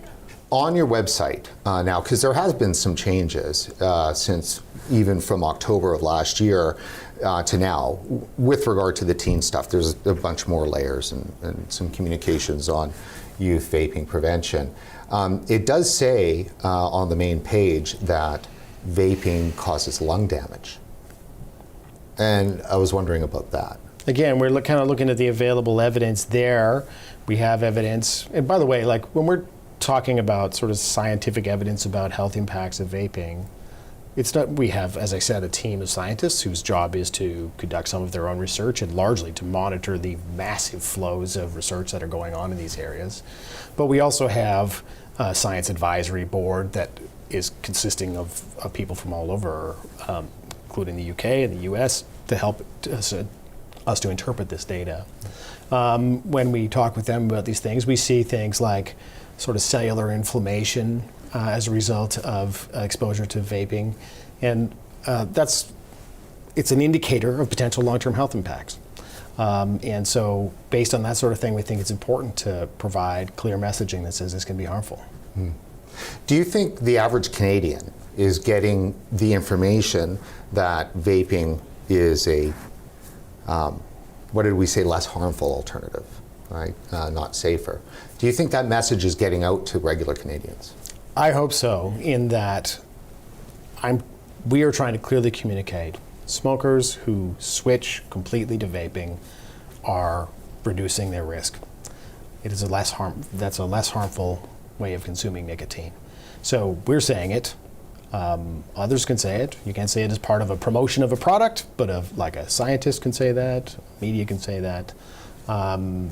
We want to make sure that it's delivered in a way that's not just engineered to sell something. So Health Canada put out some health statements. These are statements of kind of health benefits kind of idea that could be used by industry and I guess other Canadians and stuff like that.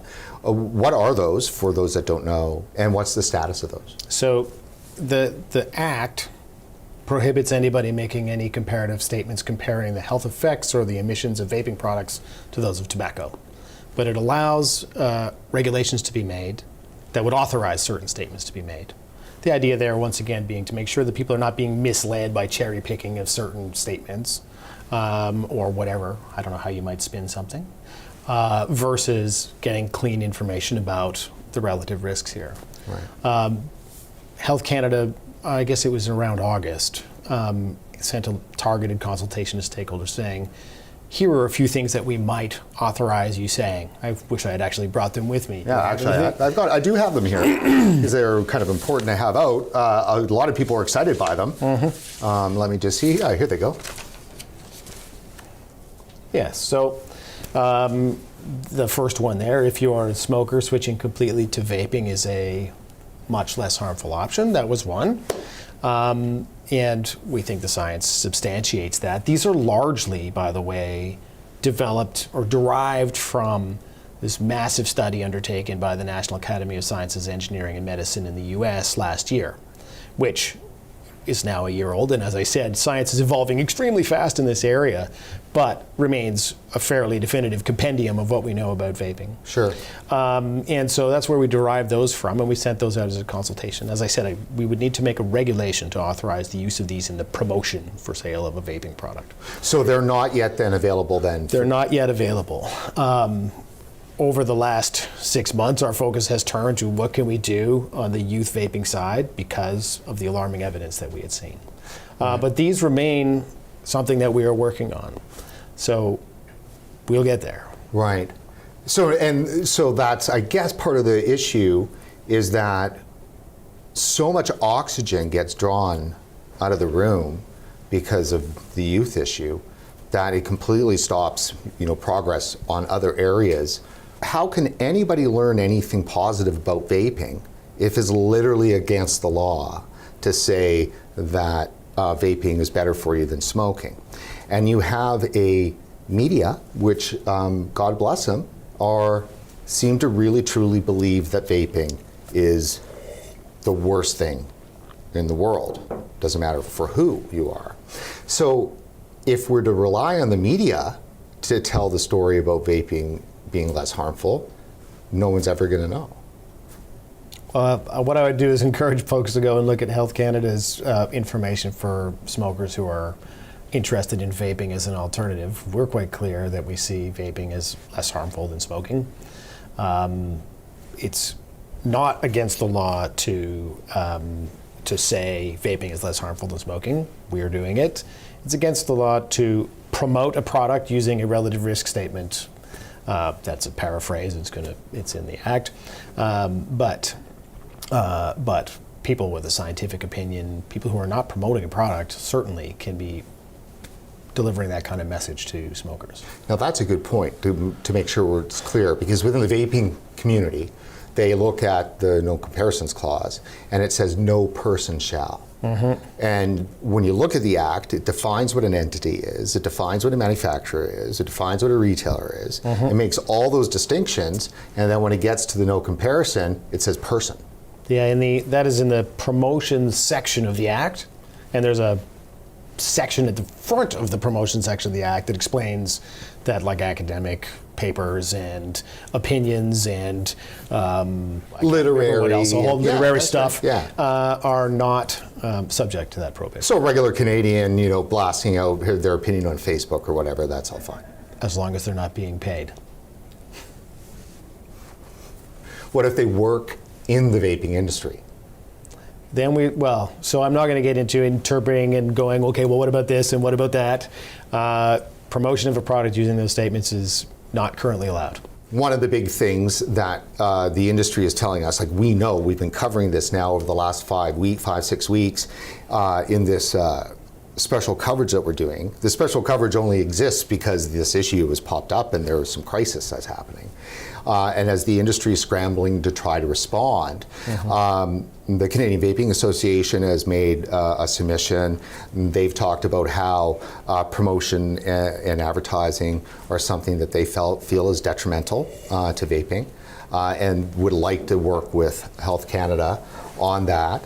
They've also mentioned that online sales are an important part of vaping community and people's access to vaping products, and are working with Canada Post on that.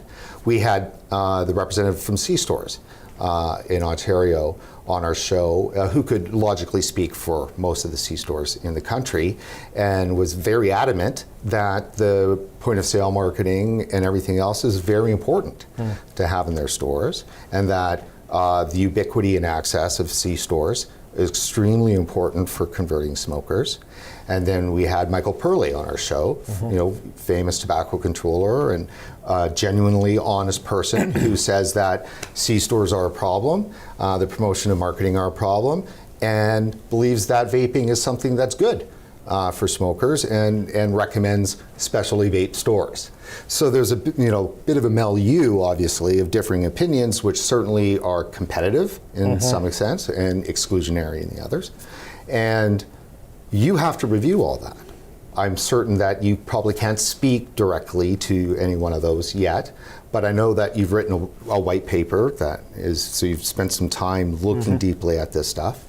What can you share with our viewers about that? Well, certainly we have received several hundred comments back on the notice of intent that was published back in February about various promotions. And you're right that some of the comments say you absolutely must allow X and other ones say you absolutely must not allow X. This is not new for regulators.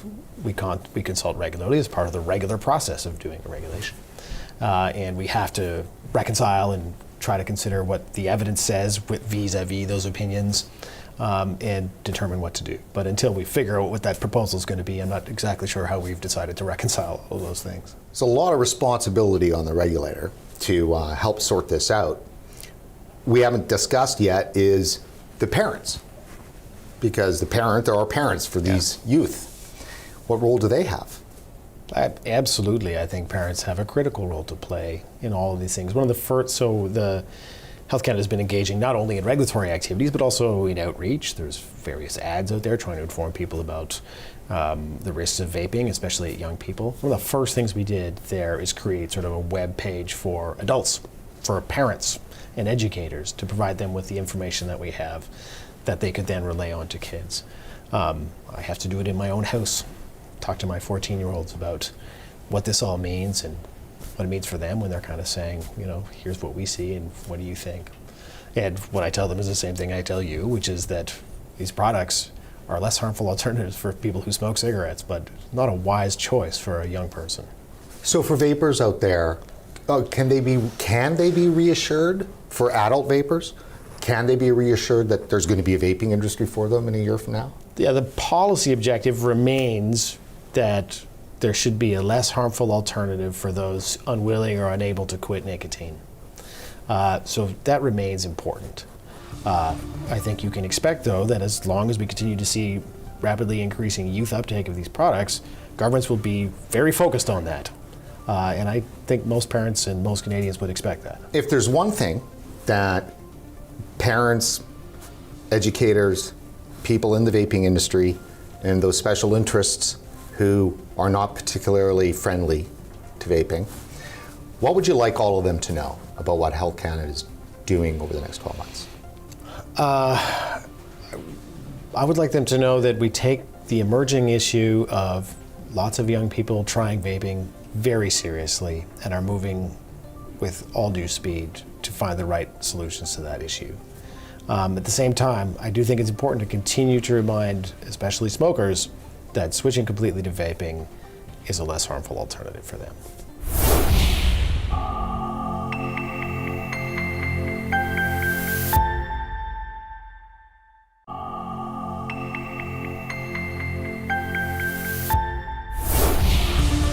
Director General, thanks for joining us again here on RegWatch. It's Friday, and it was just Wednesday we were at Health Canada in Ottawa to talk with Director General Van Loon.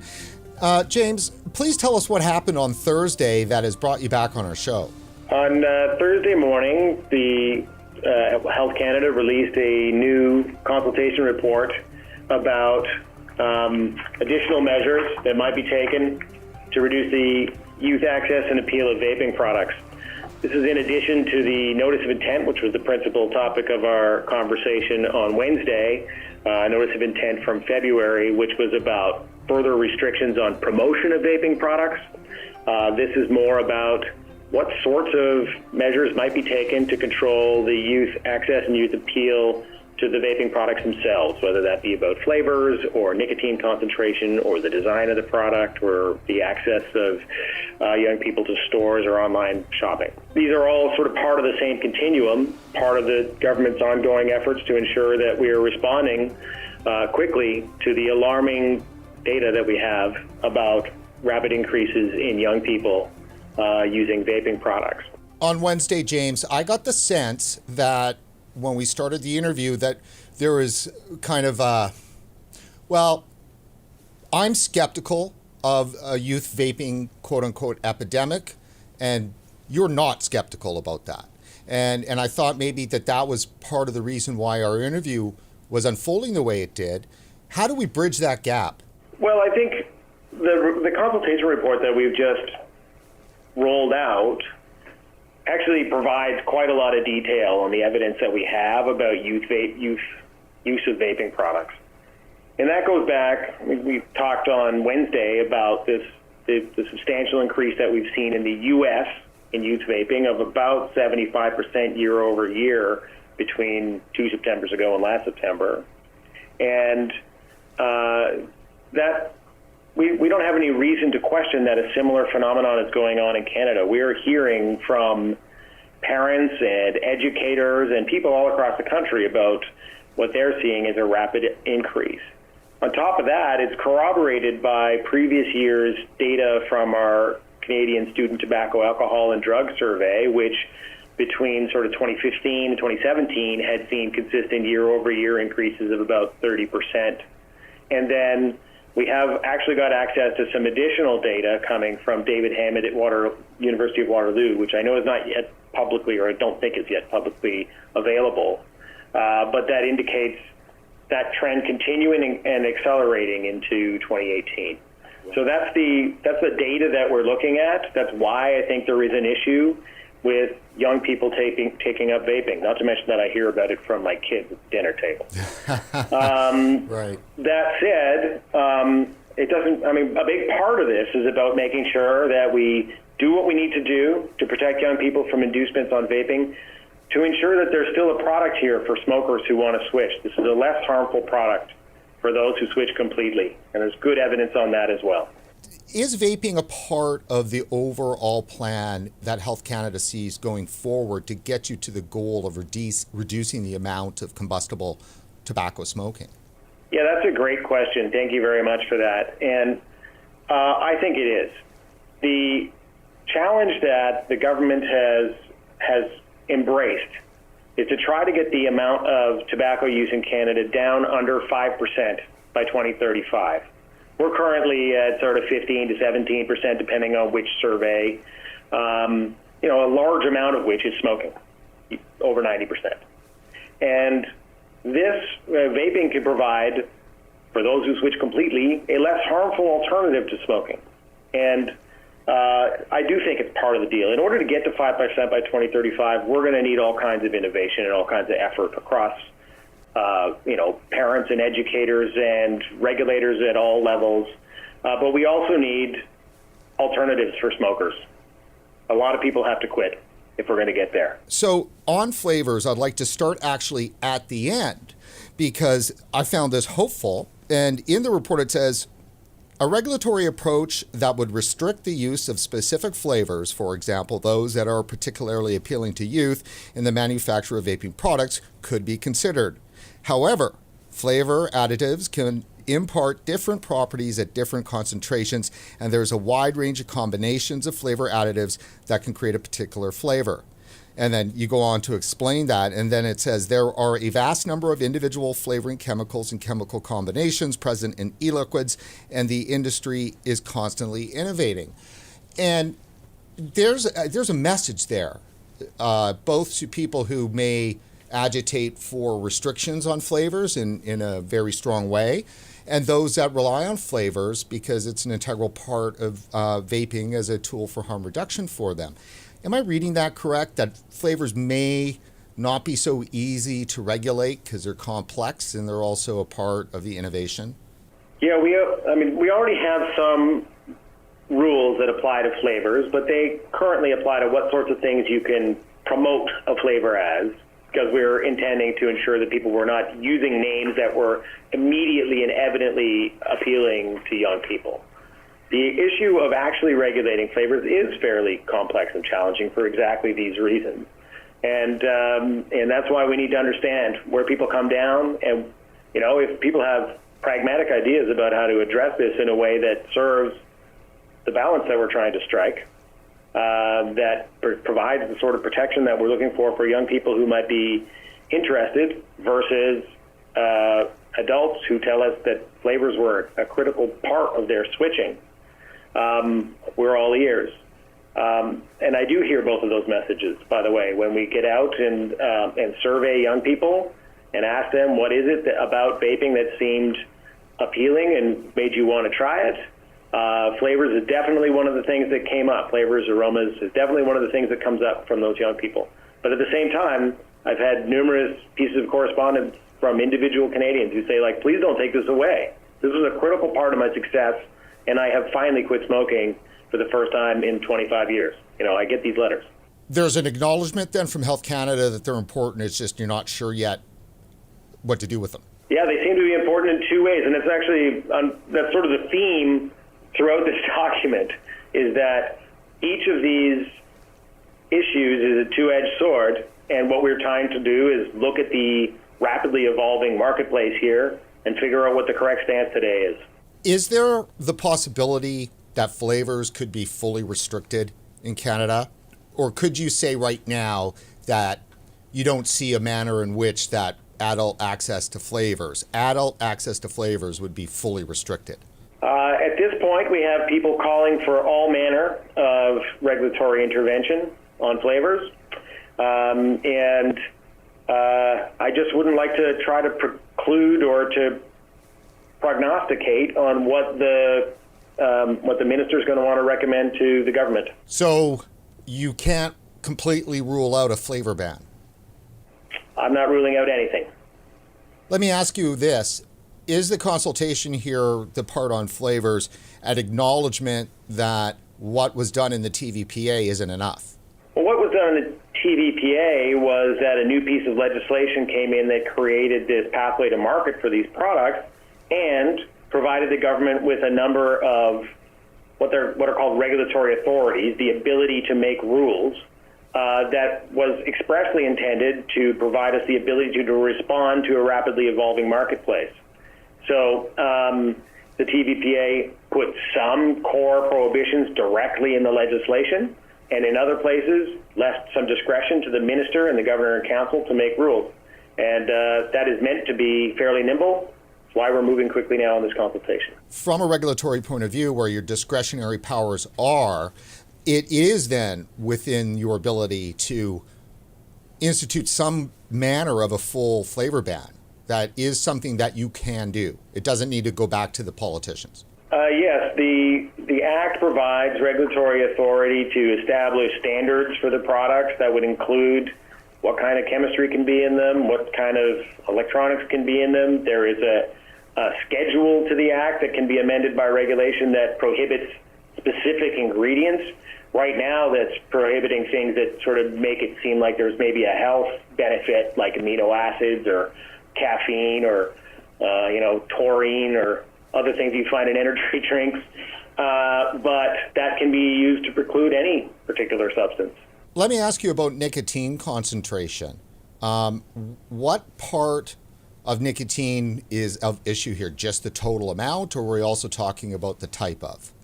Well, that's kind of one of the questions that we put, where there's a section about nicotine and what its role may be. There's fairly good evidence out there that electronic cigarettes are capable of delivering nicotine sufficient to result in symptoms of nicotine dependence. That was the conclusion of the National Academy of Science, Engineering, and Medicine report last year, and it stands. We have this rapidly evolving marketplace with nicotine salts potentiating much higher concentrations of nicotine, or making it palatable to have much higher concentrations of nicotine in vaping products. So it could be some, it could be both. We don't know exactly where people are going to go. This is a place where there's a little less current body of evidence on what we should do. We observe, though, that there are some jurisdictions, like us or the United States, where the level of nicotine in vaping products is not currently restricted, and there are other, like the EU, where it is currently restricted. And so, once again, are seeking perspectives from people and the evidence that they may have available to them to contribute to the decision-making that has to go on here. Right. And we do hear a lot, actually, the reports that the nicotine salts have played a role with the youth vaping issue, because it does seem to provide that bigger kick that they've been receiving. Yes, our understanding of that is that the nicotine salts have made it palatable to have much higher concentrations of nicotine. That makes it so that you don't have to inhale as much vape to get a high dose of nicotine. Of course, what kind of dosing you get from using a vaping product is always dependent on your behavior with the product as well as the product itself. So where we're looking at here is, depending on what the information comes back with regard to nicotine, we could see some kind of a restriction on nicotine salts, and we could see some kind of a restriction on total amount of nicotine. Yes, that is possible, and that is the question. I asked you on Wednesday, James, if there were any bad actors. And you kind of looked at me and you went, no, I don't think there's any bad actors. But then when you kind of read this and you go, geez, these pod-based systems here are kind of talked about in this report, in this consultation document. It strikes me that there is a bad actor to the extent that Juul has been singled out so much. And there's one or two other players in the marketplace in Canada, but it's pretty hard not to see that the nicotine salts, the pod-based systems, the stealth vaping issue, so the kind of device, the type of the type of the vapor that's exhaled. These are the kinds of things that point to that there might be one particular kind of device that could be of issue. We asked about the salts, and we actually asked in a subsequent section about the design of the product and to what extent that may have an impact on the attractiveness of the product for youth, and that can include sort of the size and the length and the width and all this kind of stuff of the product, and whether that sort of stealthiness of a product makes a difference, and whether it makes a difference for adult smokers either. And I wouldn't single out a single company for that. I am aware of at least 5 pod-based systems. There are probably dozens, like 5 that I can think of offhand. There are probably dozens, so yeah, I'm not singling anybody out, but I am interested, or we are interested, in what that sort of design allure is, and whether that is something that should be looked at from the regulatory perspective. Do you see an irony here with that particular area of the report? Because for so many years, vaping was always associated with the big, huge, obnoxious clouds. And there was quite a bit of disgust over the clouds from the general public, and that was something that vaping always tried to get away from. And then here on the whole other end, you've got the development of devices designed to not provide much cloud at all. But that seems to be a contributing factor to the youth issue. Certainly when we ask the youth to what extent does the ability that you can do this very discreetly matter, we get an answer from some of them that it matters. What you have here is a very rapidly evolving product category and all kinds of things going on. I don't know if I call that irony. It's rapid evolution. They're all tied together. Those smaller clouds are possible because the higher concentration of nicotine is possible in the cloud. Like, it's all tied together. James, we didn't really get to it much on Wednesday, and it's not really covered in this report much, is C-stores. How are they entering into this conversation? Because those on the tobacco control side and public health, do single out C-stores quite a bit because of their ubiquity. One of the things that the minister announced yesterday was some additional effort going on our compliance and enforcement activities over the rest of this year anyway. And we will be visiting a large number of C-stores. We'll also be visiting a large number of vape stores.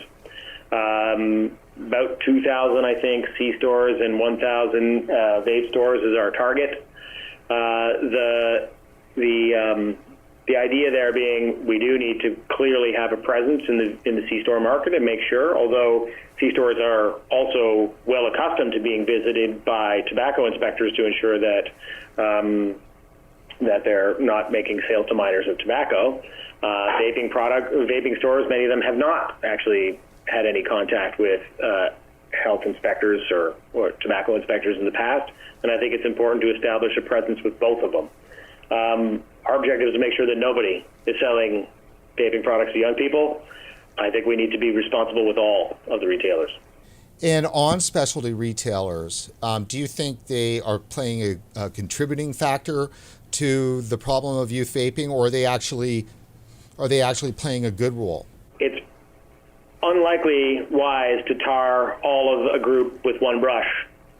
There are likely actors of varying integrities in all areas. Online sales. All right, we talked about it a bit. According to the data in the report, online sales doesn't seem to be a big portion of the sales going to youth, at least according to the data. Yeah, that's also, as it points out in the document, that data is not very recent, and this may not be reflective of the current rate of online sales. It kind of doesn't matter very much whether this is 5% or 10% or 20% of the marketplace. It's important that sales not be happening to young people. In the context of bricks and mortar, that's a little simpler because you can ask somebody to produce a driver's license. It's a little more complicated in the online world, and what we're looking at is what measures are people aware of that could help us ensure that there is substantial age verification going on in online sales. And I do understand that can come at a cost for the online retailers, and that may be a factor. But I think it's in all of our interest to try to keep vaping products out of the hands of young people. So that's kind of the point. Now, the age verification delivery from Canada Post, is that measure robust enough? Well, in terms of delivering a product to a young person, the Act provides proper age verification as a due diligence defense against having furnished a product to a minor. But the Act does provide regulatory authority, once again, that would enable us to put in place additional parameters around what is required for online age verification or any age verification, what kinds of documents and how. I would point out that particular clause is not yet enforced. It can be brought into force by an order in council, in other words, by a regulation. But we can activate the authority to put in place additional restrictions on what kind of age verification is required. Is the online aspect of this something that you're looking at in terms of maybe possibly totally getting rid of? Even within Canada, we have different approaches on that in different provinces and territories. You can see that there's a diversity of ways of going after it. We are interested to understand what people think is really the state of what's possible in terms of responsible, diligent age verification. And sort of one-click are you of age, that doesn't seem like an awful lot of effort from our perspective. I will point out that this is a discussion document. Anything that we do here requires running through the government's regulatory process, which involves another round of consultation at least. So if a regulation is proposed coming out of all of this that goes after one thing or another, a draft of that regulation would be prepared. A comprehensive explanation of why these are the things that are being proposed would be prepared. That's called a regulatory impact assessment statement. That usually includes a cost-benefit analysis, what that regulation is likely to cost to implement and what the benefits are expected are. And all of that, once again, is up for consultation. So from, say, today to after this consultation closes, how long would it be before we would know what the recommended regulations are? And then following that, how much longer before something would get implemented if that was the case? Sometimes regulation can move pretty fast. Sometimes it takes a little longer. We do have a federal election looming, so that would probably stop something from happening really, really, really fast. I wouldn't be able to say, though, when exactly it would happen. What happens is the federal apparatus prepares a recommendation for a minister. The minister has to agree and present that to the governor and council. and the Governor and Council has to agree in order for that to become before we even move on to the publication in Canada Gazette 1. That's the formal regulation making. Should Canadians be prepared that they're going to be making this an election issue or not? Because that's the question. And that really is for either side. That's like far more of a sort of political question than I can really address. All I can tell you is that at this point, Health Canada and the Minister of Health are clearly seized with this issue of youth vaping and are trying to move forward the right kinds of regulatory proposals as quickly as possible.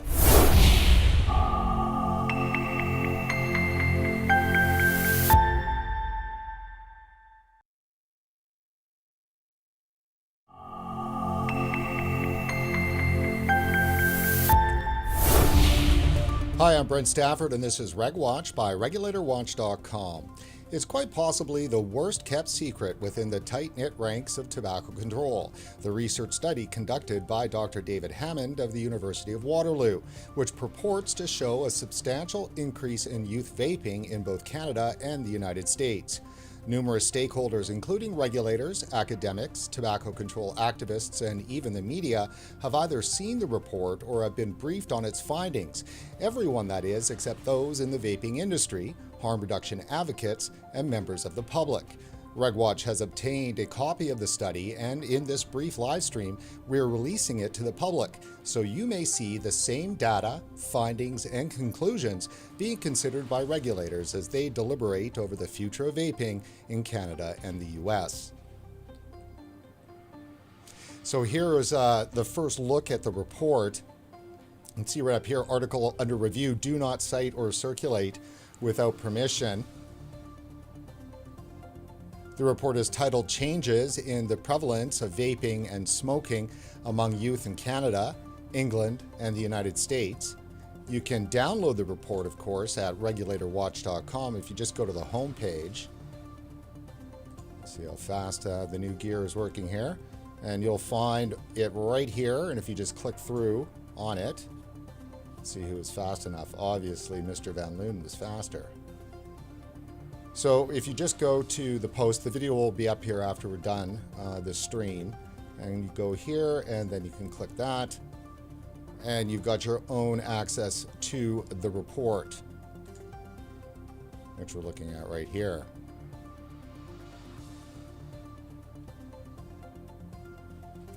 So this copy of the report was provided to RegWatch by a highly placed source within the tobacco control community. Our source is rock solid. But like I said, it's not like this report has been a highly guarded secret. James Van Loon, the Director General of the Tobacco Control Directorate at Health Canada, told RegWatch in part 1 of our interview that indeed Health Canada has seen the report and the findings raise alarm over youth use of vaping products. An alarm that has been repeated endlessly by mainstream media, fueled by interviews and data provided by Dr. Hammond. So, oh, wait a minute here. Right, so this was submitted to Lancet Public Health, which is a journal, in late 2018. And it was for, obviously, review and then potentially publishing. Of course, though, this was already submitted months and months ago, and you would think that with data so important in both countries, with regulations on the line, that this thing would be out and published by now, but it's not.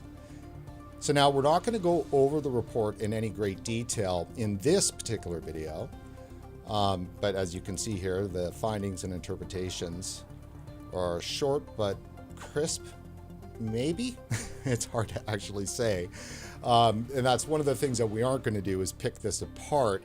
We wanted to release it so you may have it and read it, and if you find it of value, to use it in your submissions for Health Canada's consultation on potential regulatory measures to reduce youth access and appeal of vaping products in Canada. For our US viewers, you should also pay close attention to this draft report, as it's certain FDA and CDC have seen it, and sources tell RegWatch anti-vaping lobby groups in both countries have been afforded a look at the data as well. So, and the other reason why RegWatch is deferring its analysis of this draft report, and it's probably the biggest reason why, and we're holding it off until a later video, is that we're hoping that by releasing this now publicly, we're going to be able to unshackle, as it were, some of the constraints that might be holding back any researchers that would like to comment on this report, but can't because it has otherwise been, not released and it's not for circulation. So there's definitely people out there that we know that have the knowledge and expertise to properly evaluate the methodology and findings of this draft report. So it's out there now and it's public. And frankly, it seems entirely unfair, even maybe a little bit unethical, for regulators, public health groups, academics, and even the media to have access to this important data while withholding it from other stakeholders and members of the public who are certain to be impacted by the conclusions drawn from this report. So there it is. Again, you can download the report on regwatch.com. Just head over to the homepage. You can also find it if you go to regulatorwatch.com/Vapers Corner and download it and enjoy.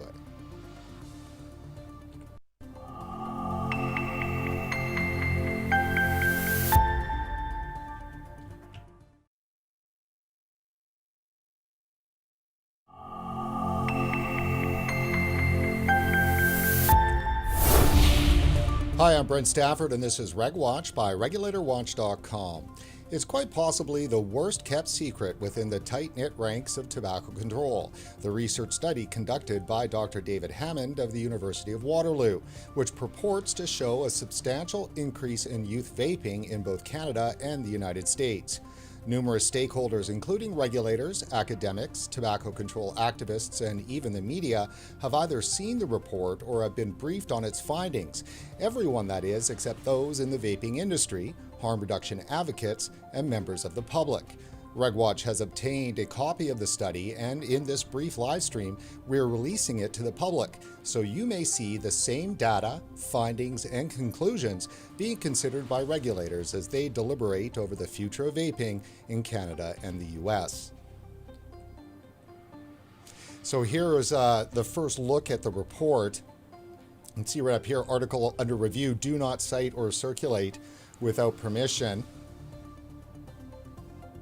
The report is titled Changes in the Prevalence of Vaping and Smoking Among Youth in Canada, England, and the United States. You can download the report, of course, at regulatorwatch.com if you just go to the home page. See how fast the new gear is working here. And you'll find it right here, and if you just click through on it, see who was fast enough. Obviously, Mr. Van Loon was faster. So if you just go to the post, the video will be up here after we're done this stream, and you go here and then you can click that and you've got your own access to the report, which we're looking at right here. So this copy of the report was provided to RegWatch by a highly placed source within the tobacco control community. Our source is rock solid, but like I said, it's not like this report has been a highly guarded secret. James Van Loon, the Director General of the Tobacco Control Directorate at Health Canada, told RegWatch in part one of our interview that indeed Health Canada has seen the report and the findings raise alarm over youth use of vaping products. An alarm that has been repeated endlessly by mainstream media, fueled by interviews and data provided by Dr. Hammond. So, oh, wait a minute here. Right, so this was submitted to Lancet Public Health, which is a journal, in late 2018. And it was for, obviously, review and then potentially publishing. Of course, though, this was already submitted months and months ago, and you would think that with data so important in both countries, with regulations on the line, that this thing would be out and published by now, but it's not. So now we're not going to go over the report in any great detail in this particular video, but as you can see here, the findings and interpretations are short but crisp, maybe? It's hard to actually say. And that's one of the things that we aren't going to do is pick this apart. We wanted to release it so you may have it and read it, and if you find it of value, to use it in your submissions for Health Canada's consultation on potential regulatory measures to reduce youth access and appeal of vaping products in Canada. For our US viewers, you should also pay close attention to this draft report, as it's certain FDA and CDC have seen it, and sources tell RegWatch anti-vaping lobby groups in both countries have been afforded a look at the data as well. So, and the other reason why RegWatch is deferring its analysis of this draft report, and it's probably the biggest reason why, and we're holding it off until a later video, is that we're hoping that by releasing this now publicly, we're going to be able to unshackle, as it were, some of the constraints that might be holding back any researchers that would like to comment on this report, but can't because it has otherwise been, not released and it's not for circulation. So there's definitely people out there that we know that have the knowledge and expertise to properly evaluate the methodology and findings of this draft report. So it's out there now and it's public. And frankly, it seems entirely unfair, even maybe a little bit unethical, for regulators, public health groups, academics, and even the media to have access to this important data while withholding it from other stakeholders and members of the public who are certain to be impacted by the conclusions drawn from this report. So there it is. Again, you can download the report on regwatch.com. Just head over to the homepage. You can also find it if you go to regulatorwatch.com/Vapers Corner and download it and enjoy it.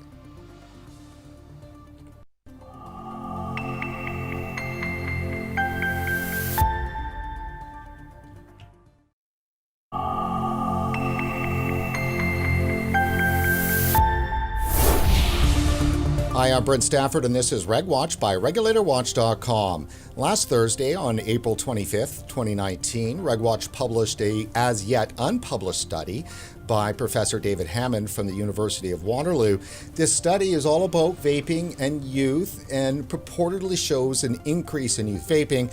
This study has been referenced by almost everybody we've talked with in the last 6 months, from researchers to the head of Health Canada. It seemed that everybody had seen this study except for members of the public, tobacco harm reduction activists, and of course people from the industry. RegWatch released this study, a source provided it to us, and we did that in the name of public interest. Joining us today is Clive Bates from the E-Cigarette Summit in Washington, D.C. Clive, thanks for coming back on RegWatch. It's a pleasure, Brent. Glad to be here. So obviously we made a bit of a stink with this whole publication. The University of Waterloo issued RegWatch a cease and desist order, which we responded back politely and said no thanks, but we're willing, of course, to work with them on certain things. But this certainly is definitely in the public interest. Would you not say that's the case? Yeah, I think when these papers are being used to influence policy, then really all stakeholders should have access to them. It's quite simple, really. You can take a paper like that and you can put all kinds of different interpretations on it. So it's important to be able to get under the headline numbers, and there has been a rise in teen vaping in Canada, but there's more to the story than that, and you don't know what that is unless you can see the detailed numbers in the paper. For example, almost all of the vast majority of the vapers are infrequent users. Okay, so they're using, a few times a month, parties, messing around, blowing, sharing, whatever. It's not something that should attract an emergency response from public health. Then amongst the frequent users, what you see is that many of them are also smokers. And for them, there could even be a benefit. They could be benefiting from vaping, diverting them away from smoking. So my call with papers like this is that you need to take a more nuanced view of what's going on under the covers, and you can't do that until you actually see the paper. It's a bit difficult for us to understand how this paper could be used by government, and from what we understand, some nonprofits too as well have seen it. It seems that everybody's seen it, and how it could be impacting regulatory processes, but it not be made public. Like, how is that the case?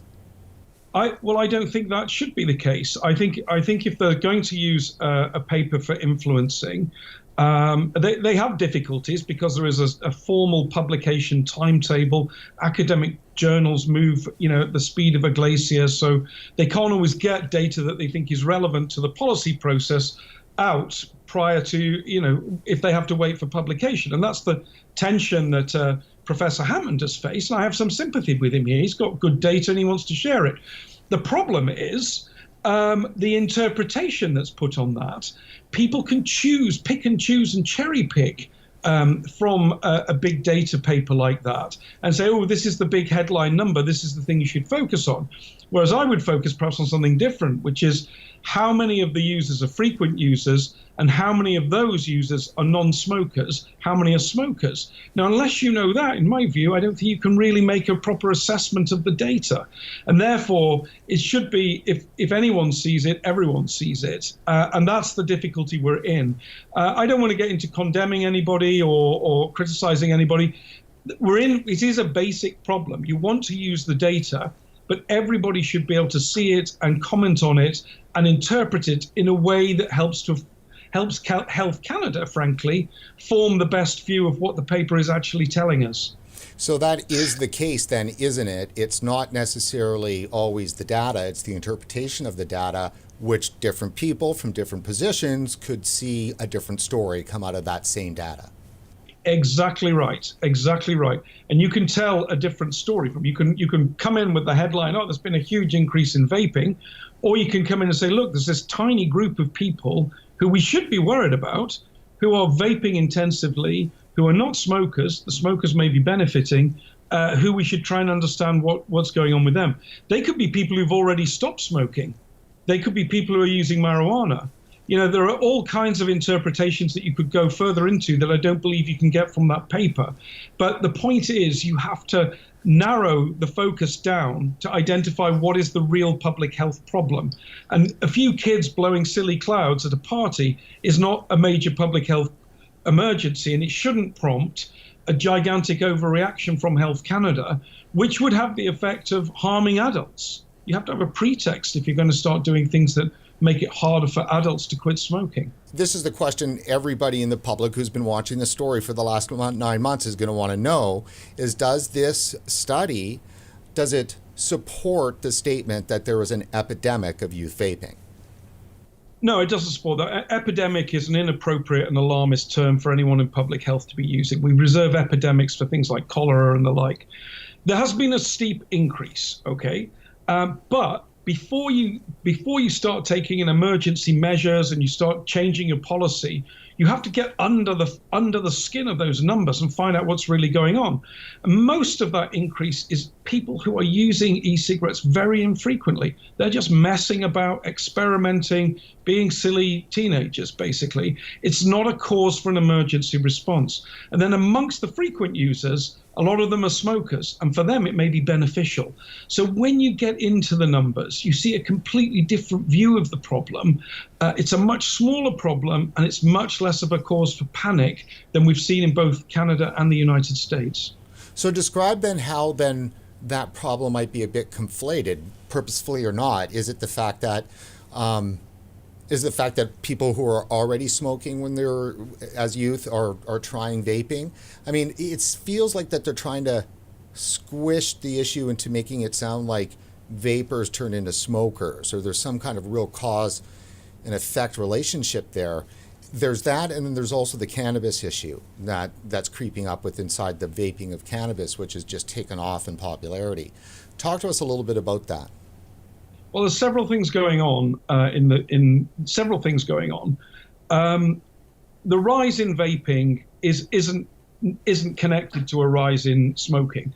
It seem, I understand anyway from the paper, that there has been a rise in smoking as well. Now that is alarming. That is what we should be concerned about. The overwhelming focus should be on the most harmful behavior, and the most harmful behavior is smoking.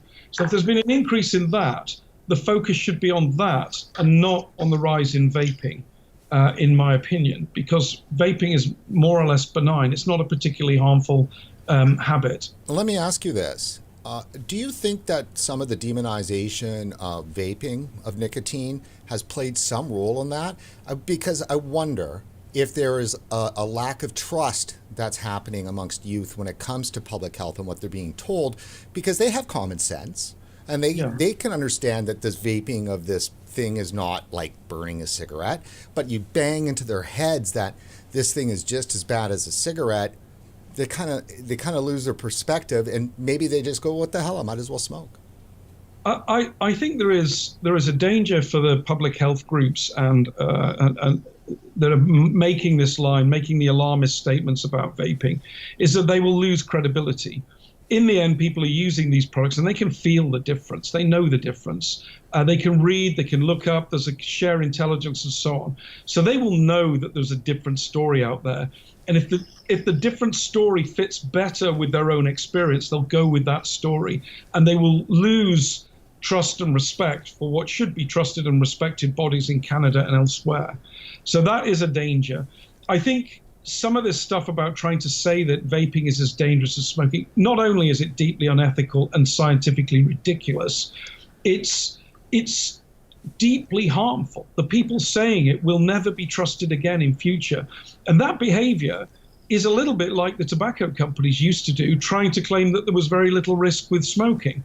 Trying to claim that there's a high risk with an alternative to smoking is kind of logically and ethically symmetrical to claiming that there's a very low risk with smoking. So I think they are behaving really, really badly.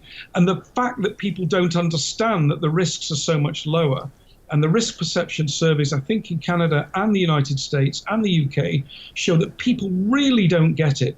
They really don't understand how much their risk would be reduced by switching to these products.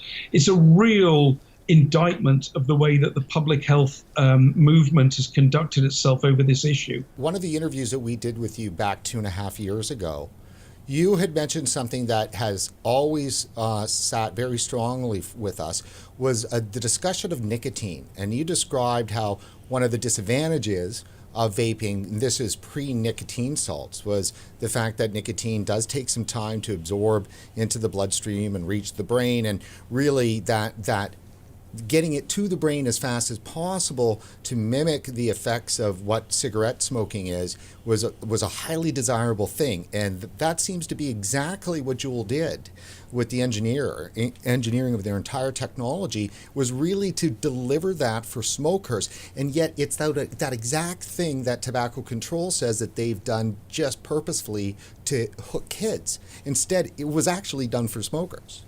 Exactly. This is so true. I mean, the reason why Juul is an outstanding kind of American success story is that they've cracked that problem. They've made the pharmacokinetics as effective as smoking, using nicotine salts and acids and so on. It's a brilliant piece of innovation, and you can see it in the numbers. You can see the graphs of their increasing market share in the US in particular, just cutting through all the other products. And you can only do that if you've got a winning formula and it's giving people what they want. And we've got into the situation where what is an amazing success story is being interpreted as an incredible failure of regulation, where actually it's a fantastic story of innovation and ultimately will contribute to the end of smoking, in my view.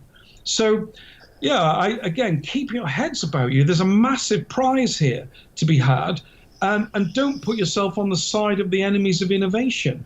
It's a disruptive technology. There's going to be a few bumps in the road, but look at the potential. It's fantastic. For those of us that are in Canada, there's still time left on this second consultation. That's the big one, really. This is the shoe that dropped. This is where flavors and nicotine and even access for adults to devices are on the table. How would you advise any of our viewers that have had access to this study? Now, RegWatch has removed it from download until we kind of sort things out with the University of Waterloo. We're not happy about that, but we're definitely going to play some ball with them until we figure out where they stand. The fact of the matter is that we've published it and it's out there. And you're not the only researcher and person that works within this space that has said, thank you very much, RegWatch, for publishing it, because they're utilizing it in upcoming conferences and everything else. So the question is, if you are somebody that has come across this study now, and you want to utilize it in a submission to Health Canada with regard to this consultation that's in front of us, what's your advice to them on how to best utilize this study? Well, my advice to most people who are not specialized in this field is don't go there. All of these papers are incredibly difficult to read and interpret and everything. For most people, the right thing to do is to write about your experience, write about what it's meant for you, write about what the changes that Health Canada have in mind would do for you and what dangers they would put you in, what you think about the effect on your family and so on. Okay, so personalized account of what these things mean for you really cuts it in the political debate. If, however, you're someone who's got a bit of scientific background, you want to read these things, then there are things to look out for in that paper. As I was saying earlier, how many of the vapors are frequent vapors? How many of them are smokers? Would they benefit from being vapors? How many are non-smoking? What's their history up till now? Those are the questions to be asking about that paper. And they are useful points to make, and those points will be made. But I have to stress to everybody, you shouldn't feel intimidated by academic papers. Look at it and think, oh my goodness, it's like a bewildering set of tables or whatever. I can't possibly do anything useful with this. Talk about your experience. Talk about how you feel about it. Talk about what it would mean to you if they took flavors off the market. Talk about how you're concerned that your journey would no longer be available to other people who are still smoking, because that cuts through. That cuts through all this academic stuff, and it makes sense to people who are evaluating these policies. They think, oh yeah, I can see that's going to do this sort of damage. So in my experience, those are the most telling testimonies that you get from people making their own unique experience available to regulators. Now, for the regulators then, and the researchers that seem to be working with them on moving this stuff forward, what's your advice to them? Well, I would remain calm. There's a few things I would say. First of all, keep your head. Your job here is to do the best for public health, not respond to a media-generated moral panic. Okay, so keep your head. Secondly, I would be saying focus on harm. Your job is to deal with cancer, heart disease, respiratory illnesses, stroke, all that sort of terrible stuff that comes with smoking. Focus on the harms. Keep your eye on the combustibles, the smoking. The smoke-free products are not really the problem. They're not that harmful, and most people aren't using them that frequently. If they are using them frequently, they're usually using them as an alternative to smoking. So get a sense of perspective on where these things fit relative to combustible products. And then finally, I would say whatever you do, if you're going to implement new policies on the back of this, watch out for unintended consequences. You think you can ban flavors? What about all the adult vapors who are using flavors to stay off cigarettes? Do they relapse? Do they no longer switch? Do they feel as though they've been let down and relapse? So, really focus on, could the things that you're doing actually make things worse? You want to ban vaping advertising? Well, what if vaping advertising functions as a form of anti-smoking advertising? And actually, it's a beneficial thing to public health rather than a threat to public health. Always, always, always focus on those unintended consequences, because they will dominate the effect of your policy if you're not careful. And it would potentially mean that you do more harm than good if you aren't careful.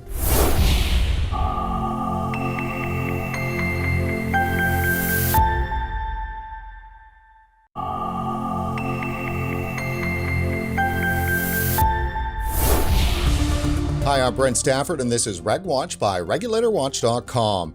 It's a stunning decision. A Quebec Superior Court judge has declared parts of the province's anti-vaping legislation invalid. The ruling is a result of a constitutional challenge brought by the Canadian Vaping Association, which argued that Quebec's anti-vaping regulations that went into effect in 2015 could not be justified in a free and democratic society. Joining us today is the lawyer who made that argument, Audrey Bochter from IMK Advocates in Montreal, and of course CVA's constitutional lawyer. Audrey, thanks for coming back on the show. Thanks for having me. So when we last spoke in April 2016, you had just filed the constitutional challenge on behalf of the CVA, and now 3 years later, we have a ruling, and it sounds like a big deal, like a big win. Is it? Look, it's a very important decision for vapers, for smokers, and for the whole vaping industry. Why is that? I mean, the decision is really it's the first major decision about vaping, and I think it's important for a number of reasons, including most importantly the factual findings, which clearly state that vaping is a less harmful alternative to smoking that can help smokers quit. And that's huge. So look, I'd like to dive deeper into the ruling, but first walk us through the provisions of the Act that were being challenged and why. Sure. So the Canadian Vaping Association presented a pretty targeted challenge. As you know, the CVA has always been in favor of some form of regulation of the industry, as long as that regulation is fair and allows vaping to be, promoted as a harm reduction product. So we really focused on two aspects of the law. The first was the prohibition on in-store testing, and that was challenged on the grounds of Section 7 of the Canadian Charter or Section 1 of the Quebec Charter, the argument being that it breaches the right to security of the person because you're essentially impeding access to a harm reduction product. The evidence out there shows that the smoker's first contact and first experience with the harm reduction product is quite determinative in their success for actually transitioning to vaping, and that depriving store owners of the ability of actually letting smokers try the product and teaching them how to use it properly was actually impeding their chances of success. The second aspect of the law had to do with the prohibitions on advertising. Some advertising was permitted, but it was so restrictive that it essentially prevented the vaping industry from getting the message out and actually targeting that message to adult smokers who are the ones who need the information. So how was the harm reduction argument then made in court? The harm reduction argument was made through both our fact witnesses and our expert witnesses. We had vapers and vape shop owners come before the court and actually tell their stories. Vapers who were former smokers who had tried everything under the sun to try to quit, and vaping was the first thing that worked for them. We had shop owners come and talk about how smokers come into the shop and prior to the passage of the law, they were able to actually help them and set them up properly on their way to transitioning. And that since the law was passed, that their ability to do that was greatly restrained. They just couldn't do it anymore. So then we had a series of experts come and testify before the court to what, there's so much information out there about vaping. There's competing claims. It's a little bit hard to make sense of it all. So we had experts come before the court and explain what harm reduction means and how vaping is a less harmful alternative to smoking. On the first part, what is harm reduction? It's really, of course, in a perfect world, nobody would smoke or vape, but that's not where we are. And so harm reduction is really about trying to, make activities that are otherwise harmful less harmful. And it's not done in a way that judges people. It's about meeting people where they are. Now, Dr. Mark Tyndall, who we've had on this show a couple of times, and David Sweener, who we've also had on the show, two great advocates, they were your fact witnesses, were they not? They were our expert witnesses. So Dr. Tyndall testified as an expert on harm reduction, and David Sweener testified as an expert on advertising. How much of an impact did that have on the judge, do you think?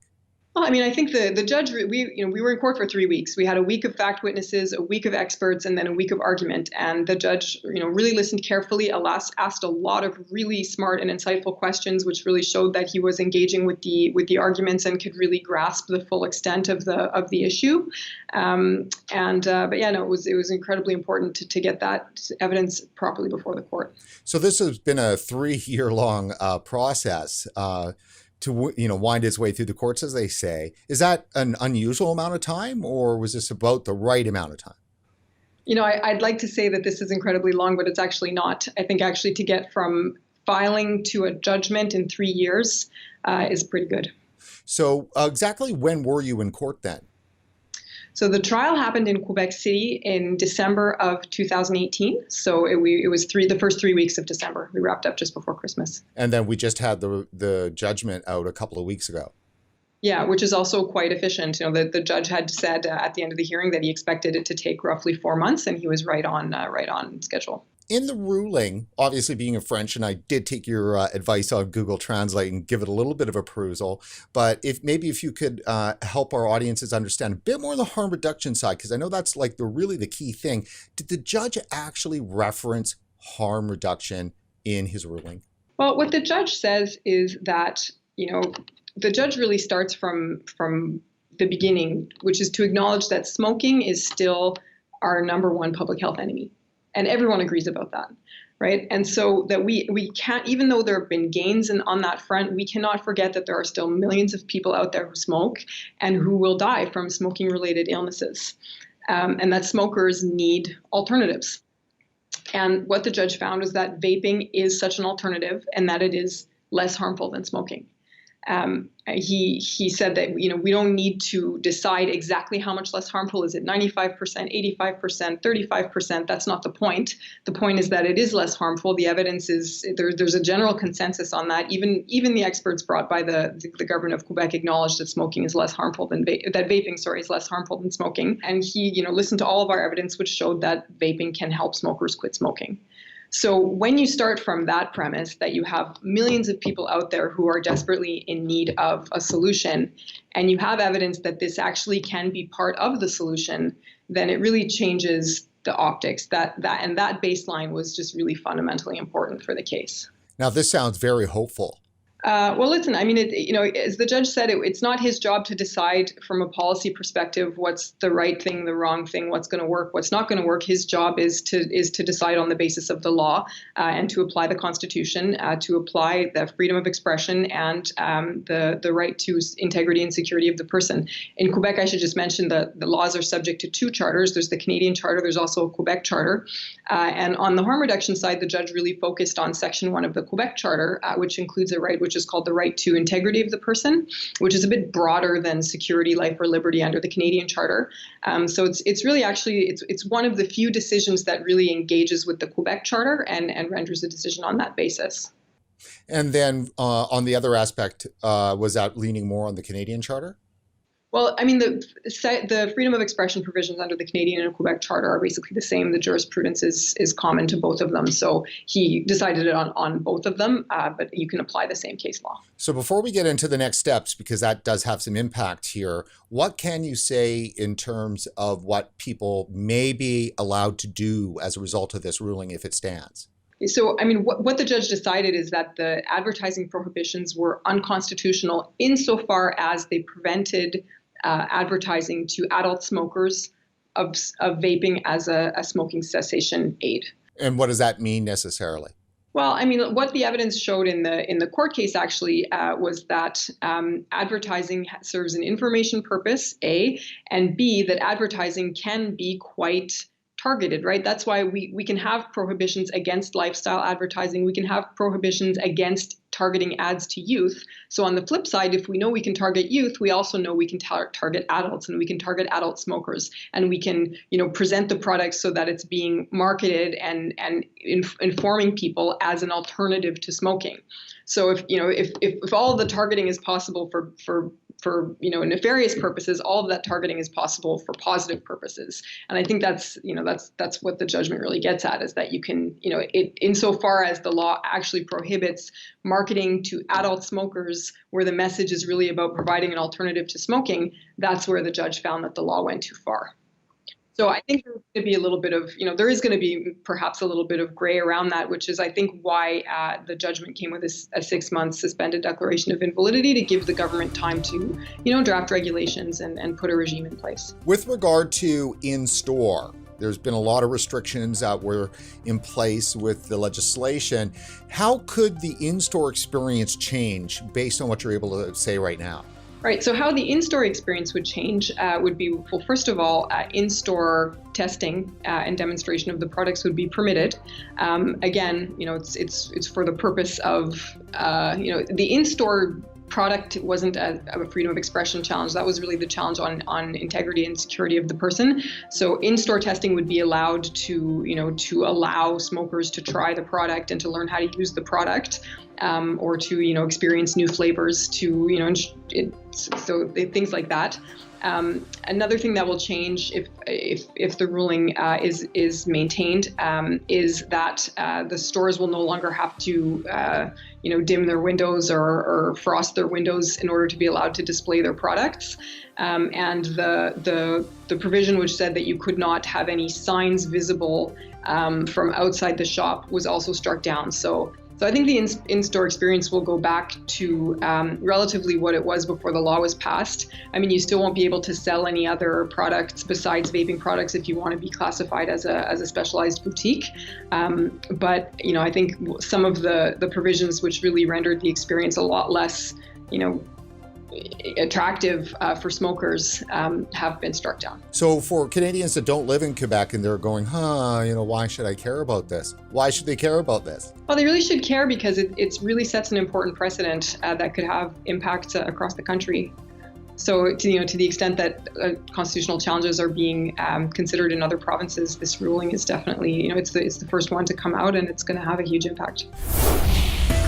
Now joining us to talk about the ruling and its impact on businesses in the province of Quebec is Danielle Marianne, president of La Vape Shop in Quebec, the largest chain with 36 stores in the province. Dan, thanks for joining us on RegWatch. My pleasure. So you were an integral part of this fight, at least at the start. Please fill us in. Well, I was one of the CVA board members. Been self-elected for the first years and elected twice after. And I was part of the plaintiff when we filed the lawsuit with the Quebec government. So that was 3 years ago. Walk us through kind of what was it that had you go to court? Well, it was a long journey. We went through some legal challenges with the other organization because we wanted with our lawyer to have the cases joined together.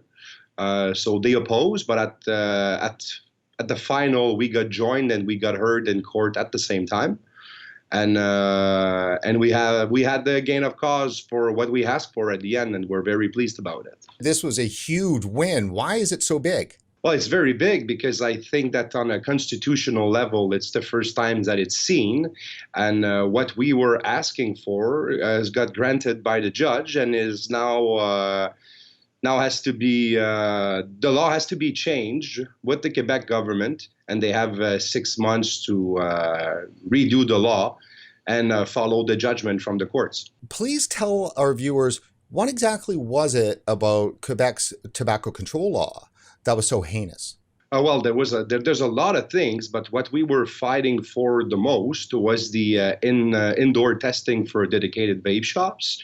To be able to basically do proper explanation to the consumers, make them try the product first so they can go out of a store with something that they try, the flavor they like, a nicotine level that they're comfortable with. So that was one of the main portion to help our clients to be successful from get-go. And as well, the promotion, because right now in Quebec, there's absolutely no promotion outside or inside the store that is allowed.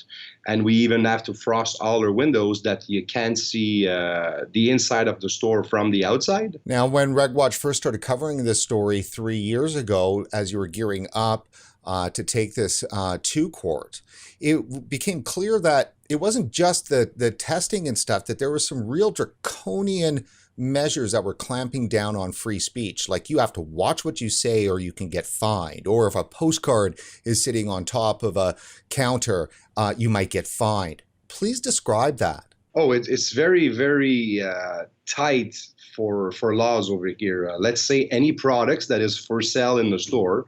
If I'm cleaning stuff around and I would forget a bottle of liquid on the counter, if an inspector comes in and he can actually touch a product with his finger, you get fined. How much of a fine?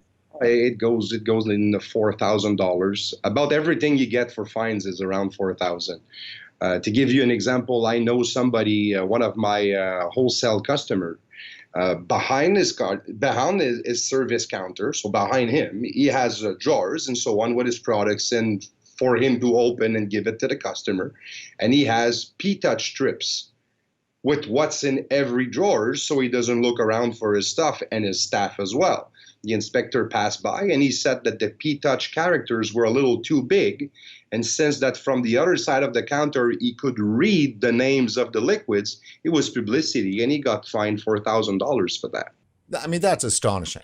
Oh, yeah. It's totally out of space. So the judge's ruling, based on your understanding, what has he ruled? Based on of my opinion, they ruled on the publicity, that we're going to be able to do publicity inside our stores, that we're going to be able to have these frost vinyls out of our windows so people from outside could actually peek in and look what we have for sale, that we're going to be able to put more information out to the public, just a menu. If somebody comes in my shop, I can't have a menu on the table. They have to ask for it. If they don't ask for the menu, I can't even propose it. You can provide a menu of your products to a customer only if the customer requests it. Exactly. Explain to our viewers, over the last 3 years, a vape store in Quebec was unable to display a product with its price? Yeah, with the price beside it, that's something that you couldn't do. Let's say somebody calls on the phone and he wants to come to one of your locations and he's asking for the price of a specific item. You can't give the price away by phone. It's illegal. Now, how surprised were you with the ruling? Well, I was very, very pleased. I wasn't that surprised because for me, it's just pure logic. I mean, the judge is a logic person. And I was quite confident that the judgment would go that way, but I'm very happy that it did. And now they have 6 months to redo the law and to give us something that is constitutional. How thrilled are you? Well, I'm thrilled for my customers. I'm thrilled that people are going to be able to come in my store and have the proper education. And, you know, when people are coming into a vape shop for the first time, they have no clue what they're doing. They have no knowledge of it. They're coming in here and they're saying, is that little gadget going to work? Well, if I can get them out of my store for the first time with the proper flavor and the proper nicotine level, the percentage of success is to the roof. But a very quick example, you come in here for the first time in a vape shop and you spend $80 and then you get inside, you take your first puff on it. The very first puff you take on an e-cig in your life, the taste to you is disgusting, and the throat hit is killing your throat. And now what do? You either go inside, buy another $20 worth of product to try another flavor, or you take that thing, you throw it in the garbage, and you continue smoking. So this is what that law is going to allow us, is to educate our customers the proper way and get them out of the store with a perfect setup every time. There's still a lot of smokers out there to reach. A 19 or 20% of the people are smoking in Quebec. Daniel, often in situations like this, you'll hear these stories of it. This took, blood and sweat and perseverance. Did it? It did. Especially on the funding part of that lawsuit, because there's a lot of money involved. It was a group effort with a lot of business owners in Quebec. It was a group effort as well with business owners in Ontario that put money in, organizations from Ontario that put money in as well. And it was easy at the beginning because the law dropped and everybody turned around and said, we're going to fight this, and they put money together. And that was easy. But going down 1 year, going down 2 years, and these people that are giving donations every month are asking for results, they're asking for news. But when you're sitting down and waiting, preparing your case, hiring experts and so on, you're still spending money, but there's no news to be given to the membership because nothing's really happening. We're waiting. And then the membership went down drastically. So it wasn't an easy task, but we're now here with the result we have, and we wish that there'll be no appeal, because if there's an appeal, then all that process is going to have to begin again, which we don't want to happen. But if it happens, then we'll be there to fight it again for sure. And obviously this win in and of itself should be enough to give people a lot of hope that these fights are worth fighting for.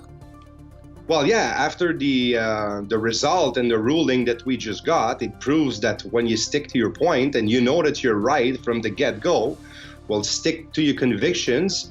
I would say, I can say that, put your money where your mouth is for a lot of people here in Quebec, because there's a lot of free riders that they didn't contribute, but they're going to get the positive effect of the work.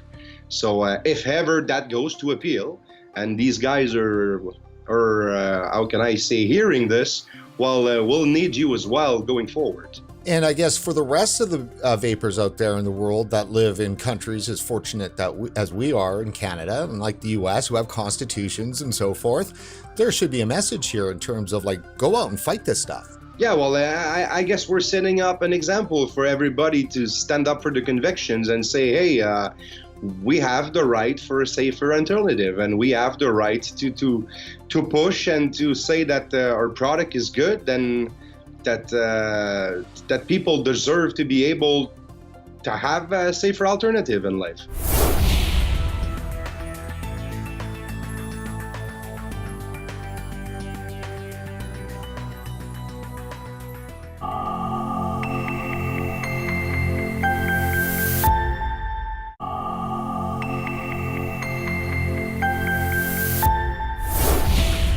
Hi, I'm Brent Stafford, and this is RegWatch by regulatorwatch.com. It's a civil war of ideas. That's how Dennis Prager and his team at PragerU describe the social and political turmoil rocking the foundations of American society, and for that matter, most of the Western world. So who is Dennis Prager? Well, he's one of the most respected and influential thinkers, writers, and speakers in America. His nationally syndicated talk radio show is heard by millions on nearly 400 stations across the U.S., and he's the founder of Prager University, a nonprofit that produces incisive online video content from a conservative perspective. It's their way or the highway. Conform or die. PragerU videos are a smash hit on YouTube, with over 2 billion lifetime video views racked up in just a couple of short years.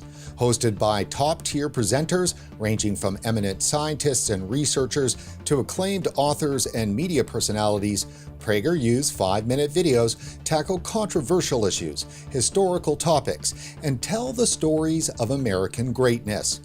PragerU videos receive between 2 to 3 million video views every single day, and 1 out of 3 Americans online have seen at least one PragerU video.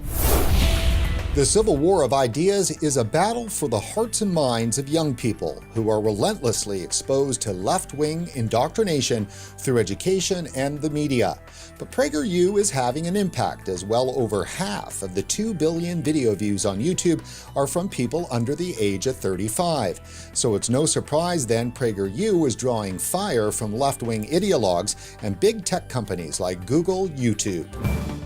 PragerU content represents a clear threat to left-wing ideology, and Google knows it.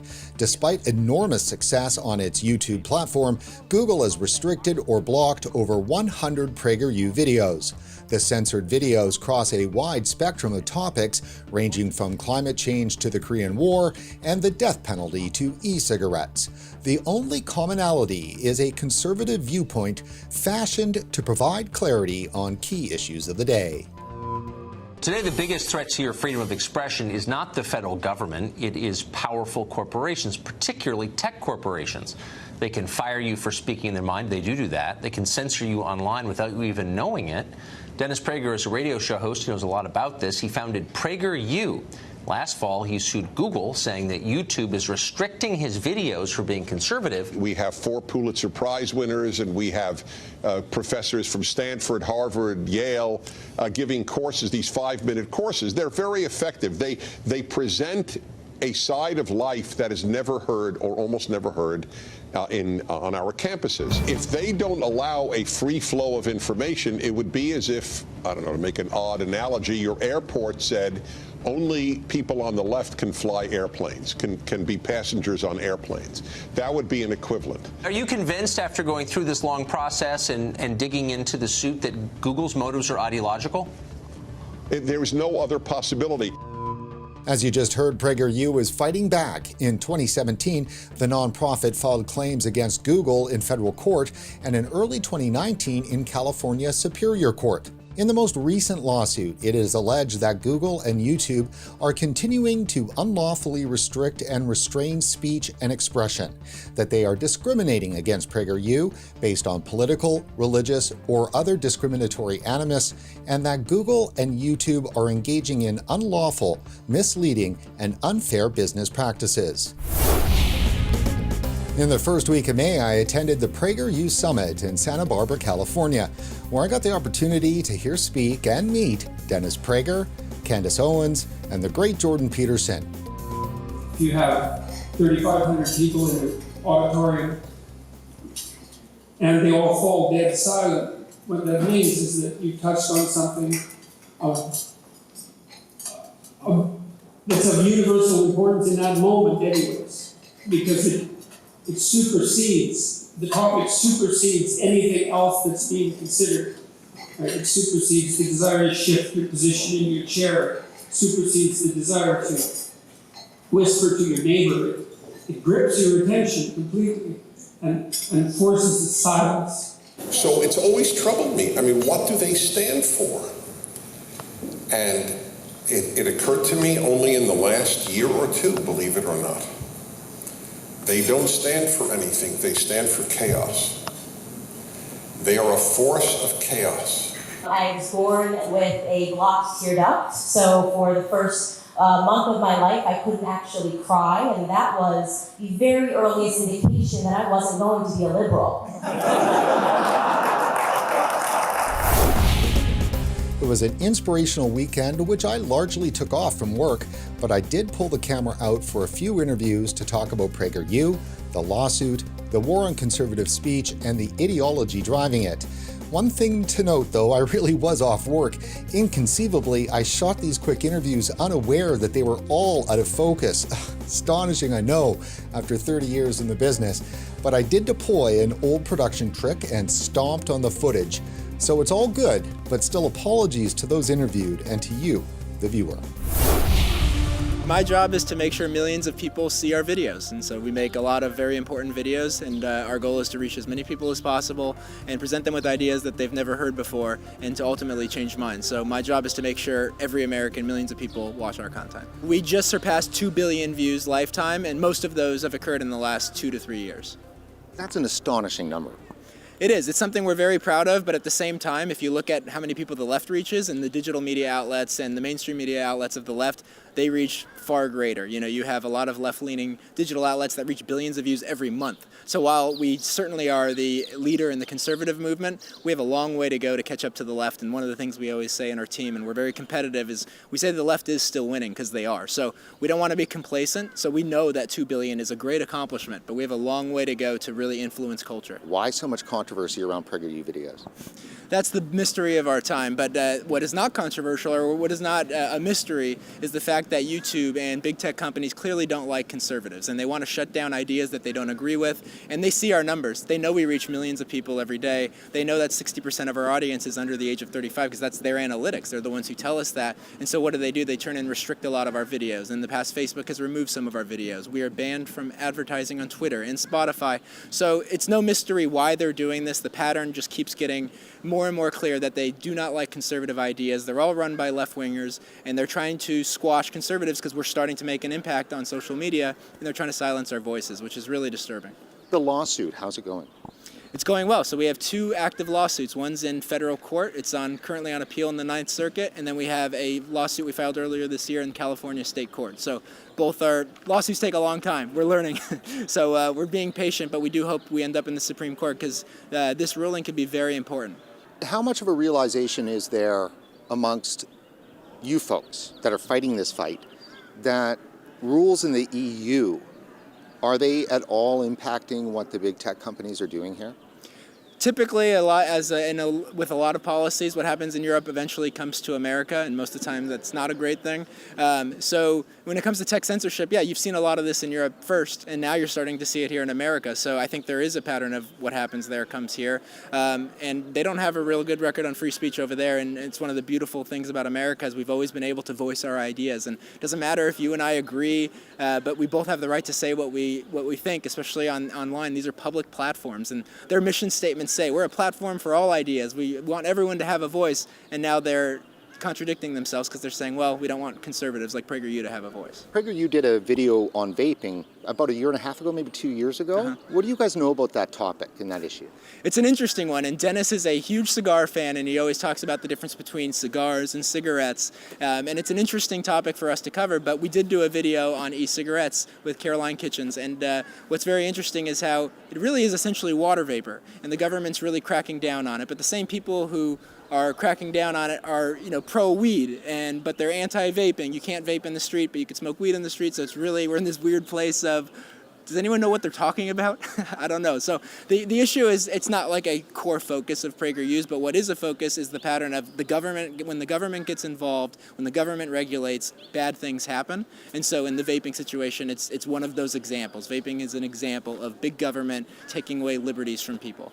Dennis Prager's good friend Adam Carolla, who's been a PragerU presenter in the past, he tells this story, and hopefully I can relay it back as good as he does and don't butcher it. But he'll say how many years ago you used to be able to smoke inside the restaurant. And it was no problem. People would smoke. If they didn't like it, they wouldn't go. And then they said, okay, the government came and said, wait a minute, you can't smoke because some people don't like it. So they had smoking section and non-smoking section. So that was fine for some years. If you didn't want to be around the smokers, you went to the non-smoking section. And if you wanted to smoke with your meal, you went to the smoking section. So then after a few years, they said, okay, well, you could still kind of smell the smoke. The secondhand smoke hysteria was like at its height. So they said, now you can only smoke at the bar. And then, so it was only at the bar, and then years later they said, well, now you got to be outside.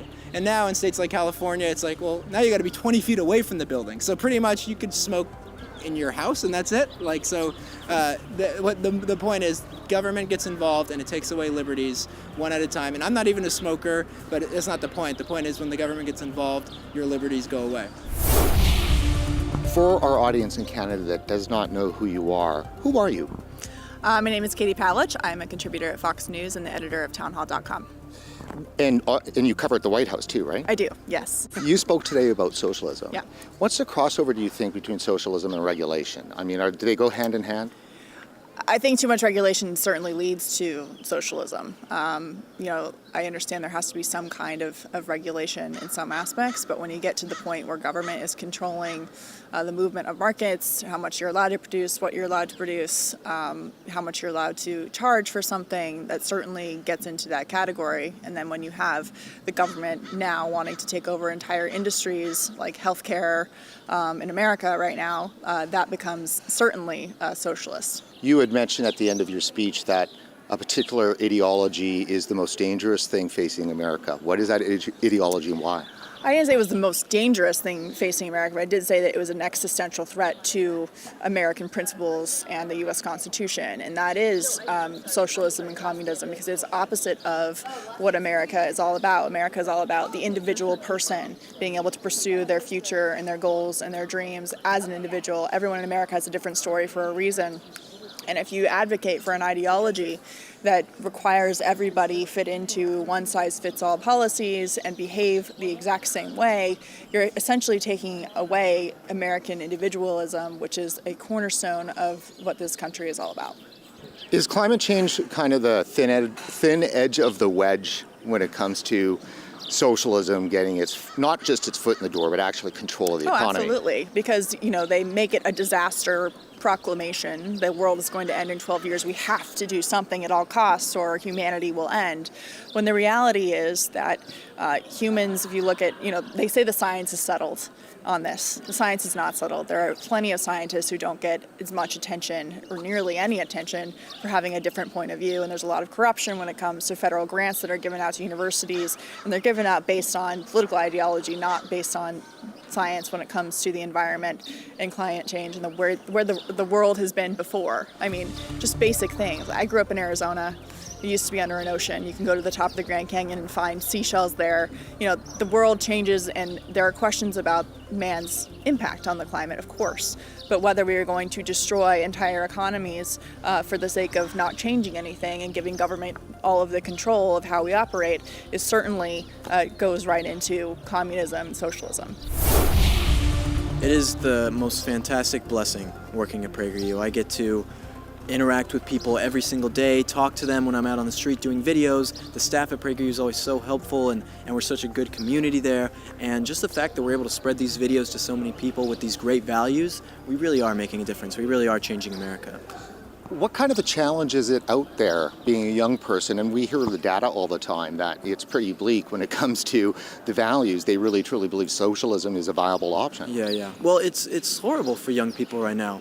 They have been taught that things like socialism, like you said, and communism and all these different leftist policies are actually good for people when time and time again they've destroyed people's lives, they destroyed entire economies and countries. So it's very tough. I dropped out of college to go and work for PragerU because I couldn't take the indoctrination anymore, and I saw that I could do more work outside of college working for an organization like PragerU than I could ever do sitting in classes fighting back against that indoctrination there. Tell our audience a bit about the struggles that PragerU's having with the videos and censorship. Yeah, so our videos are restricted on YouTube. I think we have about 100 videos that are restricted on YouTube, and it's a huge issue because it's a free speech issue, right? These companies like YouTube, Facebook, Twitter, whatever, social media giants, they claim to be public forums open to all, when really they're trying to say they're a publishing tool, because then they go and silence people based on their political views, on their religious views, anything like this, like we just saw with the Facebook with Paul Joseph Watson and Alex Jones, these people getting shut down for their views, but then they have claimed that they're a public forum.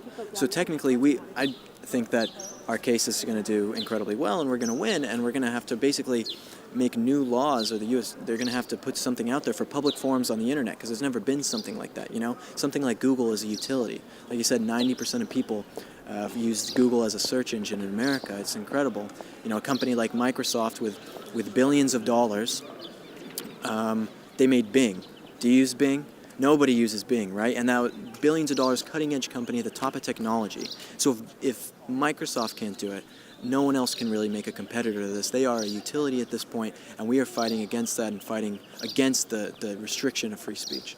You mentioned in your talk here today a story when you were in class, a TA turned to a person of color next to you and turned to you and said, "You're oppressing this person because you're white." Is that what the story was? Yeah. So it's basically the sense of trying to showcase white privilege, which is, of course, a disgusting ideology, which is reverse racism, which is just racism. This happens at universities all over the country, where people are shamed for their race or their ideas, being conservative, and this is happening all over the country. And it's a terrible thing to happen, or for their gender, right? And so the left claims that they're these virtuous people who are for everyone, but they only care about people's intersectionality. If you don't have intersectionality benefits or belong to a certain group, the left doesn't care about you. This is going to be a thinker question. Do you have any thoughts on why being oppressed is a virtue? Why being oppressed is a virtue? I would say you can think back to the Bible, I would say. And the Israelites in Egypt were being oppressed, but they were virtuous people, and then they got the land from God eventually in the land of Israel. And so that's really the only answer I can think. That's actually a really good one, because basically what you're saying is that the oppressed is the chosen one. A little bit. I think it's been different throughout history, and you can look at that in different situations, say maybe this time isn't like that, this time is like that. But what you can say is that anytime there is someone who is being oppressed, we should have people standing up for them, but in the right way, because again, the left is claiming that people are oppressed, but they're not really oppressed in America. They have all these benefits, all these things that are going for them, but the left is trying to identify them as victims, give them victimhood, when in reality the real people who are being oppressed right now is a lot of conservatives in America, and also families and traditional values, people who have those kind of values. They're being oppressed in America and their voices aren't being heard. And so those are the people who we need to stand up for and really make sure that we get those values out there, because those are the values that are going to keep America as the greatest country on earth. Socialism is not going to make America the greatest country on earth. Telling people they're a victim is not going to continue to do that either. So we need to continue to introduce these values to people. You did a video on 420. Yes, I did. I'm from Denver originally, so I went to the 420 festival in Denver, and that was it was a lot of fun. I had to wash my hands a few times afterwards. The point of that video wasn't to talk about how people who smoke weed are bad. I got that from a few people saying, oh, like, I can't believe you do this. Not very many people, but a few who are kind of upset about it. The point was to show that Denver is turning into a leftist cesspool of people, right? And that this 420 march was full of people who are leftists and believe in socialism and healthcare, free healthcare to people. And so that was more the point, not to show that anyone who smokes weed is, of course, an idiot, right? I go to all the marches pretty much here in Los Angeles, here in California, all across the country, and it's like we go to the women's march, and it's like these women are talking about how oppressed they are and how they don't have the same rights and all of these different issues that they're going up against, but it's like, you have these things. So it's like, but what do these activists do when their problems have been solved? Like someone like Al Sharpton, right? Like, what do you do when the black community has been solved of its ills, and now people are able to be free and not oppressed in America? Well, you create problems. You create problems so that you can remain in a job and create this persona for yourself.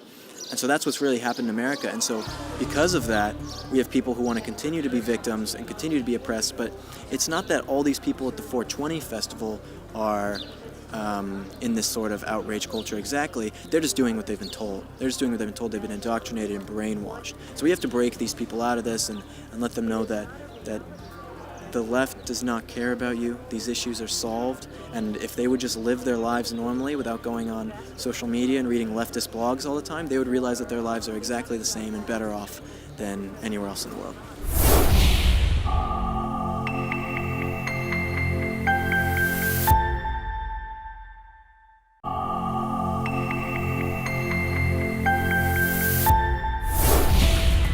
Hi, I'm Brent Stafford, and this is RegWatch by regulatorwatch.com. It's a mortal threat to the U.S. vaping industry. That's how RegWatch characterized a lawsuit brought by a coalition of public health NGOs against the U.S. Food and Drug Administration, filed in Federal District Court of Maryland in March of 2018. Essentially, over the past year, vaping has been on trial, with the so-called epidemic of teen vaping providing key evidence. The verdict is now in, and it's not good news for vaping. The lawsuit was filed by the American Academy of Pediatrics, American Cancer Society, American Heart Association, American Lung Association, Campaign for Tobacco-Free Kids, and Truth Initiative. The suit challenged FDA's authority to extend certain compliance deadlines, requiring e-liquid and vaping device manufacturers to submit onerous pre-market tobacco applications, or PMTAs, for each and every product that is currently sold on the market. Industry insiders estimate the cost of submitting a successful PMTA could be as high as $1 million per product, and for those without, they will be pulled from the shelves. Joining us today to talk through the court case, legal ruling, and some of the other developments is Azim Chowdhury. Azim is a regulatory and public policy lawyer with a focus on food and drug law, and for the past 9 years, he's been one of the most prominent legal advocates for the vaping industry. Azim, thanks for coming back on RegWatch. Thanks for having me. So let's not bury the lead any more than I already have. The FDA lost in the court case, so why is a ruling where the FDA loses also a loss for vaping? Well, in this case, they lost on their ability, according to the judge, to change the PMTA compliance policy deadline, which they extended to 2022. And that deadline was actually very important for the industry, wasn't it? Right, because as most people probably know, when the deeming rule was published back in 2016, it set an initial 2-year compliance policy deadline that gave everyone on the market at that time until August 2018 to submit their applications for pre-market review. Now, we argued, and as many people did, that was not enough time for the industry to put together these very complicated, very intricate applications, a lot of scientific details required, clinical studies, long-term data. And so the FDA came out in 2017 and extended that deadline to 2022 to give both industry and the agency time to sort of figure out what was going to be involved. And so the public health nonprofit groups that are obviously, entrenched in terms of their opposition to vaping filed this suit to say essentially that the FDA didn't have the authority to extend their own deadline. Right. Their position was that FDA did not go through the proper notice and comment rulemaking procedures when they decided to, by guidance document, extend the deadline to 2022. So, their position is that the deeming rule handled that, and based on the comments that were submitted during the deeming rule, FDA established a 2018 deadline, and the agency couldn't just undo that on its own enforcement discretion without going through another rulemaking. So to set this in terms of timeline for our viewers, in January to February of 2018 is when the initial kind of media scare headlines started coming out on Juul, quite purposefully, if you ask me, and I think we've proved that. And of course, our collusion story that we did with Michelle Minton from Competitive Enterprise Institute earlier this year demonstrated that to a T. And so it was only just a month or so later that they filed the lawsuit. And then we spoke in August. It seemed that at that point that the FDA might have this whole thing handled. You're right. So, 2018 was a big year in terms of for the vaping industry, with the announcement of the epidemic and the increase in underage use. FDA initiated its youth tobacco prevention program. They started coming after more companies with warning letters. And on top of that, sort of separately, the NGOs here filed their lawsuit challenging FDA's ability to move the deadline. And as they made clear in their documents and their briefs, part of their argument was that had FDA not changed the deadline to 2022, then companies, including Juul and everyone else, would have had to submit their PMTAs by August 2018, and maybe they would have prevented the epidemic. Again, that's part of their thought process, I think, into filing this lawsuit. So walk us through exactly what the plaintiffs asked for and how did they persuade the judge to come along their way? FDA's position was that this was within their enforcement discretion, that it's a normal course of their authority to change deadlines as they see fit based on their capabilities and based on the science as necessary. But the plaintiffs here effectively argued that this was the type of thing that the deeming rule and the Tobacco Control Act contemplated would go through rulemaking. And as part of the Administrative Procedures Act, which is sort of the overarching law here with anything administrative, FDA was bound to go by its notice and comment rulemaking procedures before changing a deadline such as this. And that's what the judge agreed with at the end. Does that mean then every time FDA wants to move a deadline because they feel that, because we know FDA even didn't have enough time within that 2-year period in order to get their internal documents done, because the guidance we know, and we'll get to this a little bit more in a bit, but the final guidance just came out last week. So it's not like FDA had enough time to properly do their job either by August 2018. So they're supposed to do rulemaking just to change their deadline? Yeah, that's a very good point. And I think that's part of why this is indeed a very strange outcome and a decision from the court, because this is the kind of thing where most judges would not, weigh in on an area where the FDA in this case, or the agency, is the expert. It is normally within their course of business that they are able to decide when the best time is for both themselves and industry and the public health to establish compliance policy deadlines. So this is a rare type of decision where we see the court come out a different way. Have we ever seen anything like this where a third party has sought, basically an injunction from the court to stop a regulatory process and to basically control how a regulator like the FDA goes about their business? Yeah, again, it's rare. I can't say for certain if we've seen anything exactly like this happen before. Their position is based on the FDA not complying with their obligations under the Tobacco Control Act, which effectively created an entire new product regulatory scheme that requires pre-market authorization for anything not grandfathered. And so their position is that everyone's products that are on the market that's not a grandfathered product, that doesn't have pre-market authorization, is an unauthorized product. And the deeming rule extended that compliance policy for a couple of years, and considering the nature of tobacco products, FDA shouldn't have done anything more than that. Was the plaintiff's position then basically that all the products on the market need to get pulled off the market immediately? In their initial briefings, then that is what the position they were taking, that enforcement immediately is what would be required if products were not subject to pre-market authorization.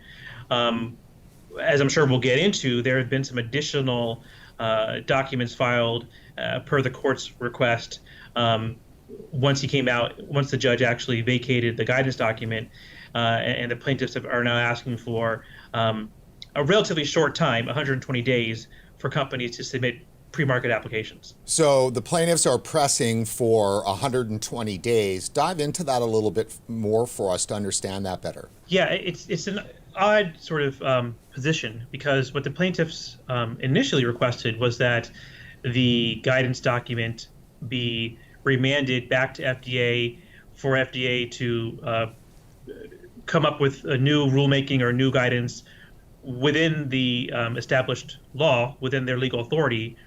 And now in this proposed remedy, even though our interpretation of what judge was looking for was more of a timeline suggestion from the parties about what another rulemaking would look like in terms of how long that would take, et cetera. What the plaintiffs came back with instead was completely avoiding another rulemaking and accepting any other comments from industry or anyone else. Rather, they came back with this 120-day, 4-month deadline from the date of the ruling for all PMTAs to be submitted. That's simply not a feasible outcome. It will result in the entire industry being unauthorized and potentially pulled off the market. And so it's really untenable, and it's we don't think it's what the judge was even looking for in terms of a response from them, but that's what he got. So speaking of the judge, I'd like to read for you the first sentences in Judge Paul Grimm's verdict, which we have up on the screen here for our viewers. Judge Grimm writes, "It was bound to happen. Just as email and text messages replaced snail mail, social media made face-to-face communications passé, and the internet rendered libraries all but obsolete, it was only a matter of time before electronic cigarettes replaced combustible tobacco products as a desirable means of nicotine delivery. As it turns out, even addiction has become electronic, and not only among adults, but particularly for teenagers and younger kids, especially as manufacturers of e-cigarette products have learned if they are fruit or dessert flavored and marketed as cool and alluring." Azim, this language kind of shows that they really bought into the story that the public health NGOs were pushing. Yeah, absolutely. I mean, you could have read that statement to me directly off of the Campaign for Tobacco-Free Children's website.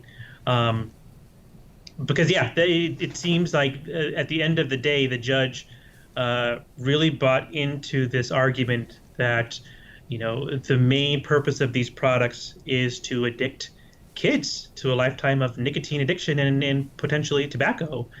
And, we really think it's important for the judge to consider, in addition, the arguments made both by the amicus filers and the FDA actually, mentioned in their remedy brief a few times, that there is an adult population here that is relying on these products to reduce their harm and to in many cases quitting smoking, and that simply cannot be ignored. So was it a mistake for industry not to try to intervene in the lawsuit right off the start?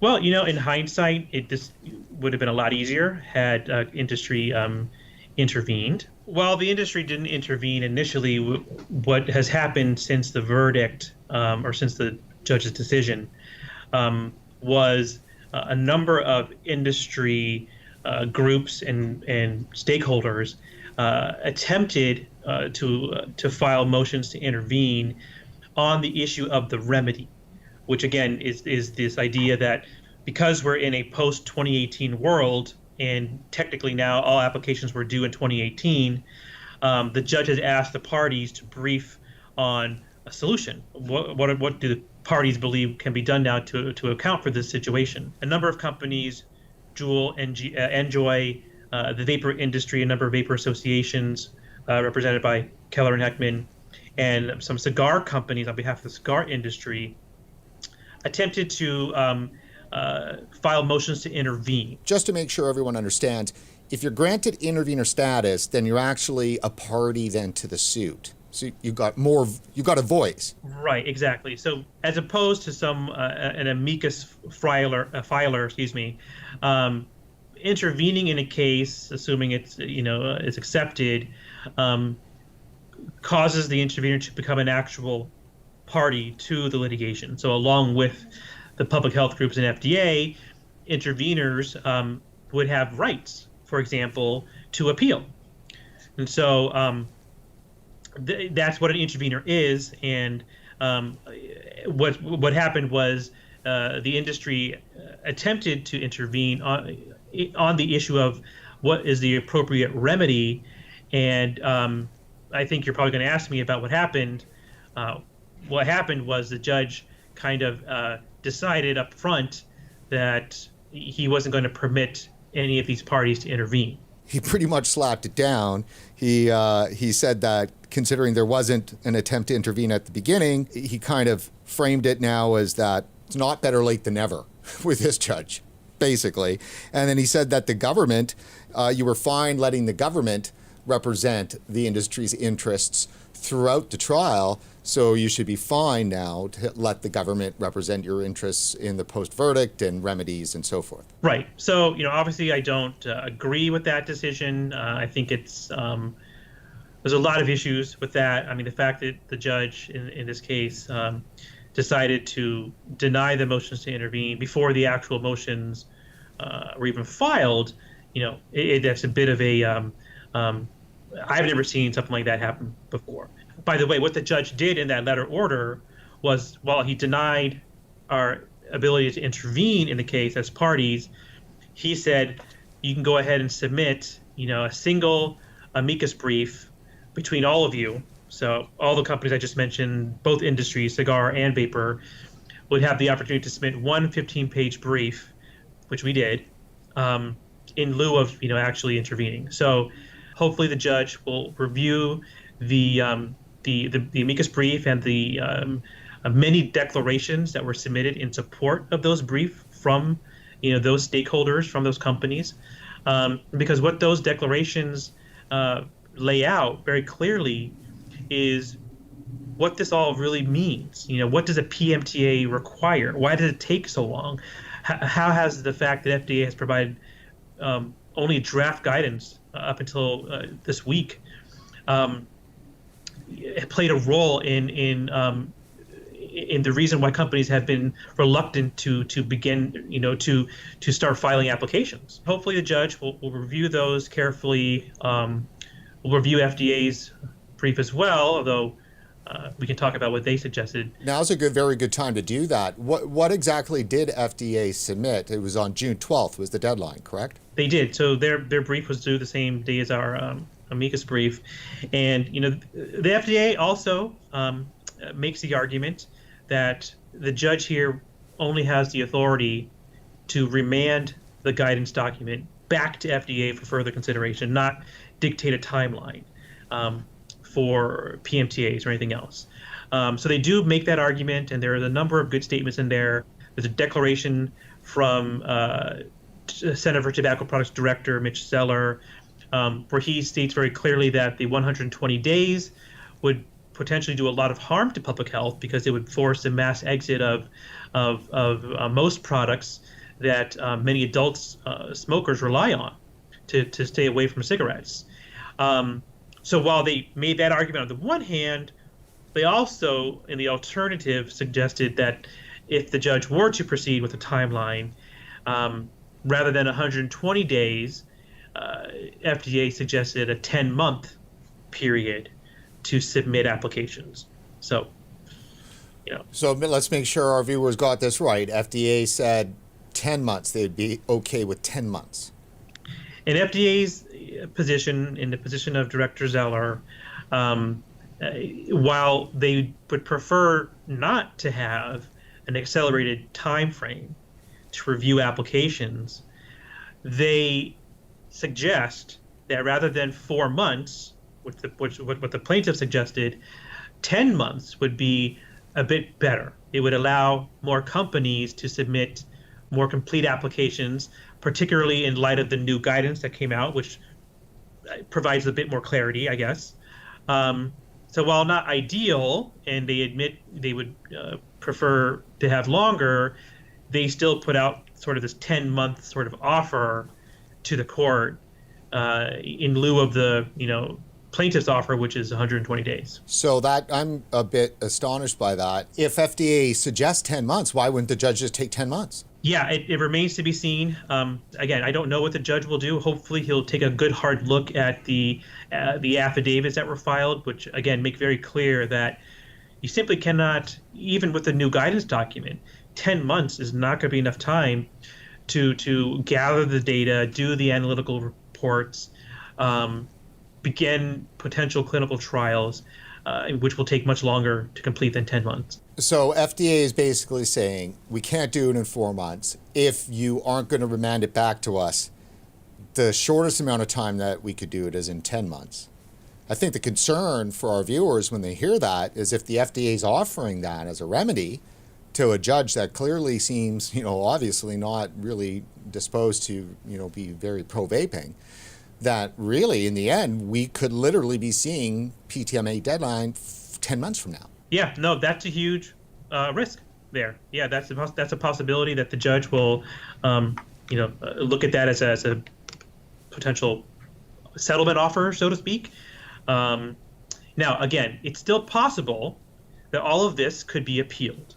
And the hope is that despite the fact that FDA has submitted a remedy here pursuant to the judge's request, that they're not precluded from actually appealing the original decision, both on procedural issues such as whether or not the plaintiffs have standing to sue, which wasn't part of the remedy discussion here, but also just in general their decision to vacate the guidance document in its entirety.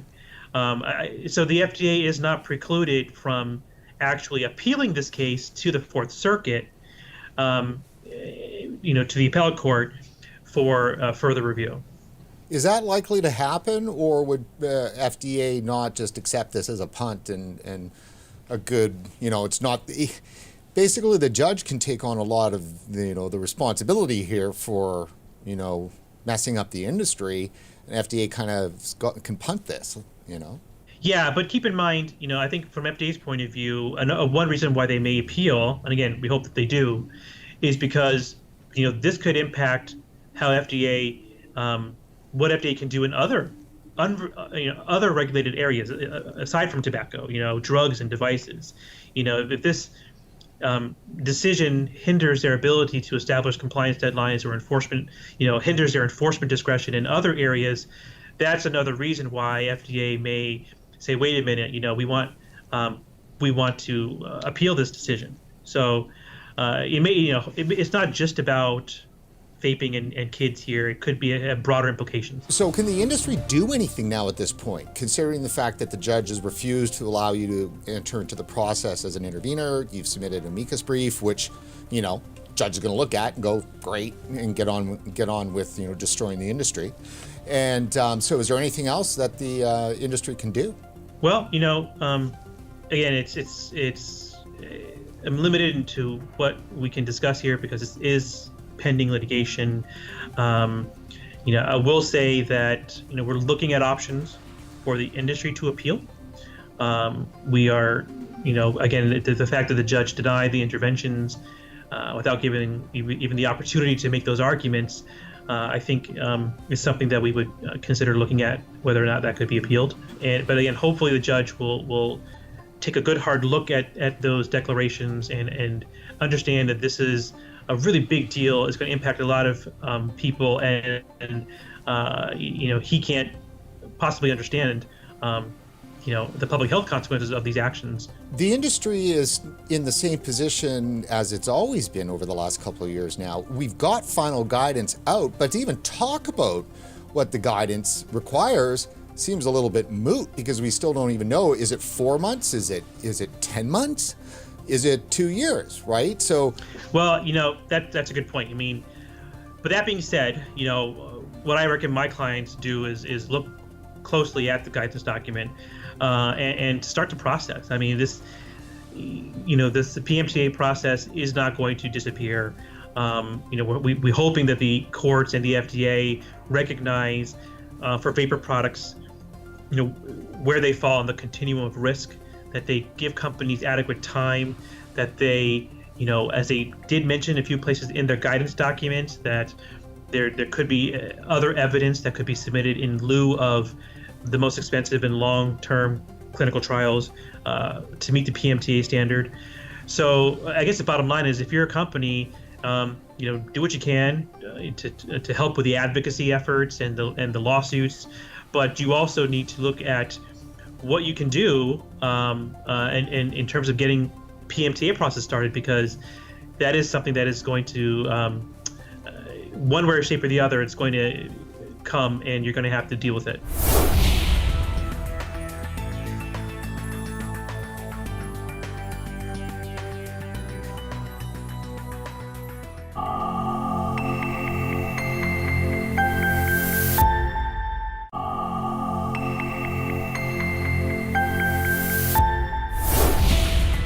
Hi, I'm Brent Stafford, and this is RegWatch by regulatorwatch.com. Pressure by anti-vaping public health groups on Health Canada to take drastic and immediate action in order to stem the so-called epidemic of youth vaping reached new levels in the past weeks following the long overdue publication in the British Medical Journal of a study led by Professor David Hammond of the University of Waterloo into the prevalence of vaping and smoking among adolescents in Canada, England, and the United States.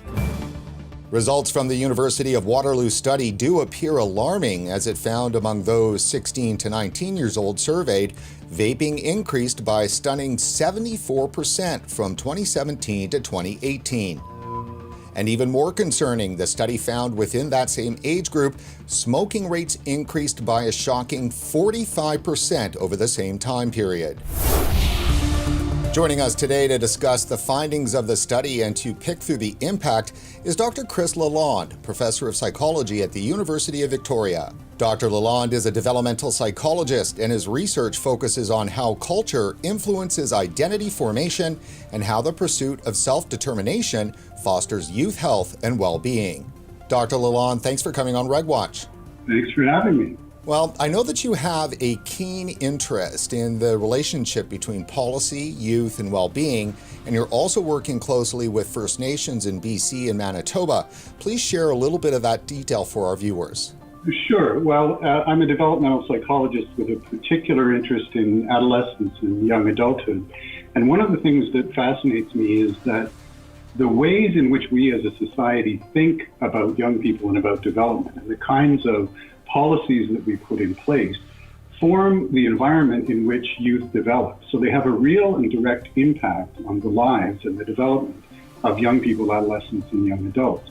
And so I've been interested in how those big policies, those big societal changes actually impact youth health and well-being.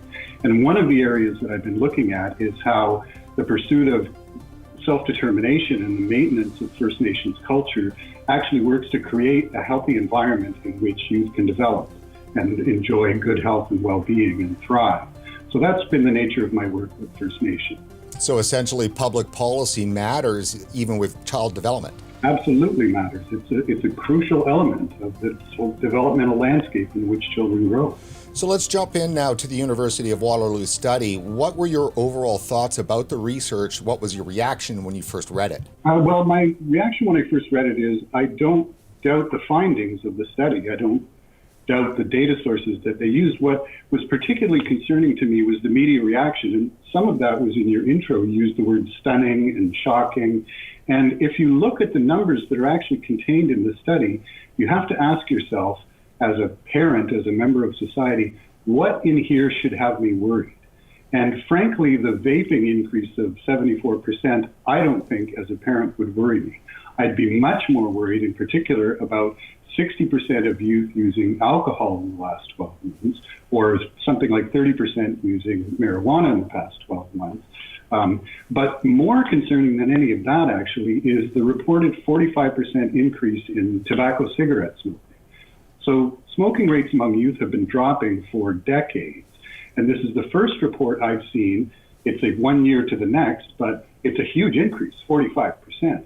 That should be the shocking and alarming thing about this study, but the media coverage has been essentially silent on those numbers, and they're focusing on this 74%.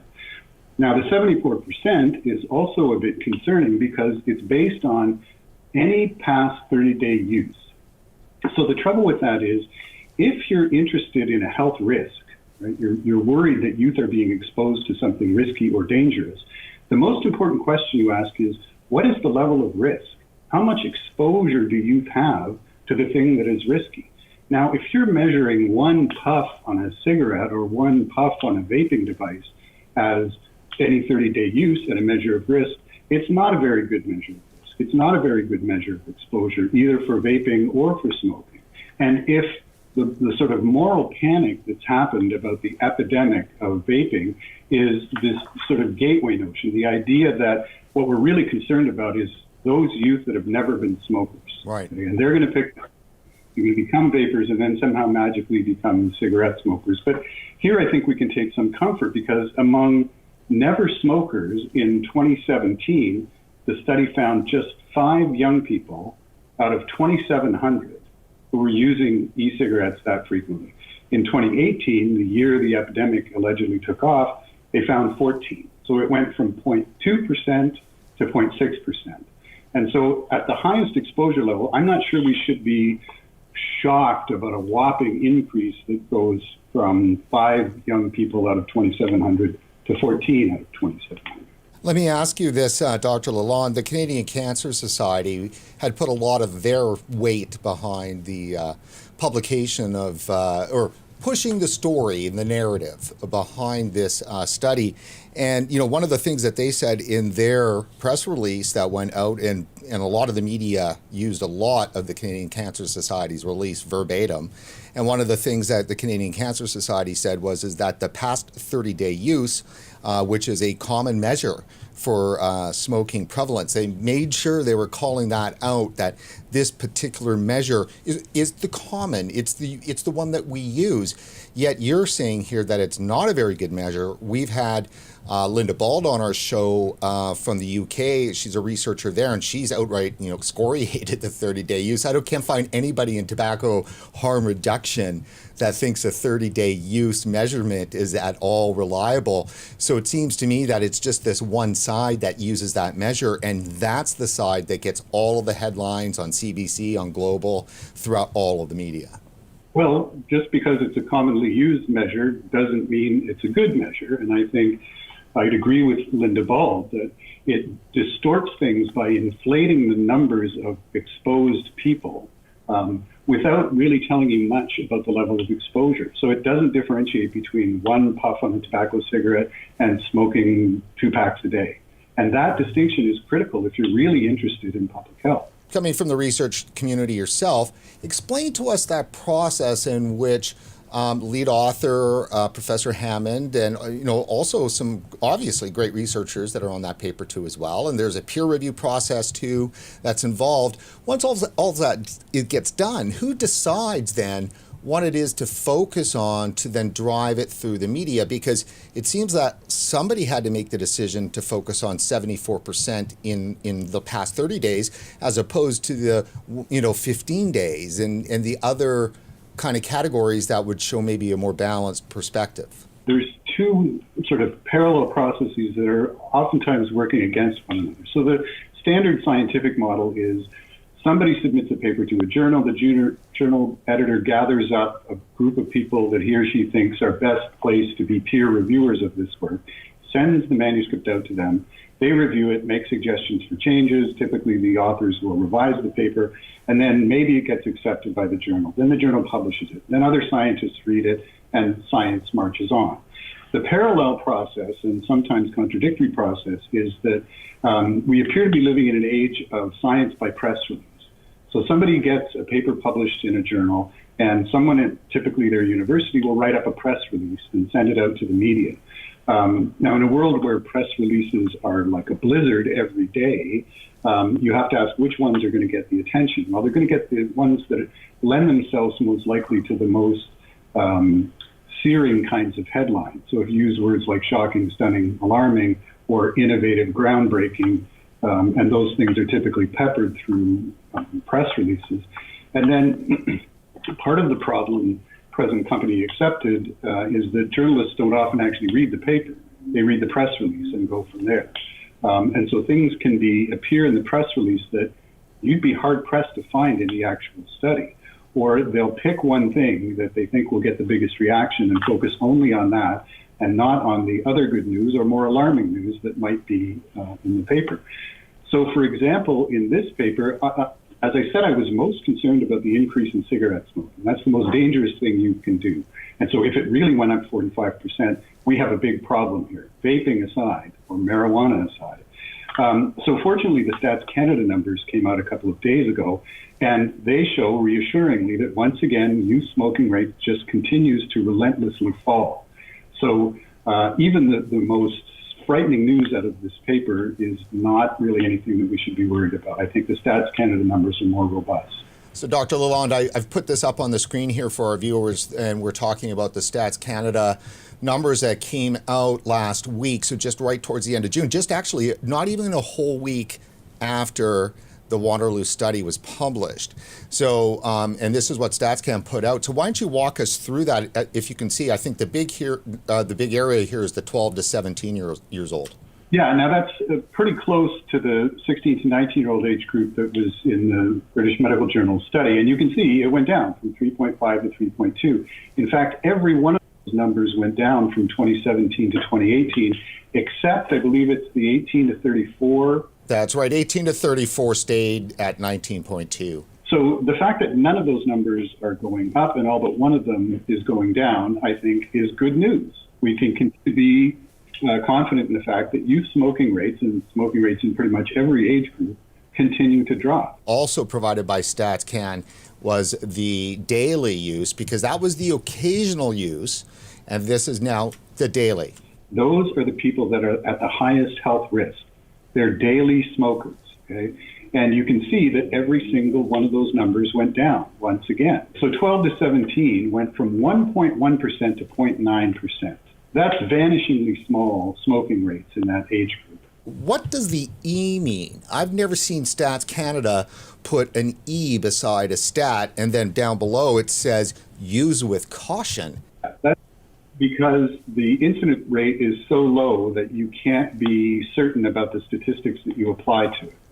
Okay, so that's saying the next level down would be not detectable. In terms of not detectable level of smoking? Yeah, because the numbers of 12 to 17-year-olds who smoke daily is so small that you can't have any real confidence in the statistics or the number that you run around it. And that's good news. Well, not only good news, you're saying that almost in a way we might be seeing the capturing in data of the very last of the teenage smoking. Well, if this data trend were to persist, it's been going down for years and years, and at some point it looks like it's going to hit zero.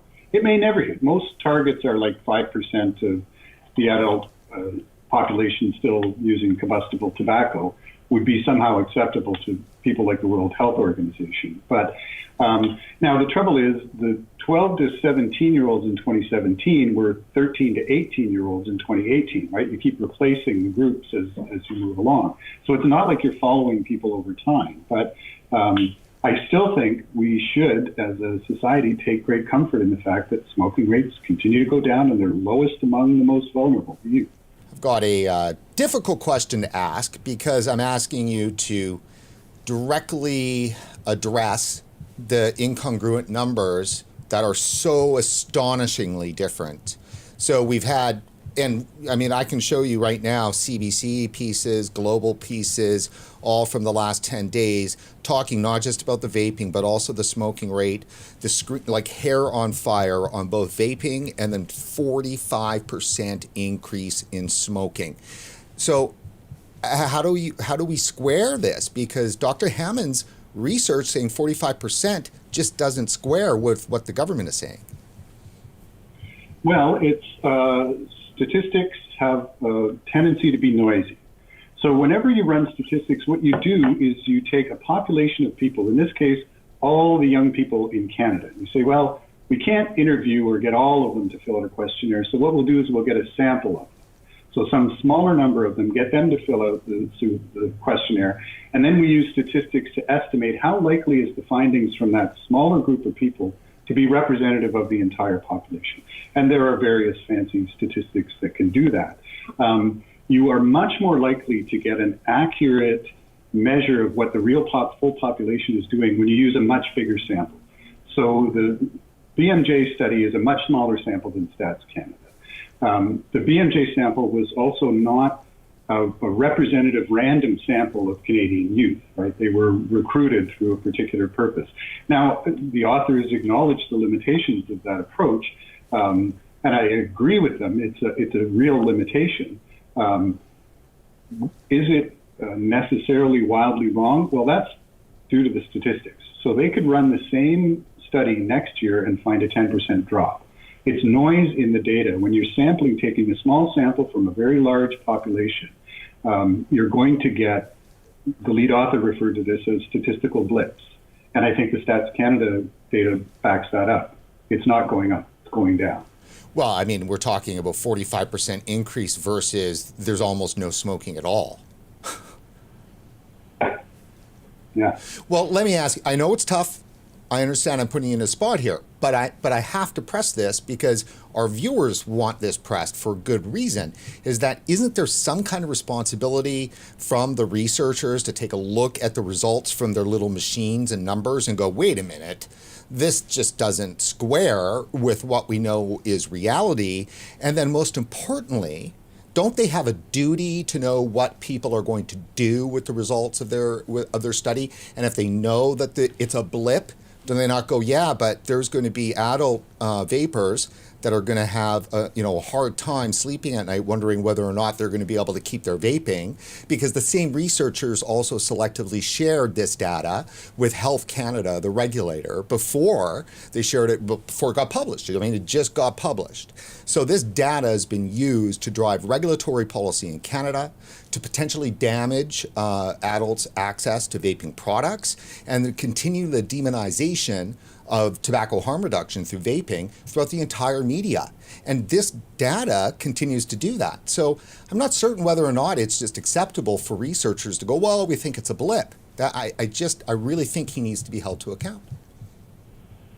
Well, there are an awful lot of things that you just mentioned, and I'll try and pick them off one at a time if I can. So I talked a little bit about the difference between the kind of scientific publishing model and science by press release. And those two things often work at loggerheads. So it's incumbent upon the researchers to accurately report their methodology and their findings and their results. And in this case, I think the researchers actually did that. They note the limitations. They note that they would like to see regulation work to promote vaping among adults and discourage it among youth, and everyone seems to agree with that.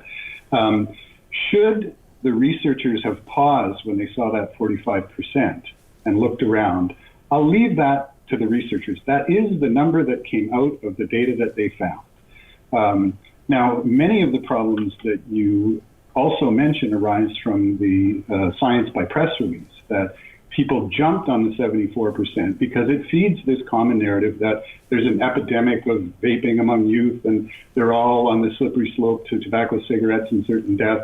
And so it fits that narrative. So the media really jumped on that. And I think, tobacco harm advocates need to push back on that and say, well, wait a minute, the Stats Can numbers just came out and they are going down. How can these two things both be true? And the answer to that is it's a simple function of statistical analysis. You are going to find blips. So the question is, what do you make of those blips? Okay. And that's where I think things go wrong. Now, I think to the more maybe pressing issue, particularly for you and your viewers, has to do with sharing the data with Health Canada to influence policy before it was through the peer review process. That worries, it concerns me, because typically what you do when you set up a study or an experiment is you say, here's what we're going to do, and we're going to keep doing it until we've tested 1,000 people or 2,000 people. And so, for example, in random controlled trial experiments that are the sort of gold standard of medical research, where you're comparing one new drug against some old drug or against a placebo, and you say, we're going to randomly assign people to groups, give them the new drug or the placebo, and see how many survive for a year. So if partway through that year you discover that the people taking the new drug are dying at 2 or 3 times the rate as the people taking the placebo, you break the code. You stop the experiment. You say, wait a minute, there's no sense following the scientific method and continuing to expose people to this risk. So I think one argument can be made that these results were alarming. 74% increase in vaping. We need to share this with Health Canada even before the peer review process is out. So you could make an argument for that, and you might convince people of that. But it seems to me, if you're going to use information that only you have and use it to influence public policy, you ought to be obliged to release the full data set. You ought to be obliged to make the public aware of what it is, what data is being used to influence policy in Canada, because the policy is going to affect all Canadians. Well, then, of course, RegWatch did actually publish the draft version of that study that had been leaked to us by a pretty high-placed member in tobacco control after our interview with the Director General of the Tobacco Control Directorate at Health Canada, who directly referenced this research and referenced the fact that this research was part of providing substantive concern both to the Minister of Health and to Health Canada, which kind of launched the regulatory consultation process. So we felt we had a duty to release it, though I do know there was a bit of controversy amongst the research community about that. And, we're open to hearing what that is. If you want to share what some of the pushback was, we'd be happy to hear that. Well, I think in the same case, you mounted an argument about why you felt you should have released the data. And I think some people will be convinced by that. Others won't. Others in the scientific community will say, you shouldn't be sharing data with anybody until it's through the peer review process. The whole reason for that process is to find and correct errors in data and interpretation. So I'm not sure the authors should have released it to Health Canada. Given that they did, I think that changes the nature of the game. Had RegWatch released the leaked study before it was shared with Health Canada, I would have said, shame on you.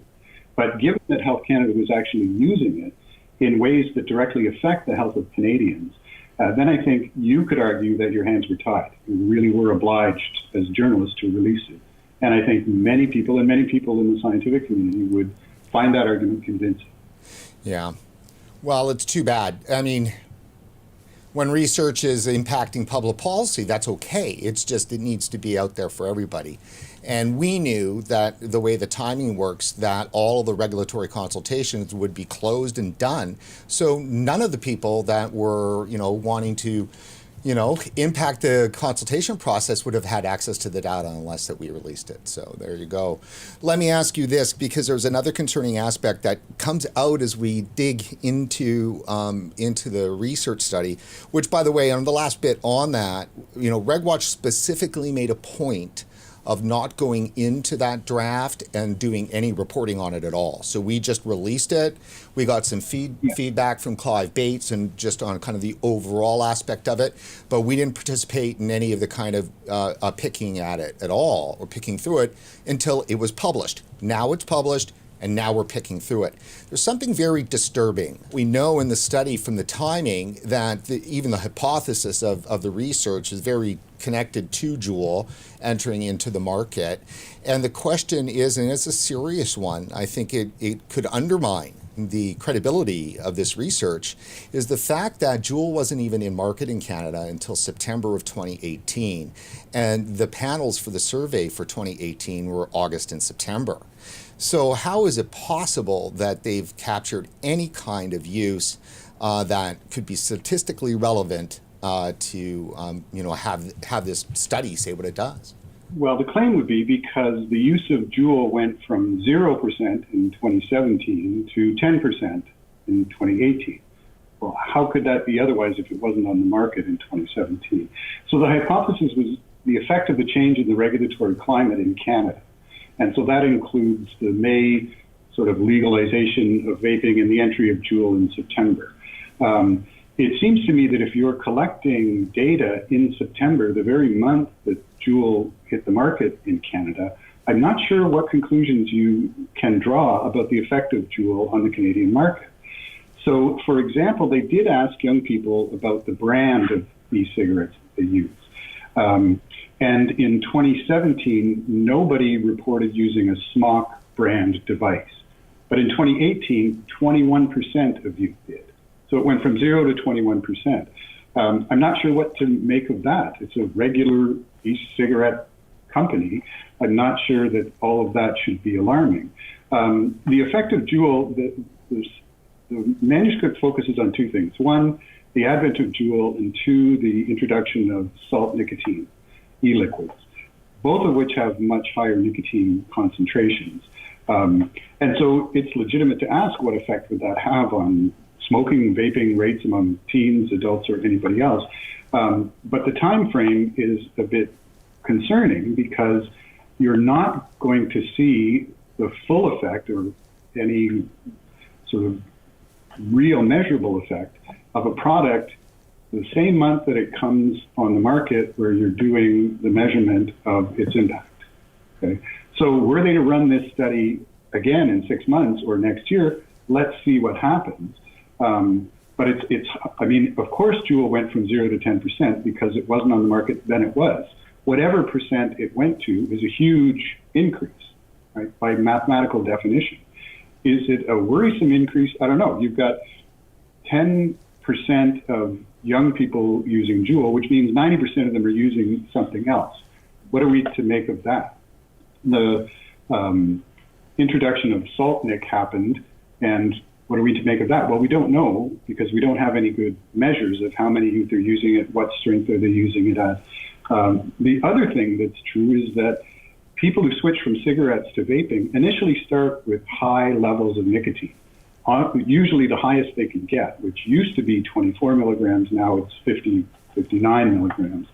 And then they reduce over time. They reduce their use of nicotine over time. So if you're looking at a new product entering the market at a high level of nicotine, you have to ask yourself, is it just as likely that these users are going to reduce their nicotine use over time as not? And there's been a study to help us answer that question. Dr. Lalonde, what's your message for Health Canada? Because they're deliberating right now on the next round of regulations. What would you have to say to them? Well, I understand that they're in a tough position of trying to, as they keep saying, create a balance between stopping youth from initiating and getting adult smokers to switch. And so that's a real conundrum. But what I would say to them, if I could, is if you're aiming for regulatory balance, the absolute worst thing that you could do is try to eliminate or restrict flavors. As I have said before, if you restrict or remove flavors from the market, you are going to drive a significant percentage of those people who are trying to quit smoking back to cigarette smoking. And that would be a disaster. In terms of preventing youth use, it's already illegal to sell to youth. So making it more illegal is somehow going to help? I'm not at all sure. I really think that the public health message here is really simple and it's being ignored. And the message is, if you don't smoke, don't vape. If you're a teenager, an adult, anybody, if you don't smoke, don't vape.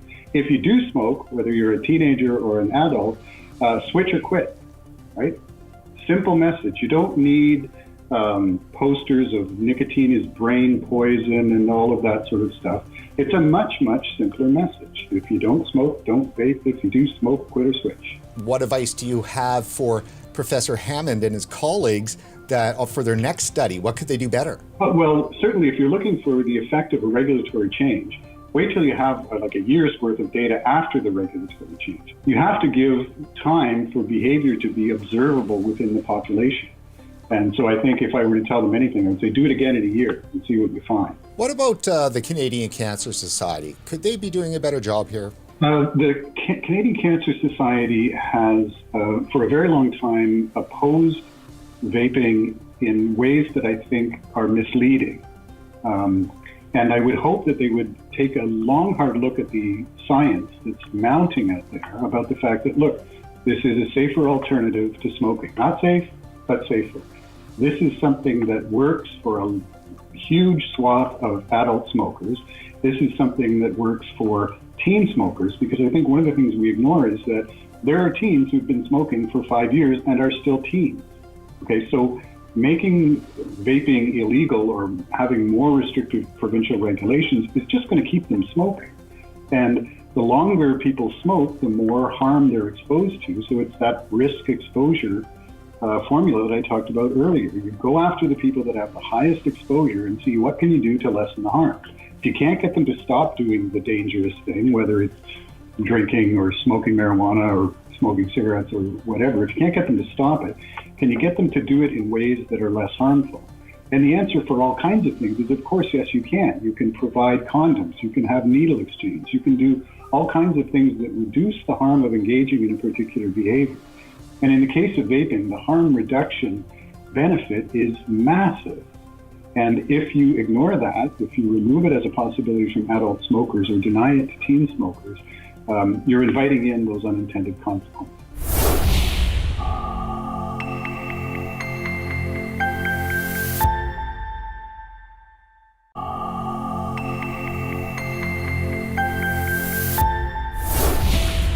Hi, I'm Brent Stafford, and this is RegWatch by regulatorwatch.com. Don't blink, otherwise you just might miss it. A precisely targeted effort to frustrate, if not destroy, the open system segment of the U.S. vaping industry. Earlier this year, the Consumer Product Safety Commission, which is the federal regulator responsible for enforcing the Child Nicotine Poisoning Prevention Act, issued an immediate stop sale order covering e-liquids containing nicotine that are bottled without special flow-restricted packaging. It's a surprise mandate issued via tweet by recently appointed Republican CPSC Commissioner Peter Feldman, who states that as much as 100% of e-liquid nicotine containers on the market are in non-compliance with the requirements of the CNPPA. The regulator immediately began sending waves of enforcement letters to e-liquid manufacturers demanding the voluntary removal of product from warehouses and vape store shelves, and if industry does not comply, CPSC threatens to declare millions of bottles of e-juice non-compliant and subject to official recall and destruction.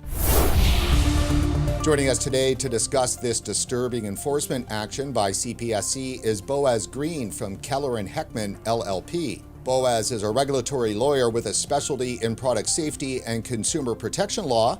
He has deep knowledge and experience with CPSC regulations and guidance, both in private practice and in government, serving as chief counsel to CPSC Commissioner Marietta Robinson prior to joining Keller & Heckman.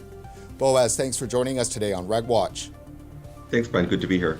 So let's jump into this, as there's a lot to unpack in the story. Please explain for our viewers what flow-restricted packaging is. In the 1970s, a new law was passed called the Poison Prevention Packaging Act.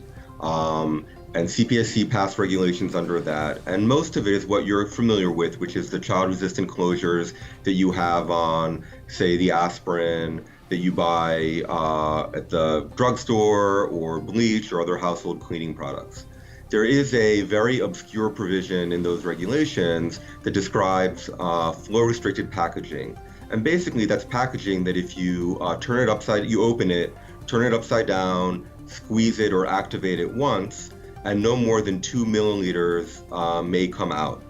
And that only applies under the PPPA, which is the acronym for the law, for substances that are specifically listed as ones that need to have flow-restricted packaging. So for vapors who've bought the packaging now that's out there, and there's quite a few of them where they got the needle nose on it, and you have to squeeze pretty hard to get the e-juice out. Yeah, I mean, that's basically a way to restrict flow. What about bottles, though? So glass bottles traditionally have not come with flow restrictors. I think that there are ways to incorporate them. So an example that I give, I have beard oil that has sort of a plastic cap that you need to shake a few times to get a few drops out. That's a form of a flow restrictor. The problem with flow restrictors for glass bottles is some of them might not be user-friendly for how vapors want to use their e-liquids, and they're also difficult to integrate into the production line. So they're an expensive option rather than moving to one of the plastic bottles that we're familiar with the needle tips. So notice about this whole new rule, this was a surprise, wasn't it? It was definitely a surprise. So while the law had passed over 3 years ago, CPSC never said anything about flow restrictors and never enforced it.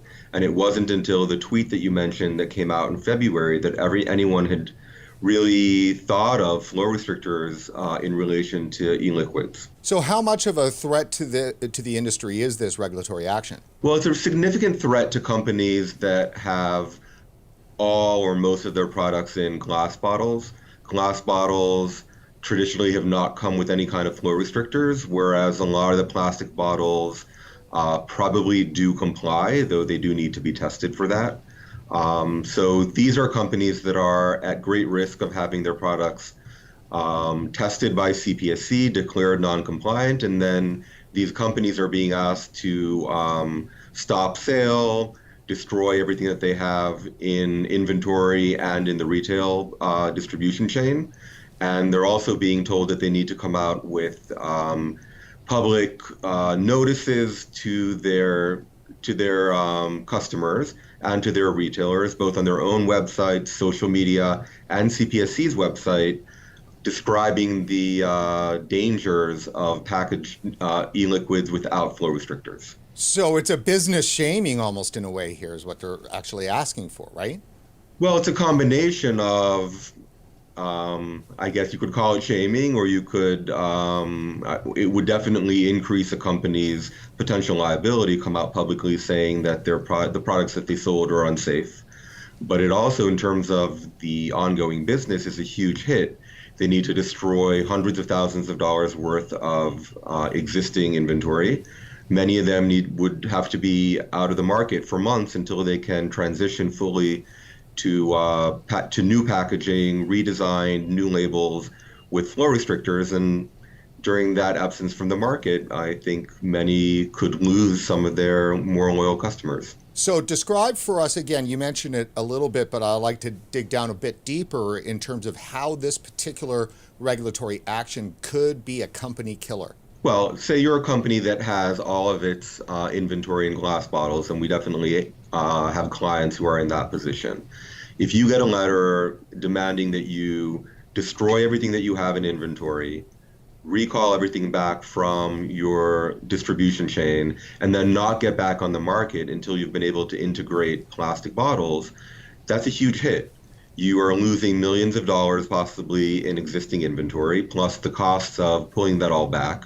And we're also talking about a liquid that would be considered a toxic waste once you're planning to destroy it. And that can be a very tricky issue for a company to comply with all the regulatory requirements for dealing with what would be considered toxic waste. So that's an added cost here.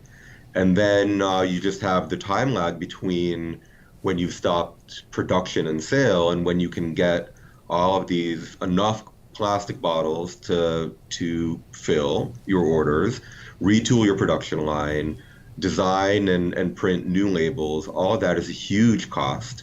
We know from our clients that even without having the time pressure, the transition itself could cost $250,000 or more. Add to that being out of the market, I think many companies just couldn't take the hit. This sounds like a very specific application of an obscure regulation, meaning, just products with nicotine. What's the level of hazard the CPSC is trying to protect the public from here? Well, I don't think that there's really a question that liquid nicotine could be very dangerous for children. Any nicotine is very dangerous for children. Even a single cigarette butt, if a child ate, could send the child to the hospital. So we've been aware of the dangers of nicotine in various forms for a while. Liquid nicotine might be an easier way for a child to access a dangerous amount. But if we're looking at the actual incidents, they're really not that prevalent. We have a lot of substances and products that are under CPSC regulation in terms of the safety of the packaging and child-resistant packaging that are associated with many more incidents and even deaths. And we're not seeing that level of incidence with liquid nicotine. Well, I definitely wanted to ask, I mean, what about bleach and other household chemicals like that? They surely must be flow restricted. They are not flow restricted. The only substance, the only product that has ever been required to be in flow restricted packaging since 1973, when the regulations were passed, is furniture polish. So bleach, which is associated, it's one of the top 4 chemicals that are involved in pediatric poisonings according to CPSC's own reports, only needs to have child-resistant closures. Laundry detergent packets, which are associated, if you look at poison control centers, there have been twice as many exposures this year to laundry packets than there have been to liquid nicotine. Those only need to be in child-resistant closures. And even that was a very long process that CPSC worked very closely and collaboratively with industry to bring them into sort of compliance with an industry-developed voluntary standard. Even over-the-counter medicine, prescription medicines, those are all products that only need to be in child-resistant packaging. There's no flow restrictor requirement for any of those. So it's disproportionate regulatory action. Definitely. So I know that much is made in the media about children and nicotine poisoning, so obviously the media scare around vaping must be driving this action, is it not? So there's a few things that are in play here. I think there's the media. There are also a lot of the consumer advocates who have been pushing the commission for stronger enforcement. There's also been pressure from legislators who are in a couple of recent hearings, both in the Senate and Congress. CPSC commissioners were asked why the agency isn't doing more on liquid nicotine. And you've seen congressmen pull out a bottle of liquid nicotine and sort of say, this could kill a child, and I can open it and pour everything out and a child could die. So that's the kind of pressure CPSC is getting, and it's getting it at a time when it is under a lot of pressure for perceived coziness with industry with other products. So the agency, I think, is trying to show that it's being more proactive. And this is frankly an easy way for them to show that they're trying to protect children. Yeah, clamping down on the vaping industry, no matter what side of the political spectrum you're on, is an easy target to gain some quick virtue signaling. It's definitely a pretty safe way to do that with very low political cost. So what were the official steps that they took to work with the industry in order to let you know that this was happening? And so, of course, give you guys time to, implement whatever changes they wanted. Well, they didn't do what they usually do in terms of advance notice and working with industry. Basically what happened, there was the tweet that you mentioned on February 20th. And that same day, there was a letter from CPSC's director of the Office of Compliance to industry that was up on CPSC's website, stating that it would soon send out guidance regarding compliance with the restricted flow requirement, which the letter said CPSC had never provided guidance on before. And then in early March, on March 8th, they came out with another letter that laid out a test method that CPSC said it would use when it tested product on the market. We're showing this right now for our audience on the screen. That's this kind of contraption they put together, right? Right. So they put together a contraption from scrap pieces that they had in their labs, partly to show that theoretically anyone with tools in their garage could put something like this together to test these packages. And then the letter said basically CPSC would now be, when it went out to enforce the CNPPA, it would be testing not only for child-resistant closures, but also for flow restrictors beginning now. There was no period of time for industry to come into compliance. The position was this has always been a requirement. We've just not given guidance on it before, and we're going to be enforcing it tomorrow. Take us through some detail about what the tone and tenor, the specifics of these enforcement letters are. Okay, so what happens is CPSC has field officers who are located throughout the United States. They've been going into vape shops. They've been buying e-liquids in glass bottles, taking them back to the lab and subjecting them to the tests that CPSC staff created. Once they do that, they send a letter, a very stern letter to the company, telling the company that they've tested the product, it does not comply. They consider it a misbranded hazardous substance, the sale of which is illegal. They note that selling a misbranded hazardous substance could subject you to a civil penalty of up to $110,000 per violation and up to $16+ million for a series of related violations and even criminal penalties. And then they demand that the companies immediately stop sale, tell everyone in their distribution chain to stop sale, pull everything back, destroy it, and then issue these public notices both on the CPSC website and on their own websites and all their social media channels, telling their consumers about the dangers of e-liquids. This is happening right now to numerous companies. Yeah, there have been at least 3 waves of these letters that have gone out to a whole host of companies in the U.S. Now, this must be terribly distressing for the business owners. Well, definitely. It's a threatening letter.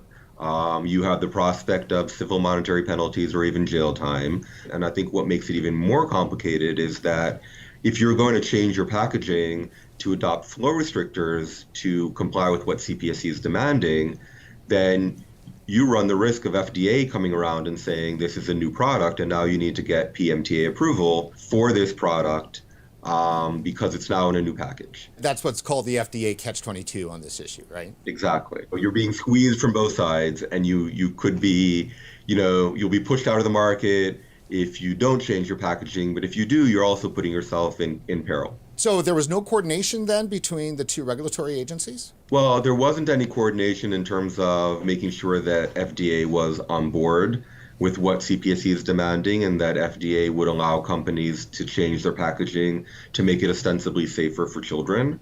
We're also being told that there wasn't any kind of conspiracy here where they actually were in cahoots and trying to find a way to drive industry out. I think that they just, people at CPSC didn't necessarily comprehend how the deeming rule works and were really focused on their lane, which was the packaging. So is this aggressive action in character then for CPSC?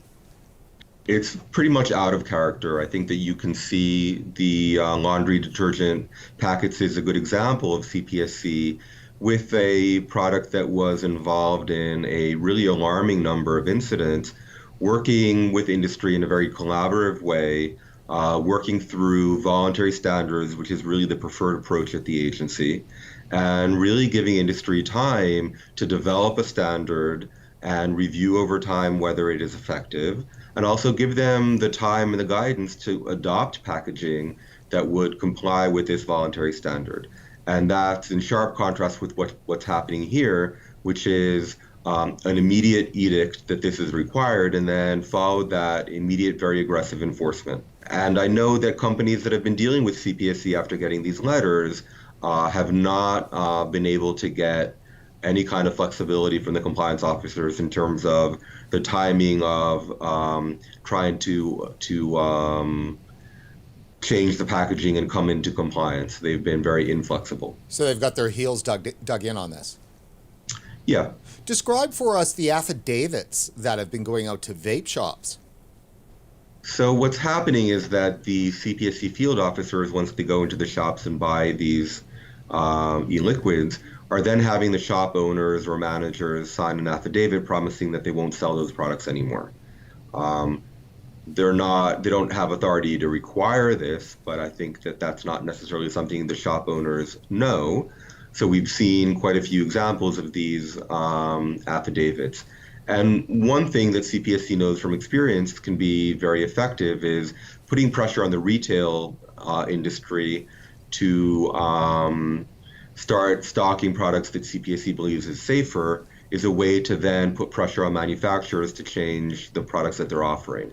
And we know from our own clients that they're worried that their retailers won't want to buy the e-liquids in glass bottles anymore. Now, let me ask you a question here, Boaz. In kind of the professional advice, is that should industry take CPSC threats seriously? I mean, are they just threats, or what are the real enforcement actions that they can take to actually bring these companies into compliance? Is there something that they can really do?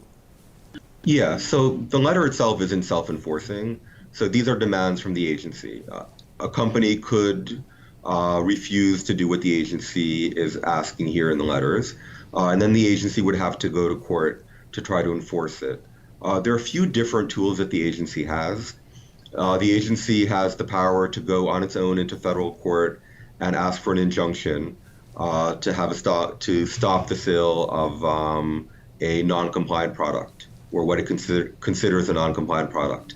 It can also issue start a administrative litigation to force a company to recall a product and come out with public notices about the potential dangers of the product.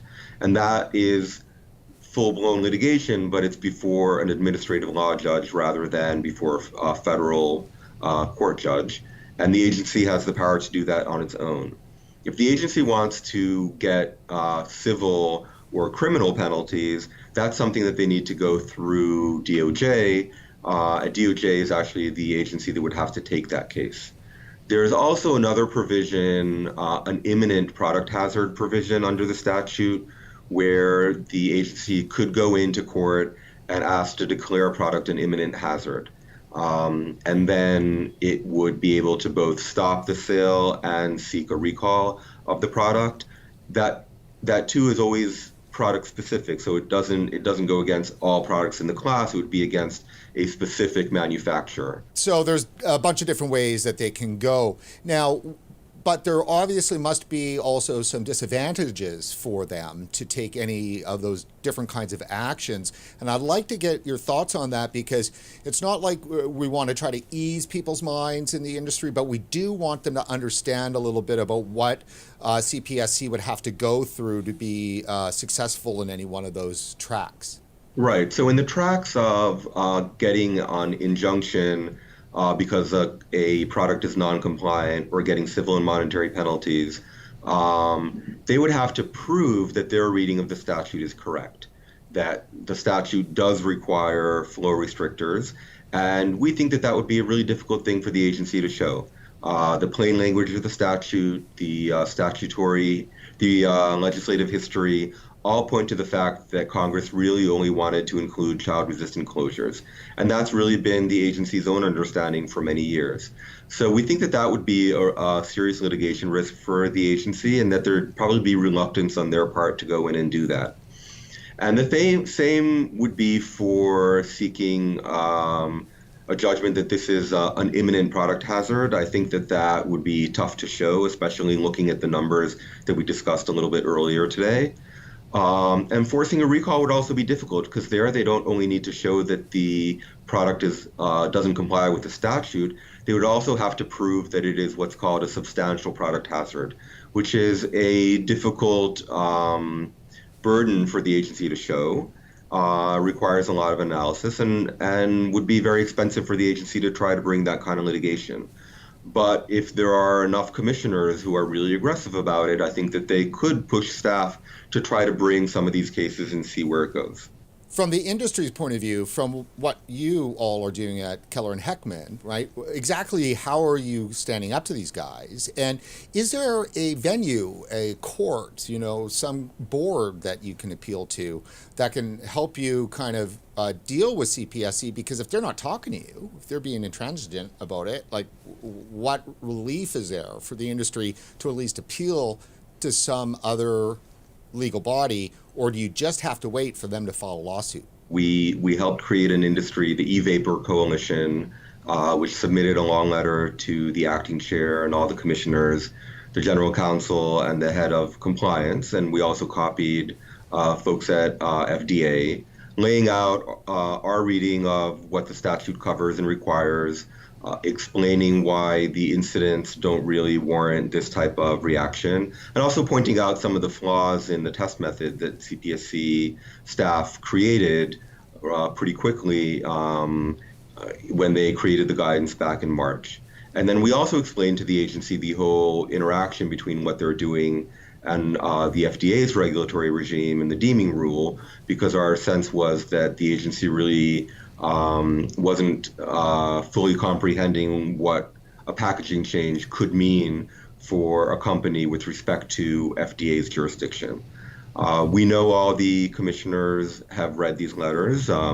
We know they thought it was well done and interesting, and they're thinking it through. But we don't really know what the next step from them is going to be. We've also represented a number of companies who've received these notices, and they've incorporated the arguments that are in the industry letter to explain their different reading of what's required under the law. I think that there really is no other venue. I suppose a company could go to federal court and ask for a declaratory judgment that CPSC is wrong, but that would be very expensive. So a company is more likely to wait and see if CPSC will sue them and then try to win those arguments if it does. Boaz, isn't this though just about really just getting the time? Like in the end, with the bottom line on this is that flow restrictors are probably a reality for the industry, just given the nature of nicotine and e-liquid and just the enormous amount of bad publicity. Isn't it the idea here is to just get relief from that? Or is that not even reasonable to be trying to get? No, that's definitely basically the ask. Our ask from the agency in the industry letter was give us the time to do it in an orderly fashion. Work with FDA to get clarity over whether or not FDA will enforce pre-market approval requirements for companies that are changing packaging for the sole reason of adopting flow restrictors, and explaining that this is something that takes time. You need to get the bottles, you need to retool your production, you need to change everything in your supply chain. It's not an easy thing to do right away. We pointed out that the agency routinely gives companies months, even over a year, to come into compliance with new mandatory rules, and that the agency should follow this model in how it's dealing with the e-liquid industry as well. I do think that it's a good idea for companies to adopt flow restrictors. I think it does make the products safer. It might be a little more frustrating for users, I admit, but it is safer. And I think that for the industry, given all of the political pressure that it's under right now, showing that it is taking affirmative steps to help prevent child poisoning would be a good thing.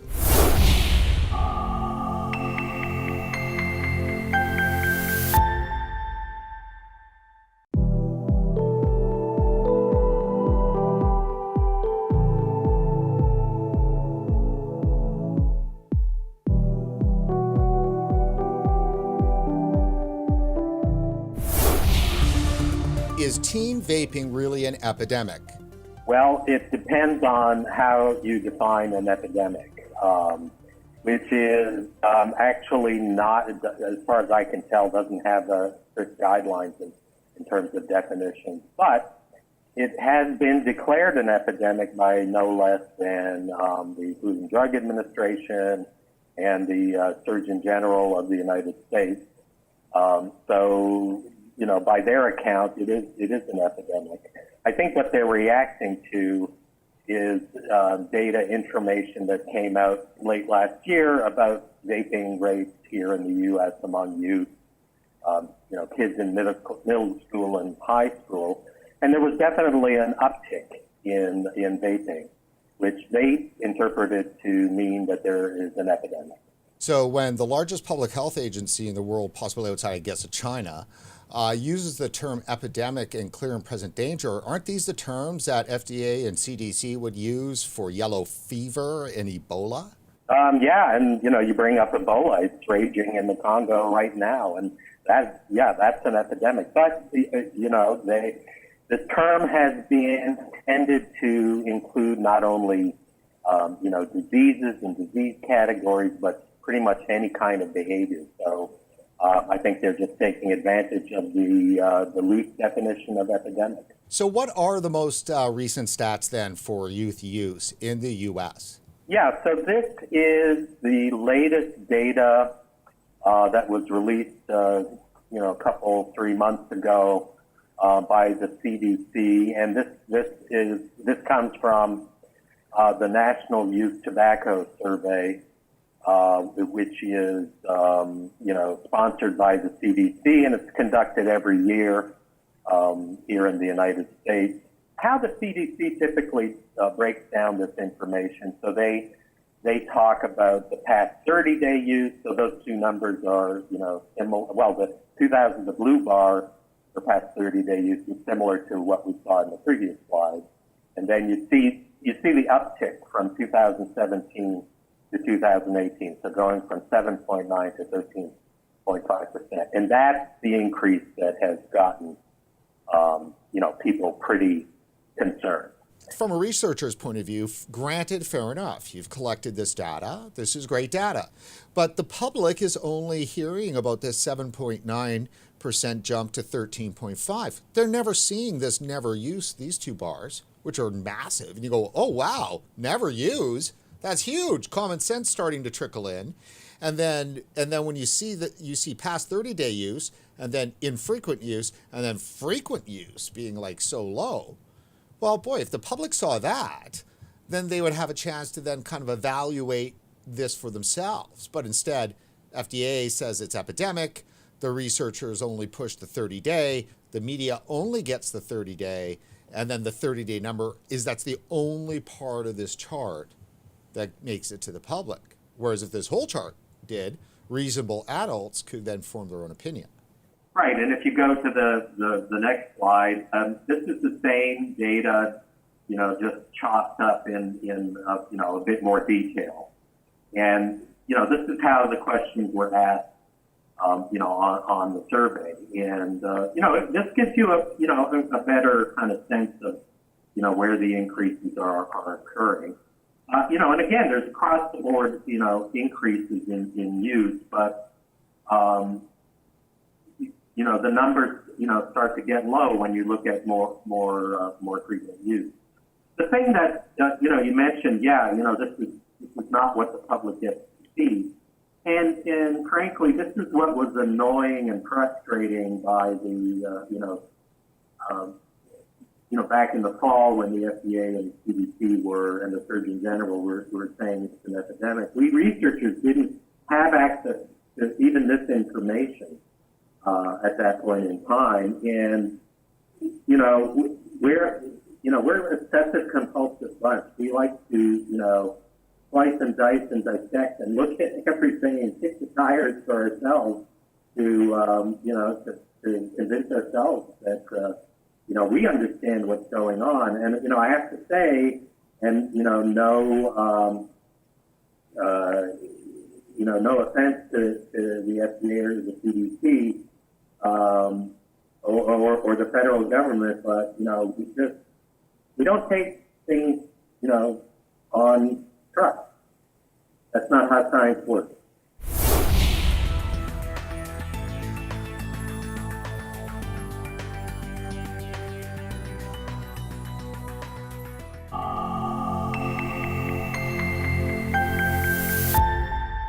If there's one thing these early years of the 21st century have taught us, it is that virtue signaling pays, as long as you're on the right side of the issue.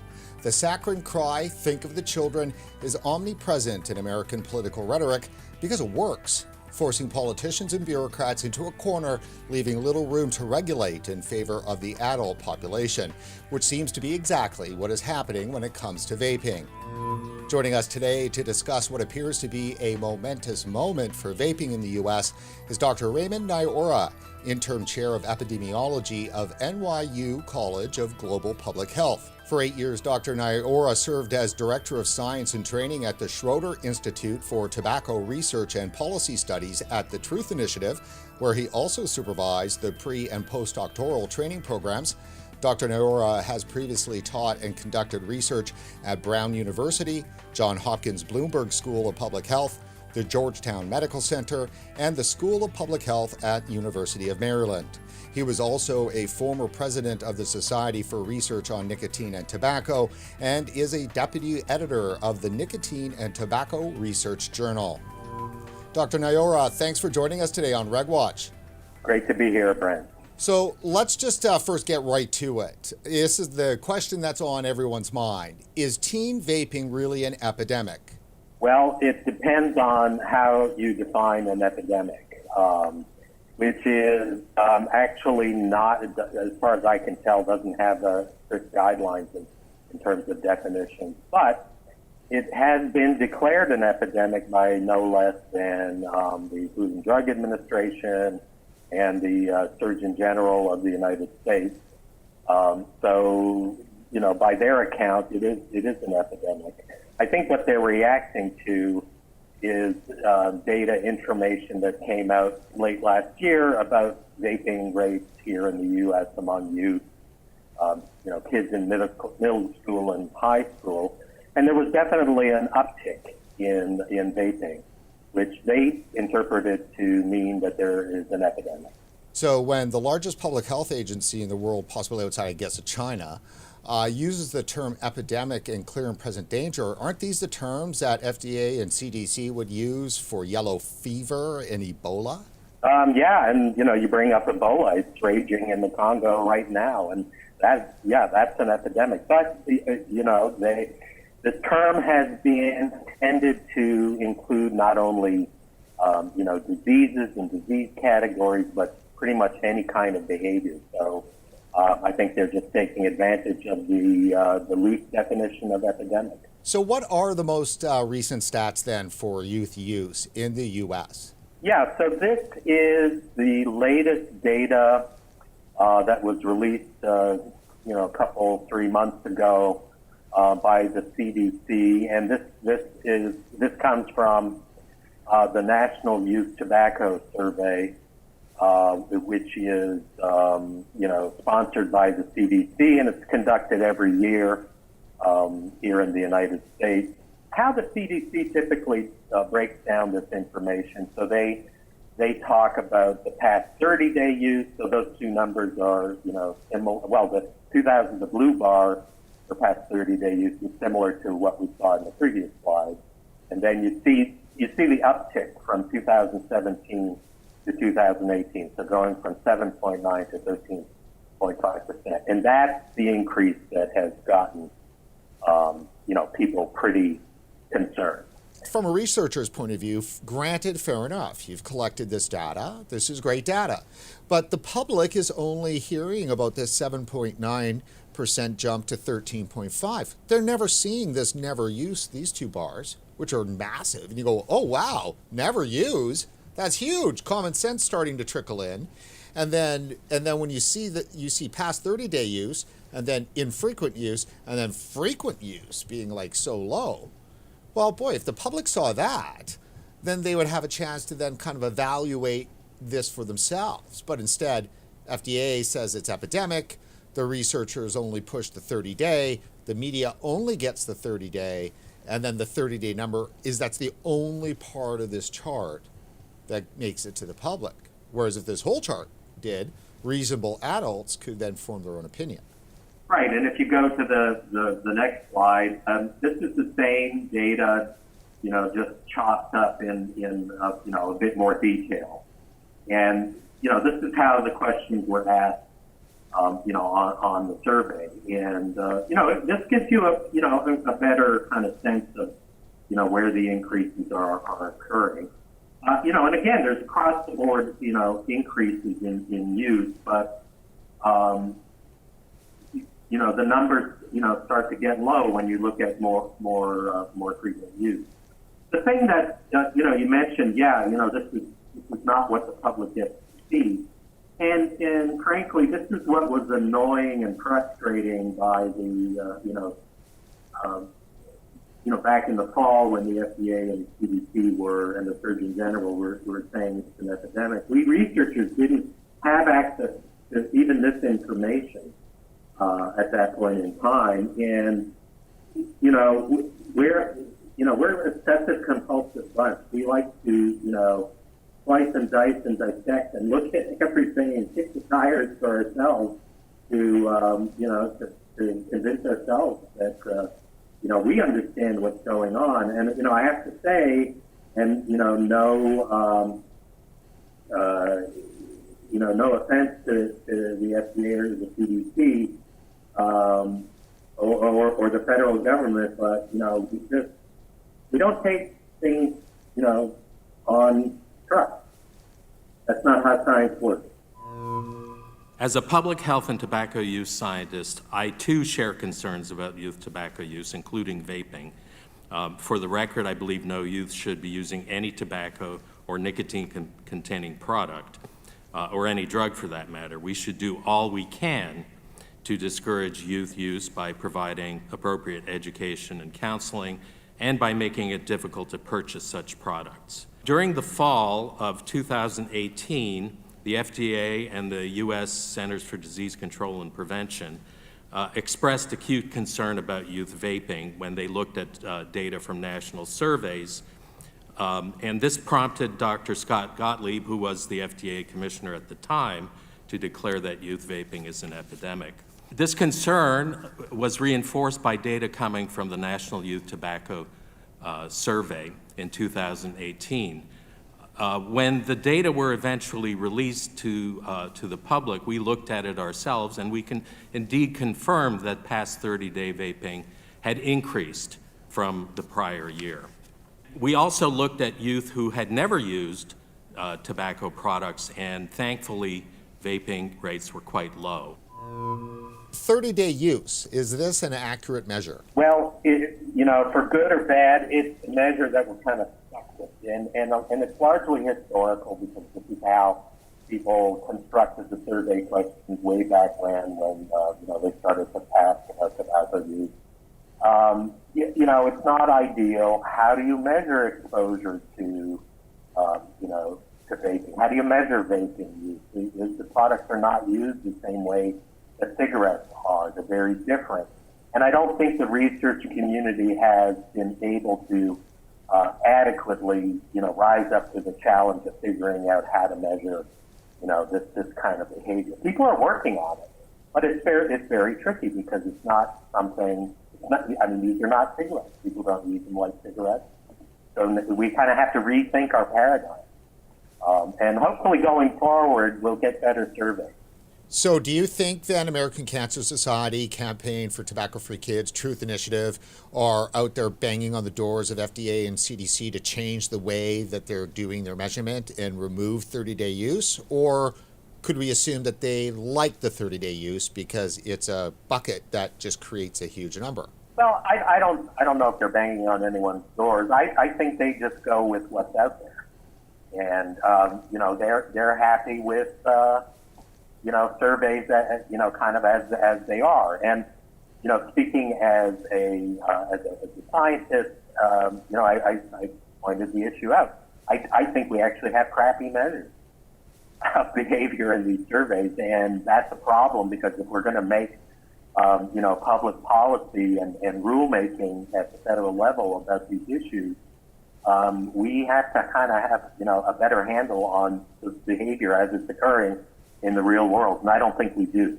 Let me draw your attention, Dr. Nyora, back to your presentation, slide 5, smoking in the youth in USA, 2017-2018. And again, shocking, the smoking, frequent smoking went from 1.1% to 1.2. Yeah, so statistically no different. And even at that level, it's almost statistically undetectable. Yeah, it's super low. And again, I keep telling people there's good news in this data, and we shouldn't overlook it. So we don't have to credit vaping for this. I mean, I think there's been a lot of stuff going on that has turned the tide in terms of youth cigarette smoking, and we should celebrate that and say, we have been making progress. So this is good news. When you look at slide 8 here of your presentation, this really demonstrates an entirely different perspective on the so-called epidemic, does it not? Yeah, well, this is again why it's important to look at data yourself, or at least, if you have a good friend who's a scientist, to get together and start analyzing some data. So here, this is the same study that we were looking at before. This is 2015 and 2018 data. So these are the naive kids. Right. And you look at how, what they're doing in terms of vaping products. These are the numbers. You can see that, there's a chunk of them who, are trying these products, the 1 to 2 days or 3 to 5 day users. But then once you move on up beyond that, the numbers dwindle rapidly, and there are very, very few people who are naive, who are, starting to use these products. So this is the heart of the gateway argument, though, is that kids who have never smoked are going to become vapors. Does this data not completely shatter that? Well, so there's two parts to it. One is, are these never users using these products at an alarming rate? I would argue, based on these numbers, that the answer is no, but they may be cause for concern for some people. I don't want to minimize or dismiss that. The part two of it is whether these kids, because they've tried these products, are at greater risk of actually then going on to become cigarette smokers.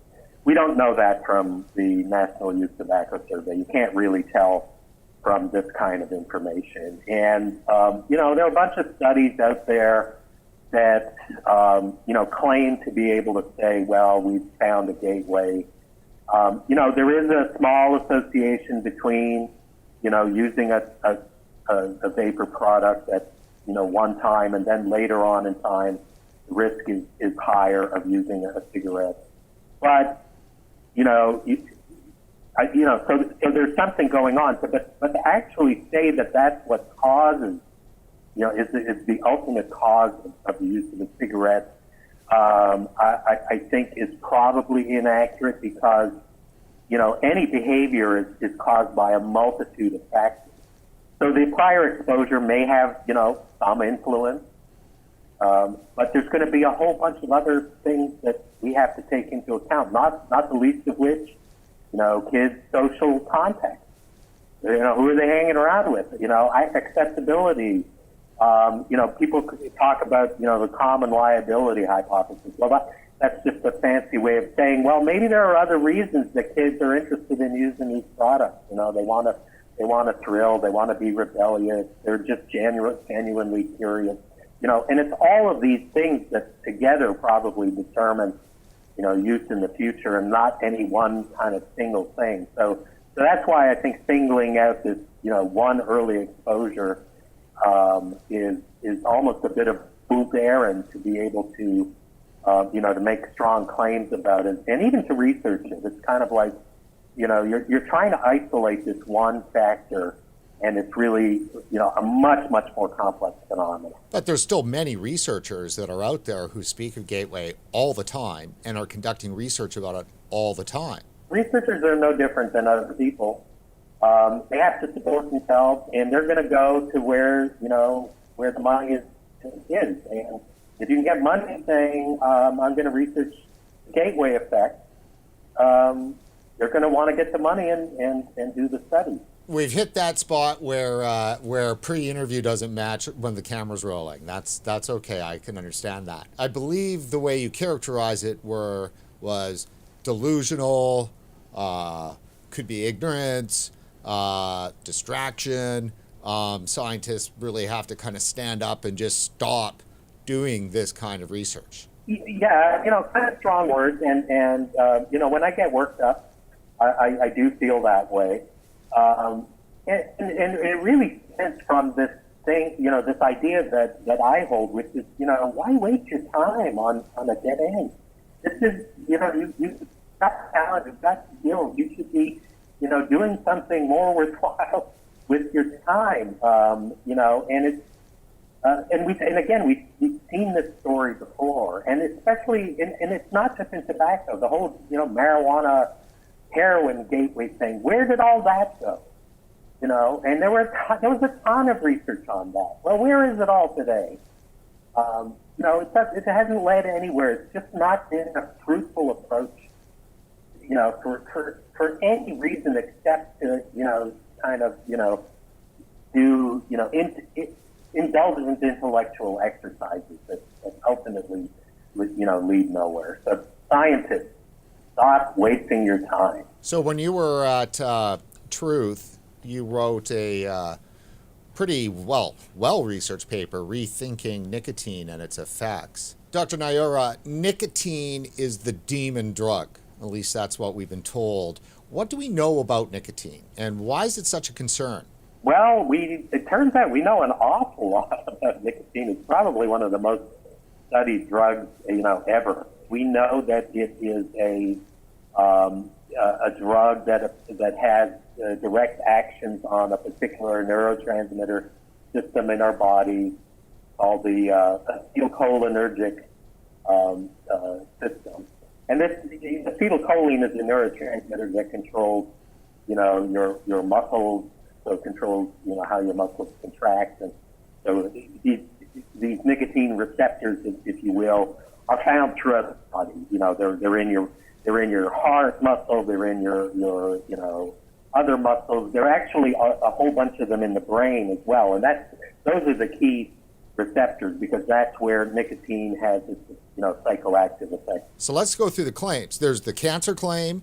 There's the claim that nicotine harms teens' developing brains. So those are the two big ones about nicotine. Well, so it's pretty clear that nicotine doesn't have a direct effect on carcinogenesis, new cancer. There's a little bit of evidence that it may accelerate the process of cancer if somebody already has cancer. So, an implication of that is, if you've got cancer, probably not a good idea to keep using nicotine. Certainly not a good idea to keep smoking. I would say to people, if you need to use vapor products or other products to get off the smoking, do that first and then see if you can wean yourself off of the nicotine. But it's not a primary cause of cancer as far as we can tell. So that's a myth that, unfortunately, is out there. It's almost common knowledge, and again, it's not a real fact. Nicotine does have effects on the cardiovascular system. So, I mentioned before, it'll increase heart rate and blood pressure.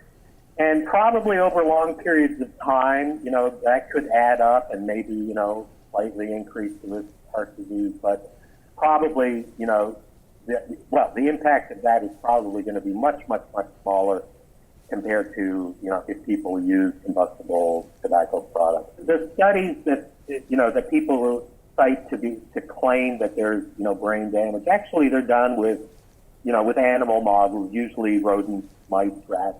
They'll look for these animals and they'll catch them during a period of adolescence, which I think for a rat is like 2 weeks or something like that. And they'll administer, nicotine in various forms and doses.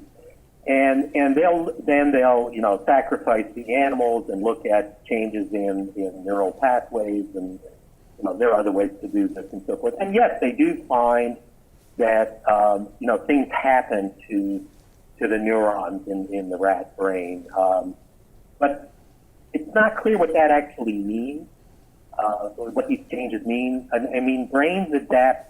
This is called neuroadaptation. So, brains are going to do neuroadaptation to any drug. And that means that, some of the pathways might be rewired, and we don't know for, how long these things exist and so forth. So yeah, they have, nicotine has effects. It does things to the brain that can be documented. What these effects ultimately mean, I think that's up for grabs. I think it's a big leap to say, this means brain damage. I just don't get it. Personally, I don't make that leap. Based on the report that you wrote for Truth Initiative, which was in 2016, it seems pretty clear that you were communicating internally at Truth that concern over nicotine, to the extent that, it's breathless and hysteric, is not warranted. If Truth knew in 2016 of the relative benign effects of nicotine, how could they be out for the last 3 years, being one of the loudest voices, perpetuating some of these misinformation facts about nicotine? To be fair, they actually encouraged, the development of this particular paper because, they wanted to kind of explore, the reality. And they had, the paper posted on their website. It's really available for a couple of years. I think it's just, disappeared fairly recently. And as I said, earlier, they've kind of gone, perhaps in a different direction since I left. So I can't really speak to why they're kind of banging on this issue. But, the paper, stands on its own merits. And, I think, there are a lot of folks who agree with what we said. There may be people who disagree. I welcome the disagreement. Let's talk about the points. Let's figure out if there's research to address the points. That's how science advances. We can disagree, but let's look at the data. Let me ask you this, and back to kind of the theme here of think of the children. Why is it that it seems to be that, that we're wired this way? I know that obviously protecting the kids obviously is important, but there seems to be something more that's going on here. I think you're right. I think it's easy for people to get on board with, protecting youth. Who doesn't, want to protect youth from, from the world out there? But the tension is, how, you can't child-proof all of life. And kids have to, learn to manage and, they have to grow up and figure things out for themselves. And, how do we achieve that balance? And, these are issues that are as old as humanity, I think. And we're never going to come up with perfect solutions. But I think it's really easy to just kind of wave that flag and get people's attention and unquestioning, kind of loyalty to the position. And it's very tricky for anyone, and scientists in particular, to kind of say, well, hold on a second here. Maybe things aren't quite what they seem to be. We need to take a closer look. And then, we risk, people saying, aha, you're a scoundrel, you're a rascal, you don't really care about the kids. Well, no, that's not true. But if we're going to be, making big decisions that affect people's lives, we better, out of respect to them and to everybody, we ought to get it right. And, I mentioned balancing kind of the public health standards, making sure that non-users don't start, and making sure that, cigarette combustible smokers stop. That's the balance. And what I would like to say, and I don't know how much traction I'm going to get out of this, is how come we can't do these both? How come we can't do both? Why is it a trade-off, one versus the other? I don't like that thinking. But to me, that's a false dichotomy, and you're getting off on totally the wrong foot. Unfortunately, that's where we are. I'd like to push back against that narrative. Currently, about 38 million adults in the U.S. smoke cigarettes, and clearly this is and ought to be a huge public health priority. E-cigarettes have the potential to help adult smokers stop smoking.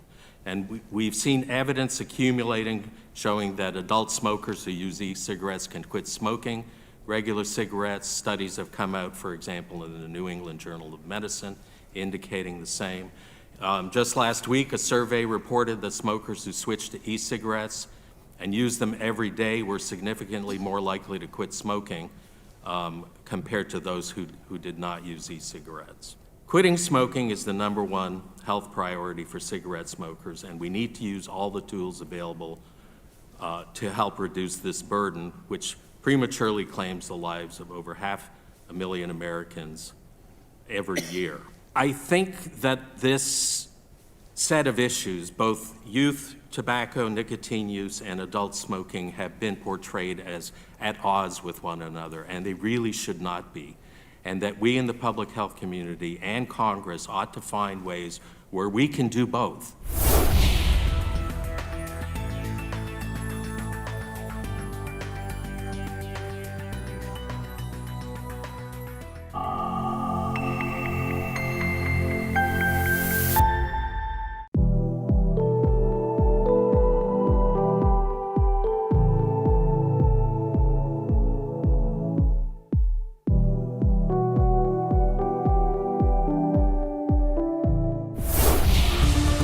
So your firm has a lot of experience helping vape companies manage FDA compliance and even working with U.S. Customs. Please provide our viewers a quick overview of your experience in this area. We work with manufacturers, importers, of course, retailers. We have vape industry, so whether e-liquid, e-cigarettes, and of course the other tobacco products, cigars, smokeless. What we've done with our clients is, you really want to think about FDA compliance in terms of two prongs. So you've got just the FDA compliance side. So for example, with manufacturers and importers, we register their establishments. We help them with their product listings, their ingredient listings, their tobacco health submission requirements, along with the ingredient listings. Of course, we're still waiting on the what's known as HPHCs, or harmful and potentially harmful constituents. FDA sort of backpedaled on that one, having come out with a list in their initial draft guidance for the pre-market tobacco application, PMTA. And then they subsequently, came out and said, all right, well, we're not quite sure. It's interesting talking about the court case in terms of sort of the FDA saying one thing and then turning around and doing something else, which, just simply makes it difficult for industry to follow the rules. In March of this year, they had announced, okay, we want to have this new compliance policy. They reminded the industry that under the Tobacco Control Act, none of the vapor products currently in the marketplace are lawfully allowed to be in the marketplace.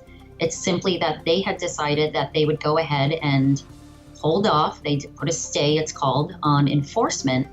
And so they then said, okay, well, anything that had been in the marketplace in the United States as of August 8, 2016 may remain in the marketplace, even though it had yet to obtain this marketing order, so long as everybody was working on their PMTAs. And in March, they came out with this new policy and they said, we're going to roll back a year. We're going to give the vapor industry, instead of until 2022, until August 8, 2021. So of course, when the judge, in this case, the NGO versus FDA, they came out and said, all right, 10 months, well, okay, if FDA had made their own recommendations, and they did, I read through, the declarations submitted, how did we come up with the 10 months when just in March you announced to the industry we had until 2021? Does all vape retailers have to do PMTA, or only the ones that actually are producing an e-juice? Manufacturers are required to submit a PMTA. Retailers who also mix, those are also considered manufacturers. So now they're considered both a manufacturer and a retailer. So the whole set of retailer requirements now also apply to the retailers. Do you have a retailer training program? Do you have age identification, age verification protocols that you train your staff on following? Do you have adequate signage in your store? There's all these retailer requirements that then kick in, which the manufacturers, don't need to pay attention to because they're not facing the customers. So the retailer requirements, are they in a PMTA, or is that a separate process? So that's a separate requirement for retailers. The PMTA is only focused on those who are manufacturing. And FDA has explained that where you are a retail establishment, which also mixes e-liquids, they then consider you a manufacturer. So a manufacturer, because a lot of the shops, they take, the ingredients, PG, VG, nicotine, they're making it on site. And those companies are also considered a manufacturer in addition to being a retailer. So that's the real big threat here then for the vast majority of the industry, is the fact that the retailers can make a pretty good buck actually by making an in-house juice. If they were just retailing devices and third-party e-liquid and not doing their own in-house line, then this whole PMTA issue wouldn't be an issue for them at all. So if they were only selling other company's products, it would not be an issue, except for the fact that but for these applications getting completed in an acceptable manner where FDA will agree to even review it and consider it truly filed for review, they won't have any inventory. With the final guidance issued in June, where exactly has FDA softened its language, opened the door a little more, might be making it easier? So whereas in the 2016 guidance on the PMTA, they'd come out and said, probably if you don't have a clinical or non-clinical study, it's not going to be enough to get you through. They've softened that language a little bit to say, okay, if you do a short version of either of those, that might be good enough. But also if you do a literature or bridging study, that might be good enough to get you over the hurdle. And so whereas they were kind of like, that's probably not going to be enough, they've changed to, it might be enough. And FDA said, don't come up with something novel. You know, there are standardized methods for conducting a literature review, for analyzing data. Use one of those, you know, use a tried and true method. Great, you know, I'm not trying to do this. I have researchers, I have PhDs who are doing this for my clients. Find the appropriate person to do it. And that was another thing that they said. You know, the research has to be not only trustworthy sources of data, but it has to have been conducted by someone with the requisite credentials. So that's one area, you know, where I saw them loosen up.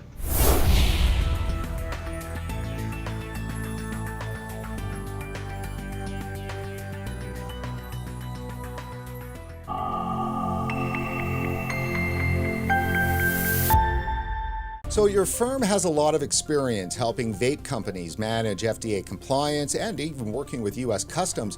Please provide our viewers a quick overview of your experience in this area. We work with manufacturers, importers, of course, retailers. We have vape industry, so whether e-liquid, e-cigarettes, and of course the other tobacco products, cigars, smokeless. What we've done with our clients is, you know, you really want to think about FDA compliance in terms of two prongs. So you've got just the FDA compliance side. So for example, with manufacturers and importers, we register their establishments. We help them with their product listings, their ingredient listings, their tobacco health submission requirements. You know, when you're talking about the vapor industry and the vape shops, it's a very different experience purchasing a vapor product from a vape shop versus that at a convenience store. When you're at a vape shop, you know, oftentimes these are small, you know, a lot of them are mom and pop operations. They're also former smokers. And so what that means is that they care about who they're selling to. They care about their business staying alive. Deanna, you're on the board for SFATA, right? That's right, the Smoke-Free Alternatives Trade Association. I joined as a business member because a lot of my clients, certainly in 2016, when this rule came out, you know, we're panicked. You know, all of a sudden we went, you know, from no guidance or regulation, and understand we as an industry had been working on putting together our own framework of minimum legal age, of, you know, whatever manufacturing practices we could put into place. Was it perfect? No. Were we leaders in doing it? Yes. You know, fast forward, now SFATA representing the sizes it does. Of course, we have a base of the mom and pop stores. When I say mom and pop, yes, it could be one, could be 4 stores, could be 8 stores. And then of course we have the larger manufacturers. What happens though, this industry is so entrepreneurial, and so you'll have, you know, new entrants, you'll have people exiting as well. And people are scared. They're scared because with the uncertainty by the FDA, they don't know what to do. It's interesting talking about the court case in terms of sort of the FDA saying one thing and then turning around and doing something else, which, you know, just simply makes it difficult for industry to follow the rules. You know, in March of this year, they had announced, okay, we want to have this new compliance policy. They reminded the industry that under the Tobacco Control Act, none of the vapor products currently in the marketplace are lawfully allowed to be in the marketplace. It's simply that they had decided that they would go ahead and hold off. They put a stay, it's called, on enforcement. And so they then said, okay, well, anything that had been in the marketplace in the United States as of August 8, 2016 may remain in the marketplace, even though it had yet to obtain this marketing order, so long as everybody was working on their PMTAs. And In March, they came out with this new policy and they said, we're going to roll back a year. We're going to give the vapor industry, instead of until 2022, until August 8th, 2021. So, of course, when the judge, in this case, the NGO versus FDA, they came out and said, all right, 10 months, well, okay, if FDA had made their own recommendations, and they did, I read through, the declarations submitted, how did we come up with the 10 months when just in March you announced to the industry we had until 2021? We have the 10-month deadline that the judge, implemented, but it was really on the suggestion of FDA, and there'd be no reason why this particular judge would not have accepted that FDA suggestion, because he seemed to be pretty much in the bag with the pressure groups in terms of their attitude towards vaping. I'd like to read for you actually a quote from Bloomberg's reporting from the judge's final ruling. Given the uncertainty in the efficacy of e-cigarettes as smoking cessation devices, the overstated effects that a shorter deadline may have on manufacturers, the industry's recalcitrance to the continued availability of e-cigarettes and their acknowledged appeal to youth, and the clear public health emergency, I find that a deadline is necessary, and that is U.S. District Judge Paul Grimm. What do you make of that? While the judge takes this position, FDA has very publicly explained how the vapor industry has come in and provided something that is less harmful than a combustible cigarette. And for whatever reason, rather than hearing the oral arguments of both sides before making a decision, the judge simply took what papers had been filed with his court and made a decision, understanding, because this judge, he's an intelligent judge, he understands the gravity of his decision.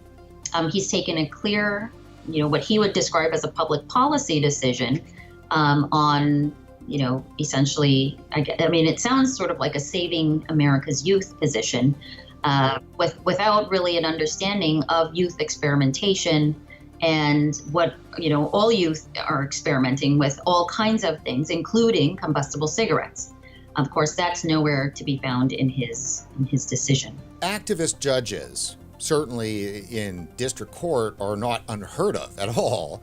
But this particular judge does seem to be unabashed in his kind of support for the anti-vaping position. He says the overstated effects that a shorter deadline may have on manufacturers. This is what oral argument would have, pulled out of the papers. The papers could only say so much. The fact is, the FDA, even though the Tobacco Control Act came out in 2009, the FDA still has yet a decade later to provide the industry with a set of regulations governing good manufacturing practices. The FDA still does not have its harmful and potentially harmful constituents list for the industry to go and get its testing done so that it can actually measure what are the HPHCs as specifically delineated by the FDA. For our viewers, just to decode that acronym for us. The harmful and potentially harmful constituents. So what does that mean to the layperson? It's a list of toxics, essentially. The toxics that arise from the consumption, from the heat, because again, vapor products are heat, not burn products. And because of the lack of combustion, which you get with a traditional cigarette, you eliminate all of these other chemicals because there's no burn. FDA needs more time, and the FDA said this prior to this decision. They absolutely have the discretion to set a later timeline, because the judge, of course, had said, oh, you're overstepping, your authority by giving such a long deadline. That's what the judge had originally said. And FDA explained, we need time to understand how we want to process XYZ and do XYZ. And the FDA, quite frankly, still needs time to do XYZ, because they then have to turn around, publish it, and give that to industry, who then also needs time to turn around, get in line to get its tests done, get the test results, and then go ahead and make whatever other comparisons they might make in relation to, whether it's an overall population study or what have you, to assess the impact of their product on the U.S. population. Because in order to obtain a marketing order, the FDA must find that your product is appropriate for the protection of the public health. That's the line drawn in the sand. Does all vape retailers have to do PMTA, or only the ones that actually are producing an e-juice? Manufacturers are required to submit a PMTA. Retailers who also mix, those are also considered manufacturers. So now they're considered both a manufacturer and a retailer. So the whole set of retailer requirements now also apply to the retailers. Do you have a retailer training program? Do you have age identification, age verification protocols that you train your staff on following? Do you have adequate signage in your store? There's all these retailer requirements that then kick in, which the manufacturers, don't need to pay attention to because they're not facing the customers. So the retailer requirements, are they in a PMTA, or is that a separate process? So that's a separate requirement for retailers. The PMTA is only focused on those who are manufacturing. And FDA has explained that where you are a retail establishment, which also mixes e-liquids, they then consider you a manufacturer. So a manufacturer, because a lot of the shops, they take, the ingredients, PG, VG, nicotine, they're making it on site. And those companies are also considered a manufacturer in addition to being a retailer. So that's the real big threat here then for the vast majority of the industry, is the fact that the retailers can make a pretty good buck actually by making an in-house juice. If they were just retailing devices and third-party e-liquid and not doing their own in-house line, then this whole PMTA issue wouldn't be an issue for them at all. So if they were only selling other companies' products, it would not be an issue, except for the fact that, but for these applications getting completed in an acceptable manner where FDA will agree to even review it and consider it truly filed for review, they won't have any inventory. With the final guidance issued in June, where exactly has FDA softened its language, opened the door a little more, might be making it easier? So whereas in the 2016 guidance on the PMTA, they'd come out and said, probably if you don't have a clinical or non-clinical study, it's not going to be enough to get you through. They've softened that language a little bit to say, okay, if you do a short version of either of those, that might be good enough. But also if you do a literature or bridging study, that might be good enough to get you over the hurdle. And so whereas they were kind of like, that's probably not going to be enough, they've changed to, it might be enough. And FDA said, don't come up with something novel. There's standardized methods for conducting a literature review, for analyzing data. Use one of those, use a tried and true method. Great, I'm not trying to do this. I have researchers, I have PhDs who are doing this for my clients. Find the appropriate person to do it. And that was another thing that they said. The research has to be not only trustworthy sources of data, but it has to have been conducted by someone with the requisite credentials. So that's one area where I saw them loosen up. Deanna, so based on everything you know, what is the future of the vaping industry? While we have our challenges, I don't see us going anywhere, and I feel and I see it and I hear it. Where we're willing to come together and work together, we'll be a much stronger voice and we'll be able to push through. There are opportunities to share information. For example, in the statute itself, they do allow for companies to join together to do testing.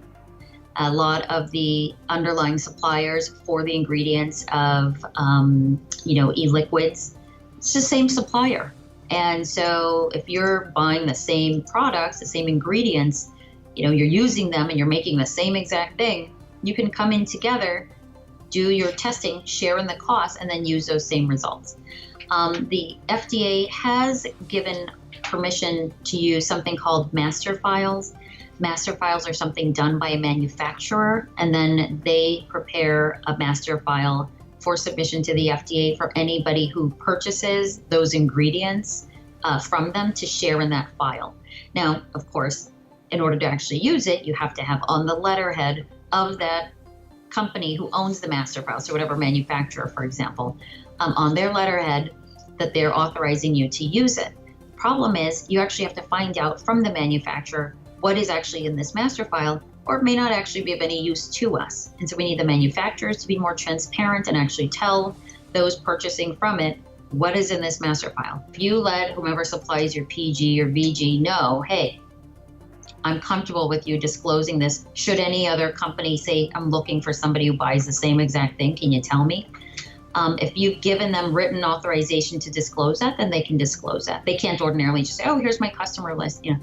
But if you as the purchaser give them written authorization, yes, you can share, and I'd like you to share, I'm looking for another company. They can do that, and they would benefit from doing this kind of matchmaking, because at the end of the day, if their purchasers can't manufacture, they're also going to go out of business. So it's, again, in everybody's interest to share and get along. FDA has invited industry to come in with its pre-market tobacco application plan. And originally in the draft PMTA guidance, they had said, okay, it's going to the Office of Science.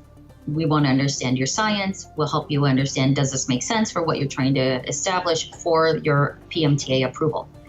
They came back in this final guidance, and it's still something that we submit to the Office of Science. We still want to share what our plan is. But that plan is within the framework of the rest of the PMTA itself. And so, while the industry can come together, it's important, if you are working with another company on a literature review, or you're working on a bridging study because you do use the same ingredients, for example, you want to be sure to talk with whatever consultant or attorney you're working with. Hey, let's talk about the plan, because you want to take the plan to the FDA, have them go through it. They'll tell you this makes sense, this doesn't, etc. And it's important to understand, is this research? Are these scientists, are these researchers that I'm hiring? And of course, it's expensive. What is their actual plan? Have you seen the abstract for whatever study it is that they intend to conduct for you? Or are you just spending money saying, hey, I want to pay for this researcher. Oh, we don't actually know where this fits into the overall plan. So that could be wasting your money also. You want to understand where it fits into the plan.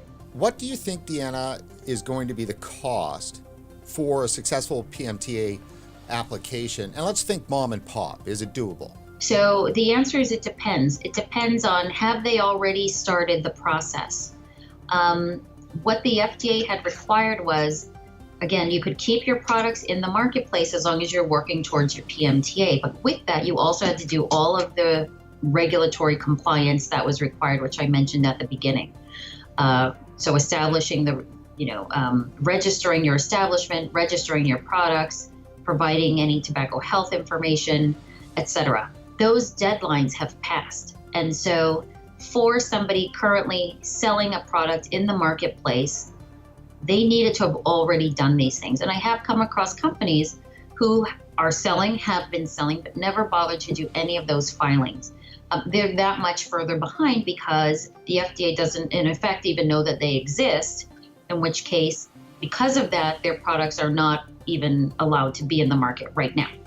We're 3 years since the date of the deeming rule. Companies have grown bigger, they've made more money, the owners have more invested in it. And people are scared.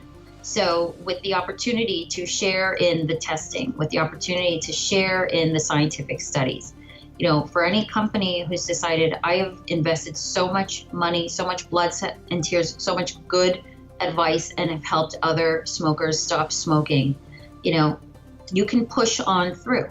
Time will tell. But in the meantime, we have no choice but to push forward and accelerate our deadlines. So if anyone's watching, you haven't done, anything yet, or you're not comfortable with it, now's the time to go and talk with whatever consultant to try and get comfortable with it, understand what you can do within what time frame with the budget you have, and how you can move forward. And your website URL has been up under your name throughout the episode, so I encourage people to reach out to Deanna. One last question then for you. Is there hope? Yeah, I absolutely think there's hope. Certainly if you've done your other FDA filings. If not, you're actually just in another category and you've got plenty of time to do your application. Just means you're not actually supposed to be selling your products right now. But for those who, did those mandatory filings, there's absolutely hope. If you have your e-cigarette, there is that, again, I think it's UL 8139, the Underwriters Laboratory Standard. course, there are ISO that I mentioned before, the ISO 9001, 2015 standard. There are consultants who can certify, come in, help you organize your operations. There are other consultants out there to help you with the PMTA. You, of course, industry people, know of others in the industry, just like I know of a lot of companies in the industry. Go talk to them. What are they doing? How, if at all, can you work together? Go find that out, because there are opportunities to share in the costs, okay? So go talk to each other and be positive. Once we understand what we can and can't do, then we can understand, okay, well, if we can't do this, how about we do this? What's your plan B? How do we adjust what we're doing? How do we look forward? Because the future of the industry is one that's staying here. It's not going anywhere. It's helping too many people. It's employing too many people. It's a real industry at this point.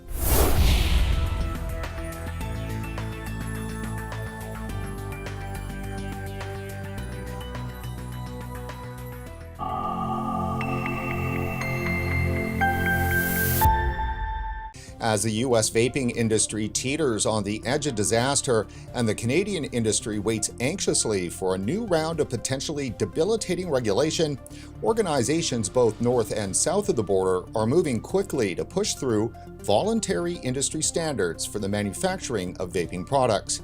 Many industry players are wondering why push now for good manufacturing practices, when after all, if your house is on fire, it seems ill-timed to worry about the fire rating on your sofa set.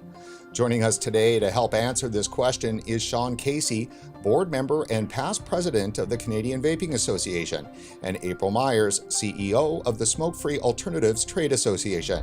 So Sean, the North American Vapor Alliance, what is it?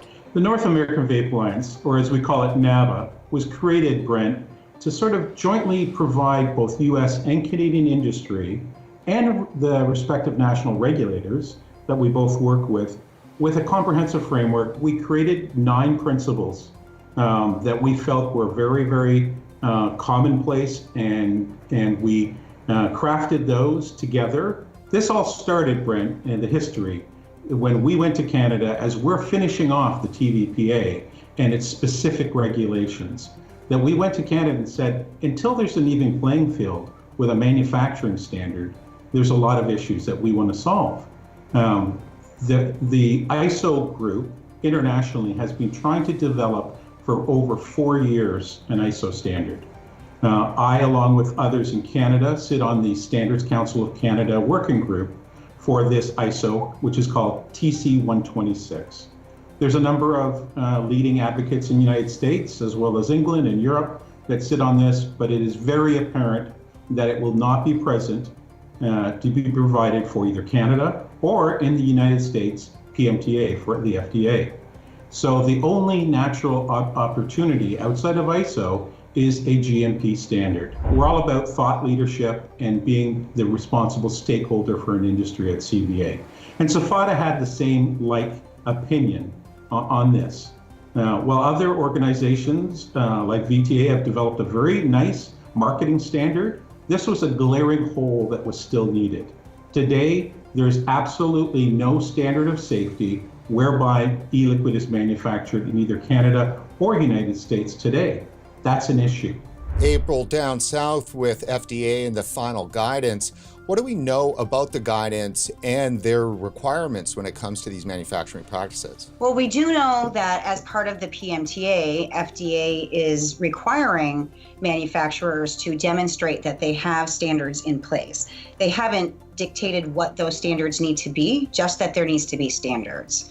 So SFATA has been supporting NAVA since its inception, which was well over a year ago. So this isn't new.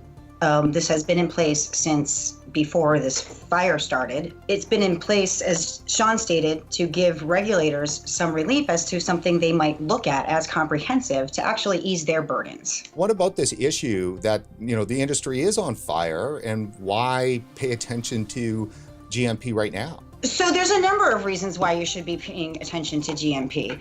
Number one is we don't know what the future is going to hold. Our industry has been on fire since the day it was created. So we can go back to 2011 with the Cetera case, and the FDA was seizing shipments at the border. And everyone thought the industry was done then. But here we are 8 years later, and we're still selling products. So yes, there is uncertainty in the industry, but that doesn't mean it's game over. That's part one. Part two is that Canada is much more progressive in the US in terms of where it is in process.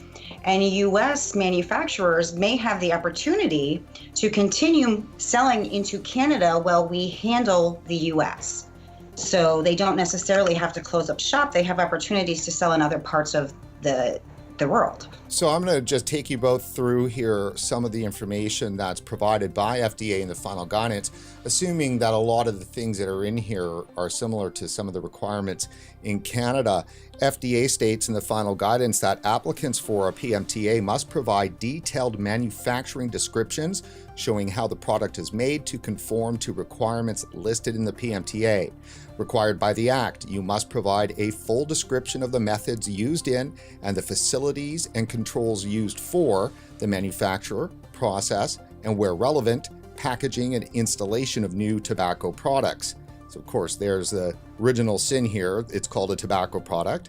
They want a listing of all manufacturing, packaging, and control sites, facility names and addresses, contact names and phone numbers.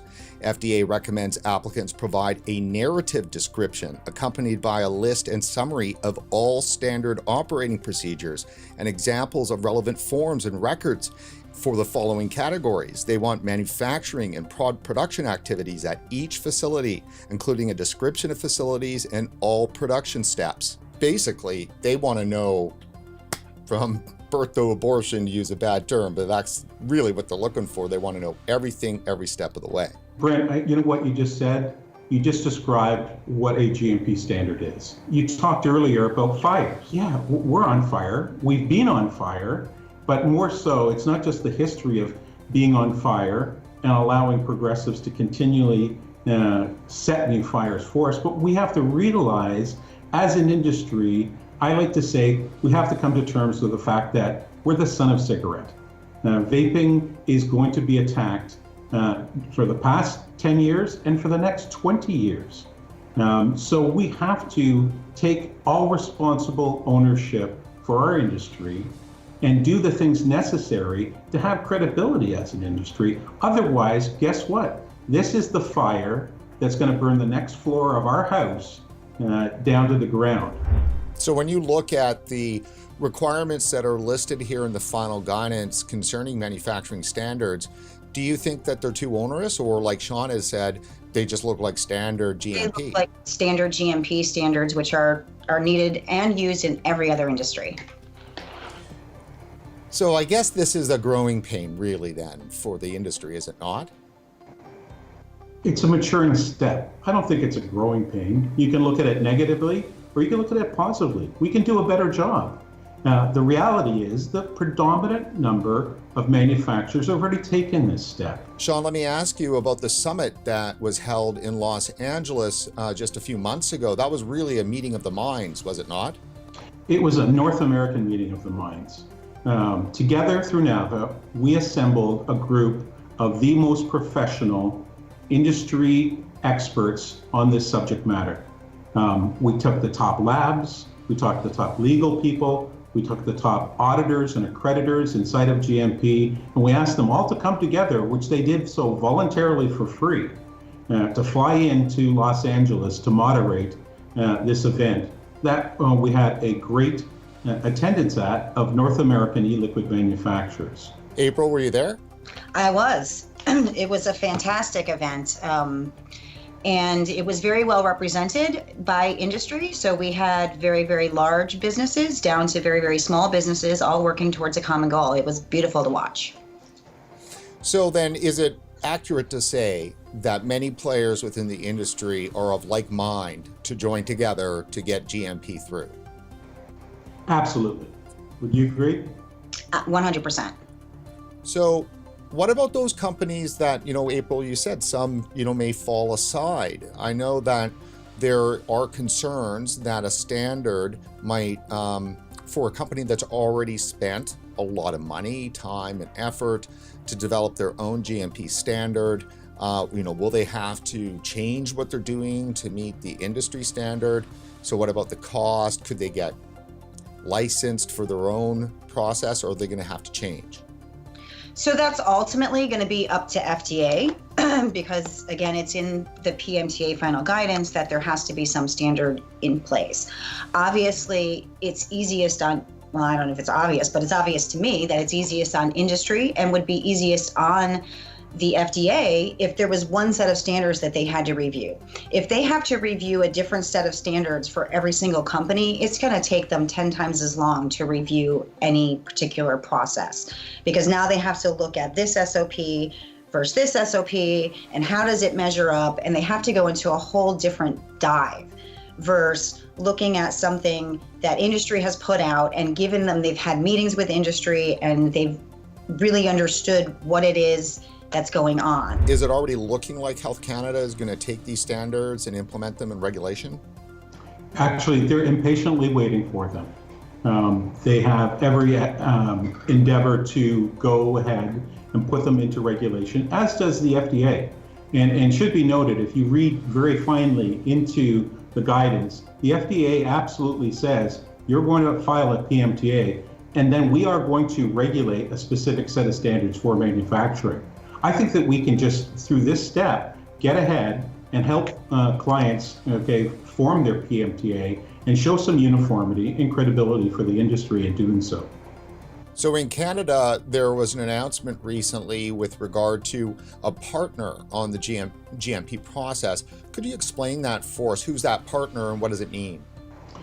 So that wasn't from Health Canada as much as it was from CVA, that in expanding our role as a stakeholder for the industry, we've decided to create a compliance and standards committee within CVA.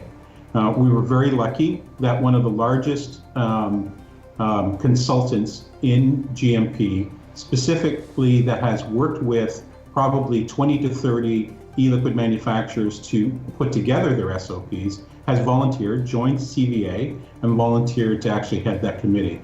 And he will take the input that was developed in 2 days by that group of companies at the summit that was moderated, and he will go through the next relationship, which is, and the step is to technically write this into a specific standard that would be specific to e-liquid.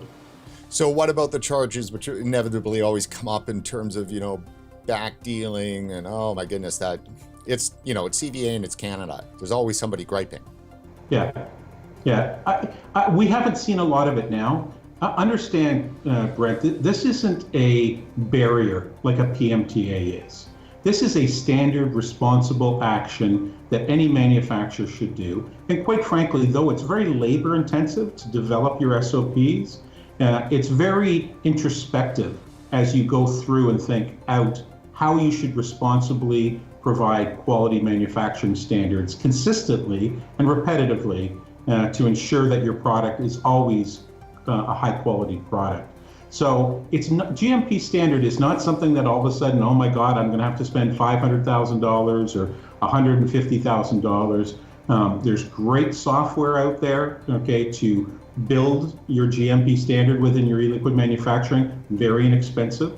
And the rest of it is really just inside labor of thinking this out and conferring, perhaps a little consulting if you don't have the expertise inside your house. A lot of people have developed these quality control standards and people inside their facility right now. It's a formalization of a set of processes to ensure consistent delivery of quality. We want to self-regulate. We want to take on further responsibilities. We want to show our customers that we care about, that come into our stores and buy our products, whether it be a mod or an e-liquid, that they will have a consistent delivery and that they can trust in us that that product is as safe as possible. April, closing thoughts with regard to GMP in the US, one more hurdle that's going to just make it all the more difficult for juice companies and so forth to get through a PMTA, or is this a good thing? No, I don't think it's a hurdle at all. I think, as Sean was saying, it's a part of the maturation process, and it's a necessary growth step. I don't think it's a growing pain. I believe that it is necessary to continue the progress forward. And that is one of the reasons why SFATA has strongly supported NAVA since the moment it was brought to us. If we don't give them something that's educated from industry, they're going to give us something that's their best guess. And their best guess is not even going to be remotely as good as what our expertise can provide. Clearly, the industry needs to lead in this endeavor. If we don't, we're going to allow some bureaucrat, that knows nothing about what we do, to pervert again, the future of vaping.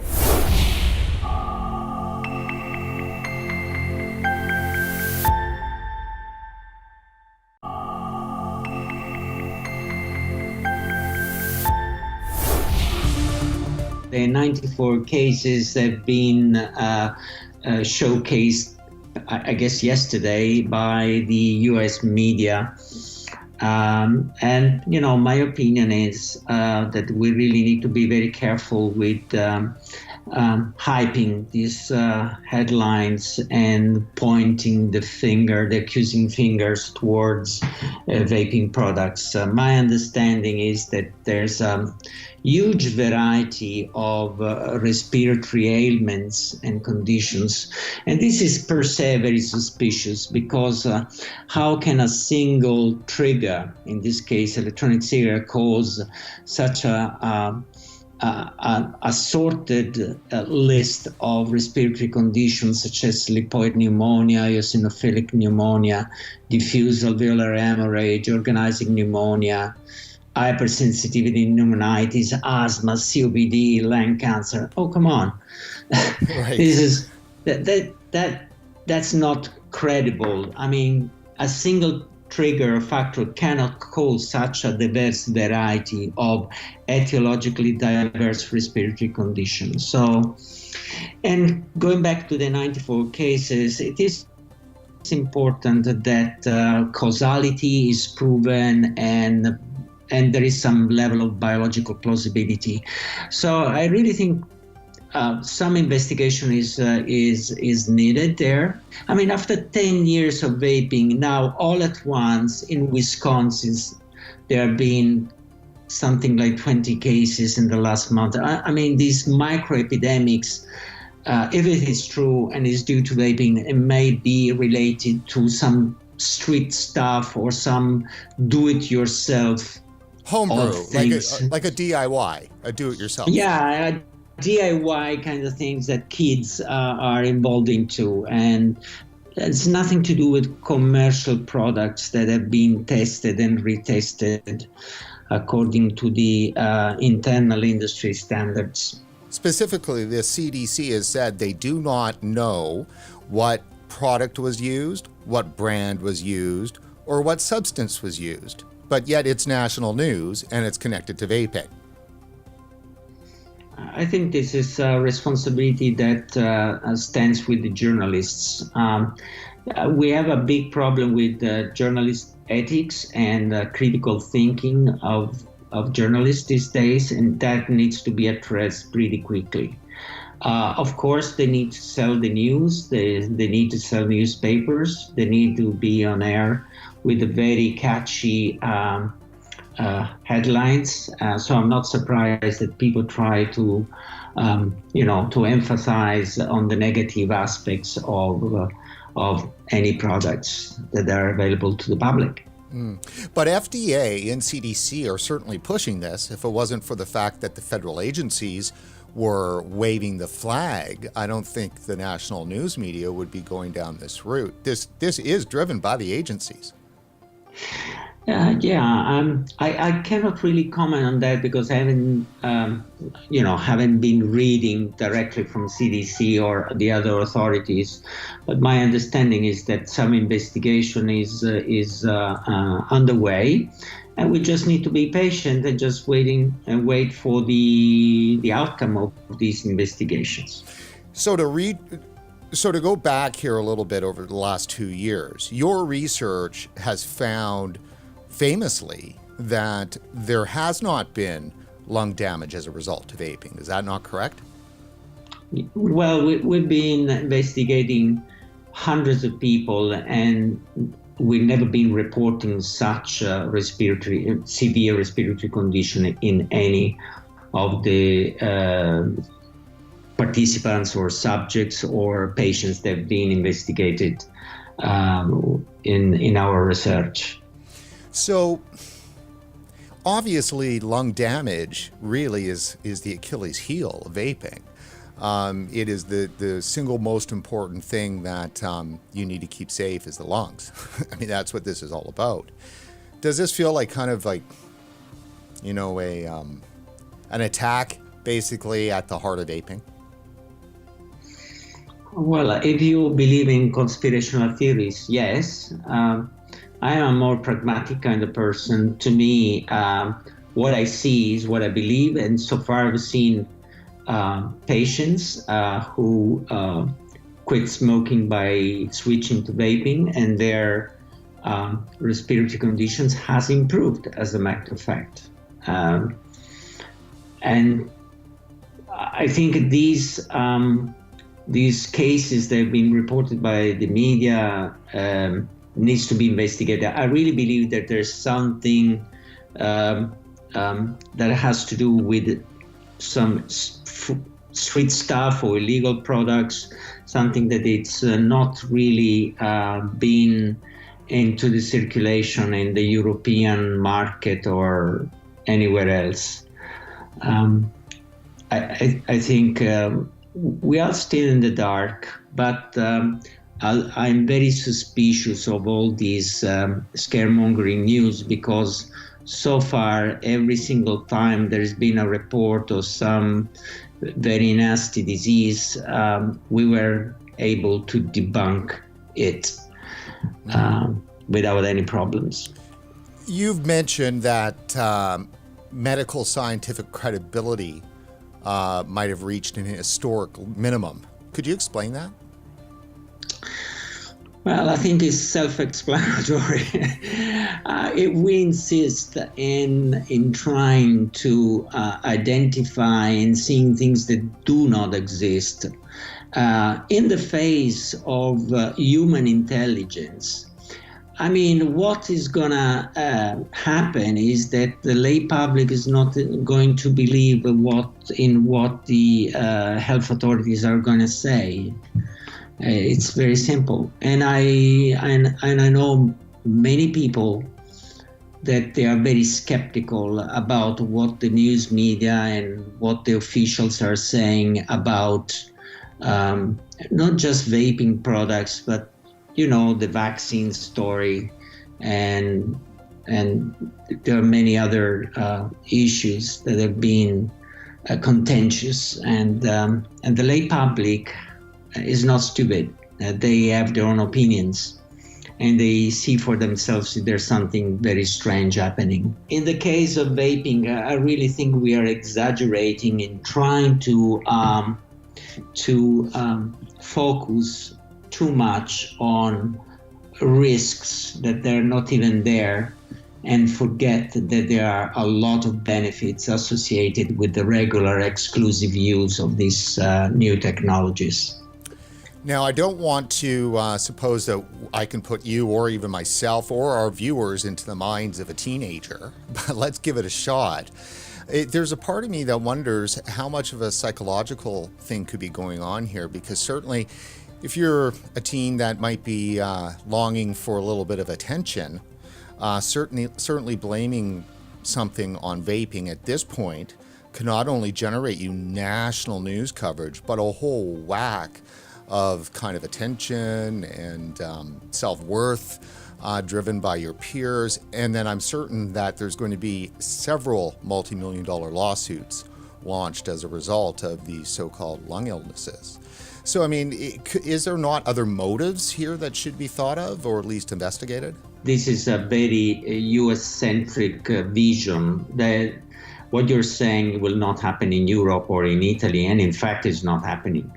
Right. So this lung illness scare is not something that you believe could turn into an epidemic across the pond.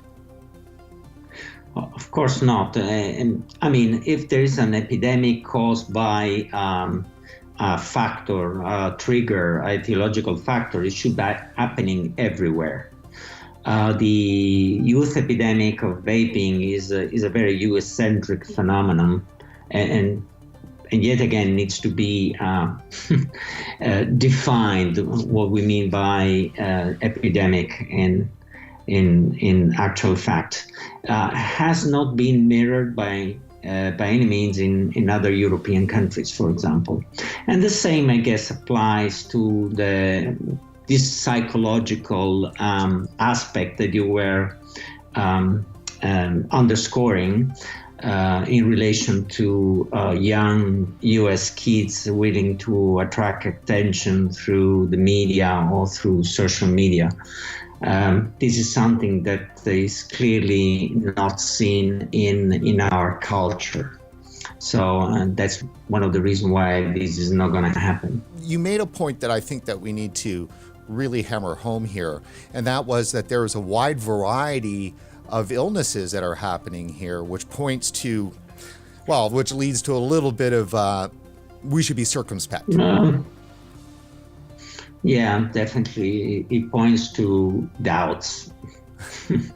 I very much doubt on a single trigger causing such a wide variety of respiratory condition, as well as I very much doubt on a single drug that cures all the diseases. Right. So then lastly, what's your message, if you had one, for FDA, CDC, and the media? Well, if it was, let's say, an epidemic, a viral epidemic or some unknown origin, I would have thought CDC would have been more cautious in spreading the news to the media until investigation was underway or even completed. The same attitude should be kept in relation to vaping products and these new technologies. Why using a double standard? I quite don't understand. Right. Well, thank you very much, Dr. Plosa, for coming on today. Thank you. Thank you to you.